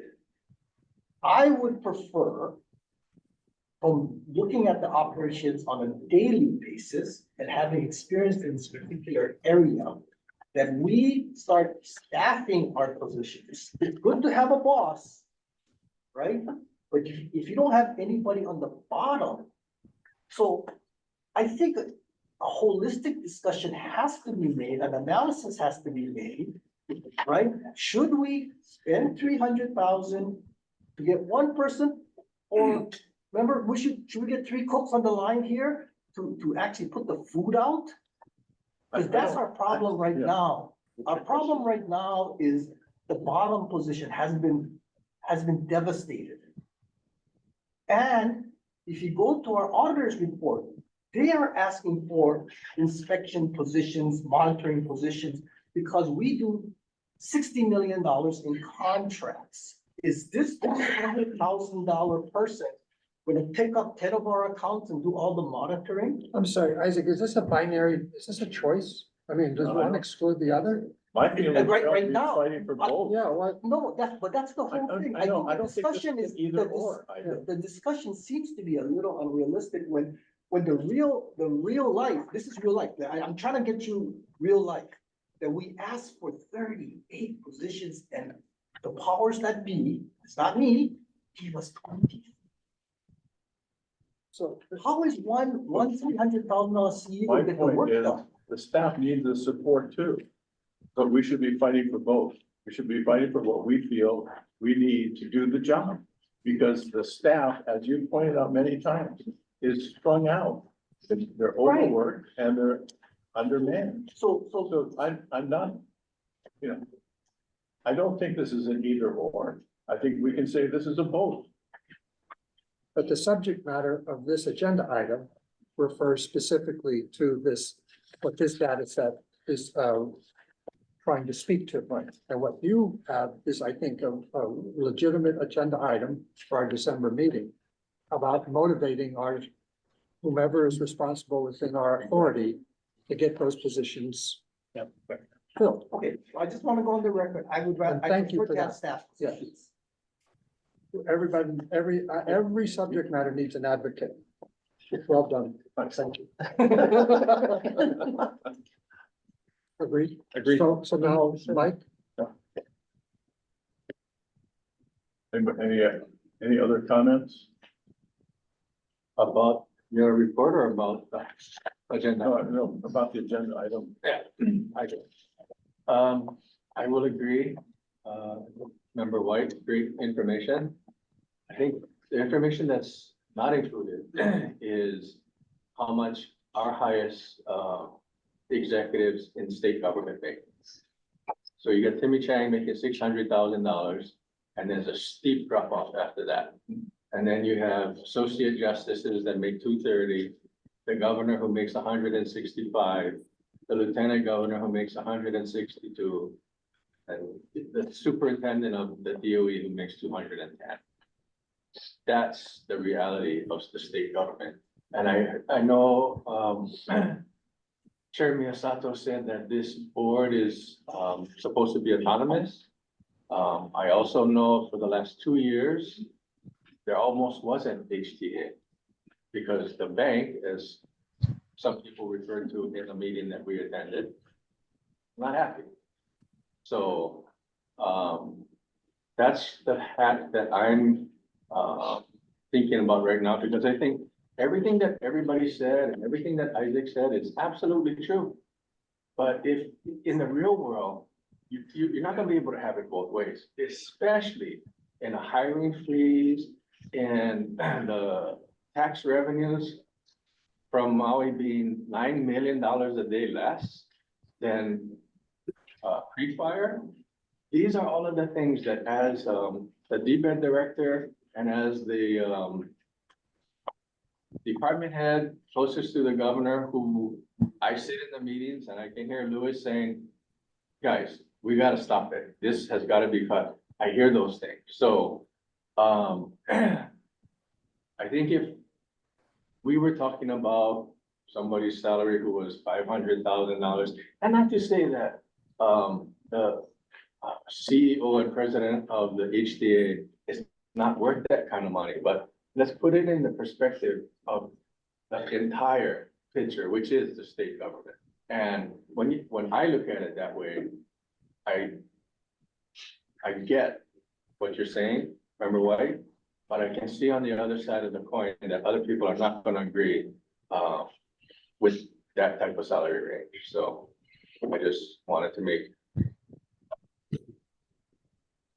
So can I just, the only observation I would make, Director, is, I'm not sure Jimmy Chang or the other folks in the various departments have a direct solid line to billions of dollars in revenue represented by this agency. Now if there's a different agenda, and that is to make this absolutely a government agency, then let's begin the process of making it a government agency. Because I understand we are independent as of this moment. And if we're not, John Cole, chime in, but if we're not, then issue the memo and then we'll abide by those rules. If that's the intent, that's different than the rules of engagement we're operating under now. Or at least what we think we're operating under. So. May I say something, Chair? Yes, sir. I was gonna say, I don't want to be argumentative, but I'm always argumentative. It's really good to have free flow conversation. Yeah, I'm good with that. So the statute as originally contemplated was with the TAT waterfall with sole source funding. When that funding became general funds from the legislature, as a former legislator, they have an oversight responsibility over the spending of all funds in HTA. We are now a funded. So technically, practically, we are not independent. That in fact, last year, they zero funded us. Right? And so we can have all this autonomy we talk about, but if somebody gives us zero monies, are we really independent? So I think it behooves us to listen to people who are actually funding us, right? Right. And right. And of course, we can hope for sole source funding again. But if you're gonna ask John Cole for the statute right now is we're not sole source fund. We are not independent. The legislature does have a fiduciary responsibility to oversee our spending. As the director says, salaries is one of those things that's going to be determined by the legislature, not by this board. Not by this board, because all they gotta say is, I ain't giving you the money, right? So perhaps that discussion, as you just said, should happen right now. are we as independent as you said we are? Well, as I've been led to believe. Yeah, but we don't control the money. But within this conversation, right? First time we talked about this, you and I, you showed me on a piece of paper, $60 million. Yes. And I asked you specifically at that time, is the CEO position there? Is the branding position there? Is the stewardship position there? You said yes. Yes, yes. Okay. And next year, on the Form A, the CEO position vacant, Okay. the amount is there. I'm staring at it. I just double checked this. So pivot that against what John Cole read earlier, which is, it's a funding issue. The way you spend the money is still up to the purview of the board, correct? Yeah. Once you have the funding. Right. So within the $60 million that we have. But under chapter 37 on the BNF statute, they can easily restrict they can restrict the whole thing at any time they want. They're in control. Right? They're in control. And at this particular moment, I have to agree with the BNF director that, and I guess the governor, that we have this thing called the fire on Maui, and that's gonna take I'm sure he's just not restricting things just arbitrarily. He needs the money to pay for Lahaina, right? So there's powers in our statute that allows him to draw back any money, right? To pay for this particular emergency, and I think that's kind of prudent, I think, but again, that's just, I just want to put that on the record that, I really believe, that we don't have the autonomy that you think we have because our funding method changed. Right. It's complicated, right? So there's the power of the purse with the legislature, which was clearly wielded. Since for 2 years now, we've not been funded correctly or properly as in the past. Then there's the power of the purse to the executive, which is no money gets spent unless the governor essentially signs the check. If this BNF guy says no and puts a cap or a freeze or just says no, then it doesn't happen, correct? Yeah. So we're always been having to accept that, and we have, any state entity does. So how do we move forward? We move forward on assumptions, but knowing that we're under scrutiny. So we have to be judicious in how we discuss this and the decisions we make. And I believe Jimmy's providing a real clear counterweight to our hubris that we as a board have this power because we sit as board members. We do have to accept the political reality. And I for one, do not want to go through next year what we went through the last year of being battered. Yeah, totally understand. I'll say it again. Just understanding the rules of engagement so that we can function efficiently and not as the beleaguered, troubled organization that we've been tagged with. Okay, I'm just trying to organizationally understand our role here. And it seems to shift here and there, but be that as it may, we declared as a board a tourism emergency. At any time, having leadership in positions to migrate and navigate us out of this tourism emergency, it's now. And if we don't have the ability to do that, then I'm not going to lose sleep over it. I just want to understand what the parameters are. That's all. Sure. And even, sorry, the last thing I'll say, even more troublesome to me is it feels like we're being sort of dismantled piece by piece internally, not externally, internally. And, let's just, if that's the case, let's understand that and, and deal with it. I'm sorry. No, this is comment is that I wanted to affirm as a vice chair, that every time that you provided chair's message or chair's report, you've been very clear that this is a priority for us for discussion and for ultimate deliberation. So I just want to affirm that you have said that consistently since you've come on as chair.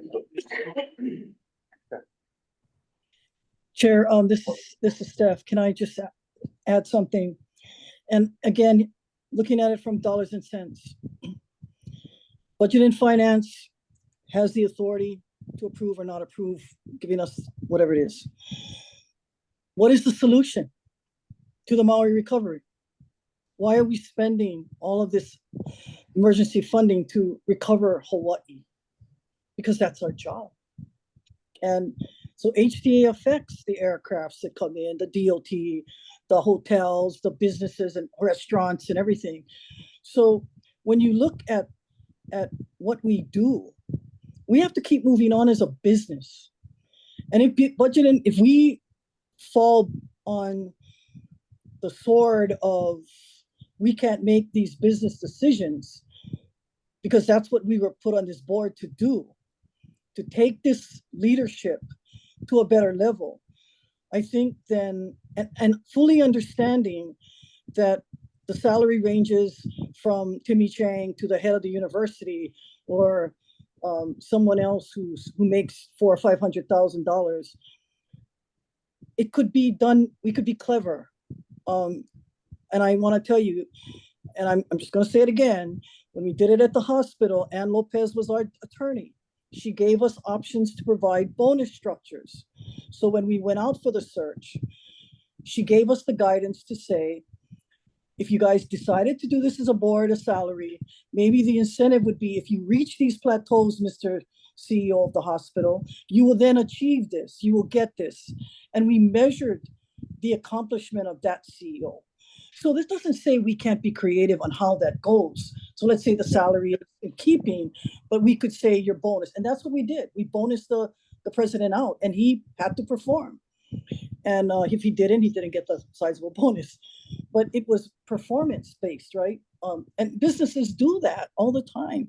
But I think what we gotta do is be aware of what Isaac is saying and respectful of our government, but then also understand that we were put on this board. I guess God must have wanted us to be the bearers of putting it together again. But we are, the first question I asked when I got on the board was, we are an authority. And that, I asked what was the definition of that, and nobody could tell me then, Blaine, so don't feel bad. I just feel like as an authority, we have to be the ones to pave the way for the cultural and programs and all the things that our communities all care about. So are we gonna do what's right, figure out, be creative, but not give up? Everybody thought that by June, we'd all be going out the door, but we fought and we told our story. Even to somebody like great as Jimmy, we were begging him to tell our story. But look at what we did. And we did it with the faith of the people that support us. Can't stop what we're doing. I think we got to keep moving. It's just, maybe it's the Hawaiian in me, I don't know, but I don't think we can just do the same old. So if the way around is the research, if the way around is sitting down with the governor and the budget finance, whatever it is, do it all, but achieve the goal. For the employees and the president and whoever else we got to do to make this work. Well So said. anyway. David? Hey. A roll call? Yes, thank you. Had a chance to understand, take a look and talk to Chair White about, Committee Chair White about his excellent research. So that research is top-notch, excellent research that we should be relying on, when we go out for our CEO, when we look at salaries, that kind of thing. But I've taken this position before, and I think that based on the political reality and what we've gone through the past 2 years, our job right now is to earn back the trust of not only the legislature, but of the public. And part of that would be, and it's not called dismantling, Chair, it is, we're getting our house in order and we're getting our policies and procedures in order so that when we go before the legislature, we can answer questions like this. Your largest RFP, over $20-something million. Who reviewed it before it went out? Ask to the HTA leadership. Silence, Chair, silence. Nobody reviewed it before it went out at that meeting. Nobody would admit to review it. The largest contract we have, nobody reviewed it before it went out. And so they asked us, okay, what is your priority? Oh, destination management. Oh, how many employees you have doing destination management? 2, right? Of all our employees, they go, well, isn't that, I mean, so that's the kind of thing we got to get in order. And I think the time is going to be right at a certain time. And I would listen to DBED Director Tokioka on that. But, you know, we got to hear what DBED Director Tokioka says, and we got to make our own decision as an authority. But I think that if we defer this to December, we can have some of those discussions that Stephanie talked about, talk to some of the people we need to talk to at the legislature and in the industry, so that if we do decide, we have more input, and we said, okay, you know, let's go, let's hire a new CEO or whatever. But at this time, I think that, you know, we have not yet earned the trust of the legislature and the public. We have an emergency, and we're doing a valiant job at addressing that, and our consultants are working really hard, and they're moving the needle, we think. And so I think we need to get our house in order so that we can justify paying our staff more than the governor and more than the State Department heads, right? You know, and giving them bonuses, right? You know, so I think we need further work, we need further time, we need, you know, further strategies, and we have the committees to do it, and we have the people to do it.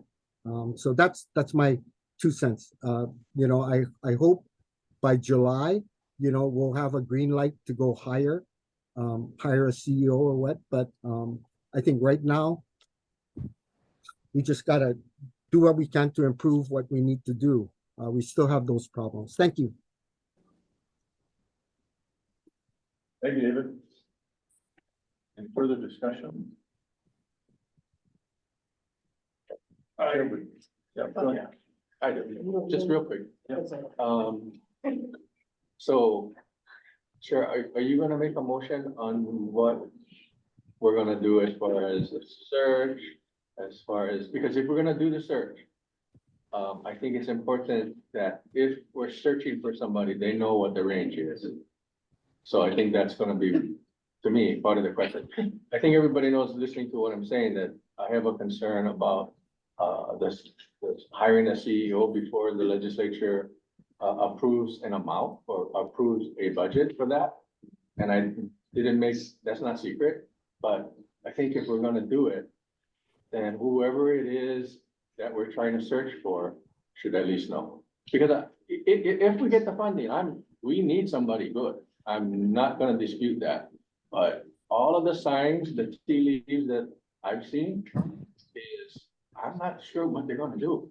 And I think if you ask any one of them now, they probably don't have that answer either. So I agree with moving forward. And if it gets approved, then we're ready to go and we hire somebody ASAP. Again, the process is we can make the case to Budget and Finance and the governor and go that way as well. But I think there needs to be some type of certainty at some point as to what that range is gonna be. Yeah, there's no question. At some point in the process, we have to have surety of what we're able to offer. Okay, thank you, Jim.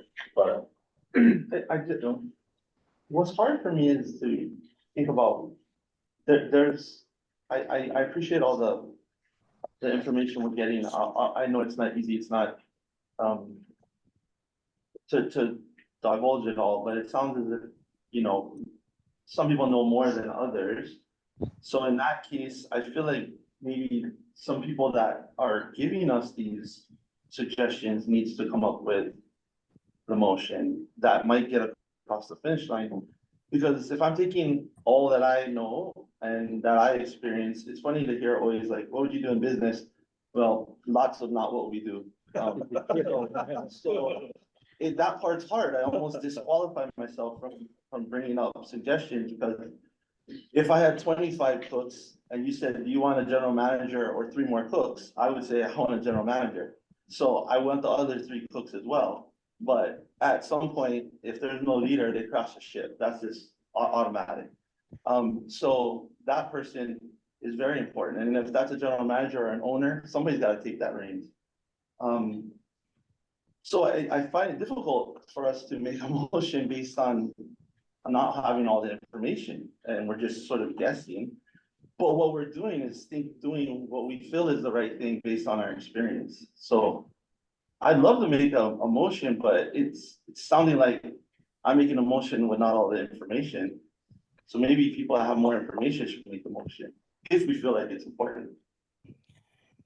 So what kind of information are you referring to? Well, we're looking at it like as, I don't look at it as,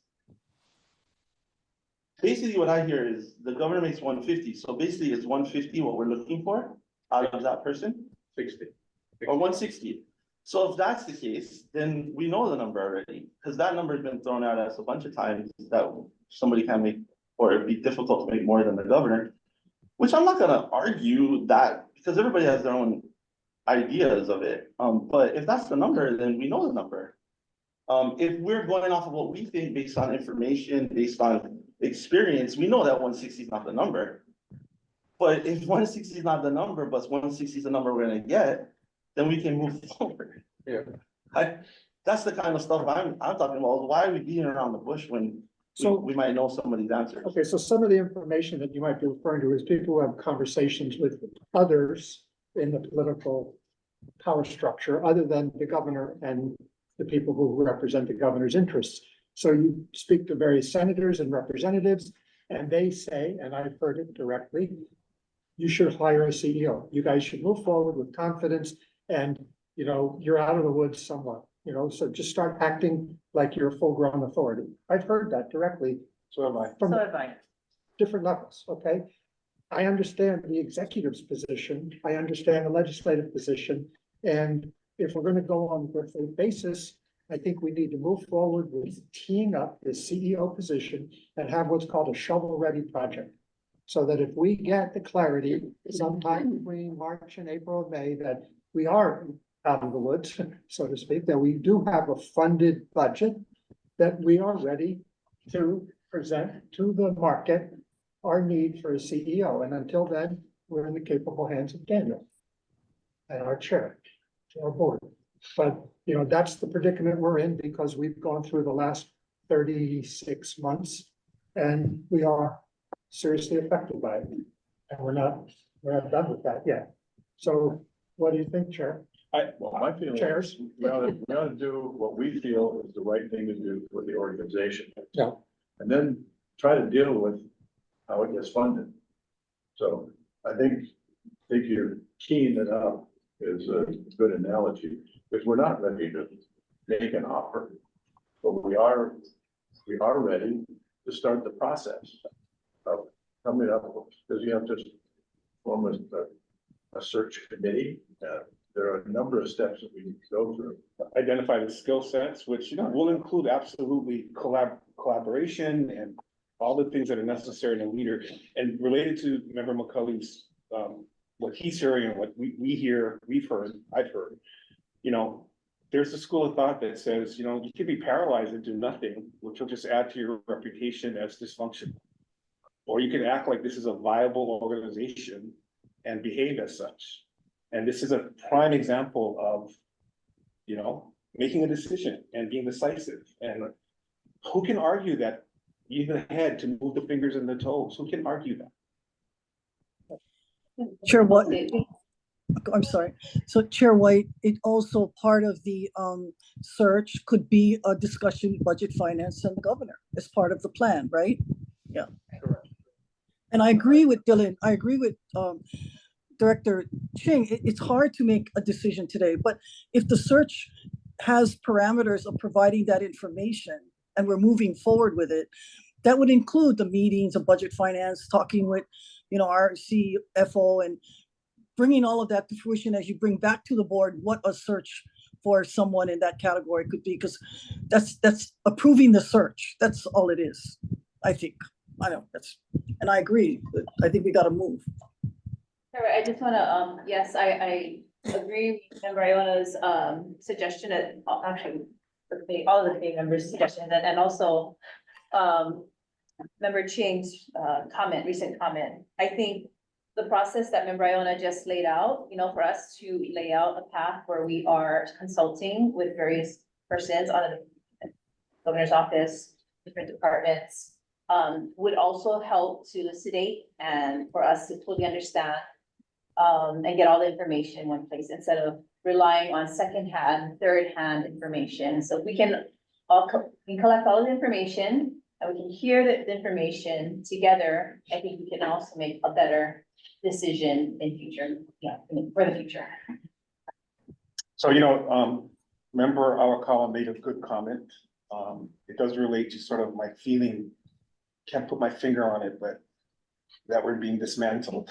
And that's okay, just issue the memo. I mean, just, issue the memo. But having said that, just what happened today, I mean, we could have politically misstepped here without this information about the hiring freeze, unknown to us, right? And then we go out with this thing and then find out there's a hiring freeze, which of course would suggest that we're not respectful of the process, which of course we are. That's why we're having this whole conversation, right? So, I mean, that is a reality of this, that we now know, we've been given information that says there's a hiring freeze. Do we defer this maybe just one more month as we go in? I just throwing it out there for, so again, we don't politically misstep by appearing to be obstinate and not, tone deaf as to what's politically happening. So I think that we're being capably handled by Daniel right now. So I think we have that month, that second month, that third month moving forward, okay? And I do concern myself with getting sandbagged. Okay, it's not, what didn't happen today, Jimmy, don't play that game, but others do. Yeah, and we've all ended up on our backs because of it in the past. Yeah. And I'll extend my metaphor. Part of being shovel ready is maybe digging your own grave. Could be making a major mistake. But we've got to proceed in good faith, we were appointed in good faith and we need to proceed. So I think it feels like, how deep is it as opposed to? I would say though, I feel like we should really work on what a real motion would be going into the meeting. I mean, we had to find out some things today, yeah, and it was good. It's good to pivot, but I feel like we need to gather all that information this month and come together with, something that satisfies or checks all the boxes for everybody. I know we have to do that in a certain way. And well, Member Ching, what's been clear to me about, and real helpful this conversation has been, is that we might all have different visions of what the HTA represents. Organizationally, operationally, what the results are, what the end game is, and that's kind of fundamental, right, to our role here. Some of it is statute, some of it we need John Cole to tell us, this is your purview, this is your limit, right? But we don't necessarily have all of that, all of those puzzle pieces, right?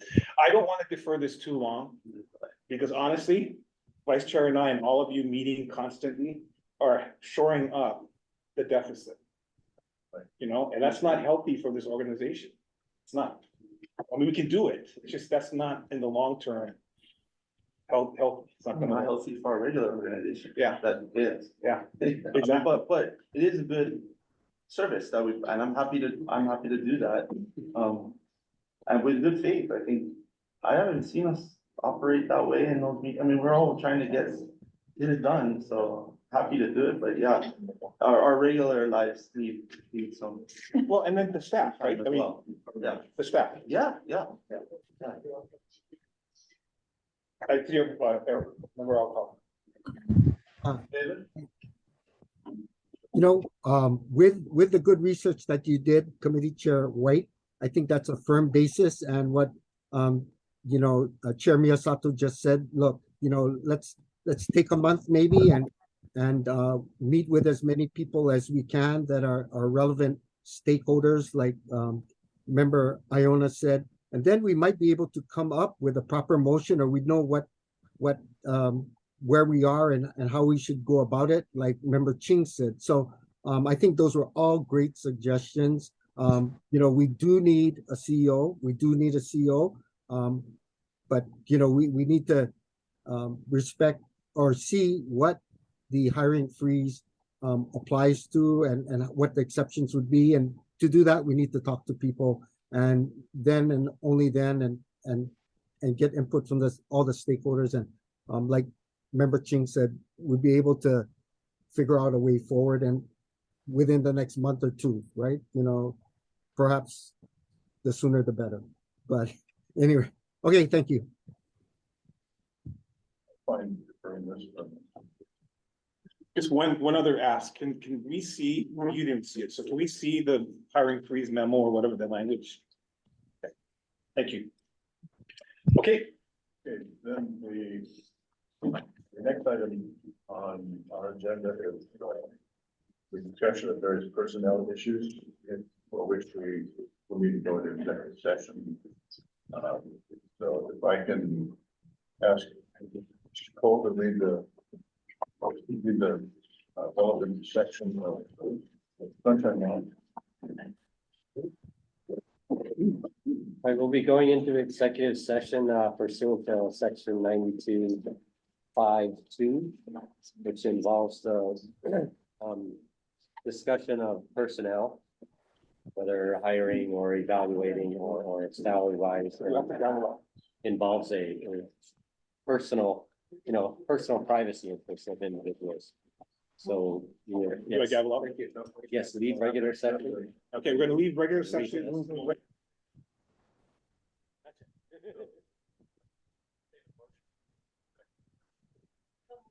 Second. Any opposed, please say no. Aye.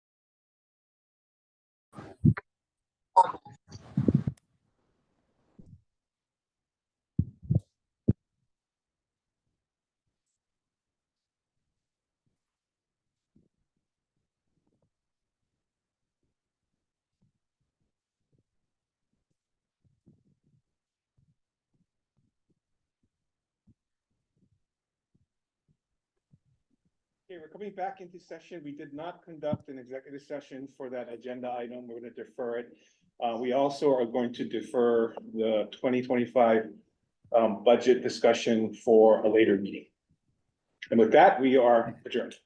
Thank you, Chair. Or do I have a motion to adjourn? I so move. Second. Okay.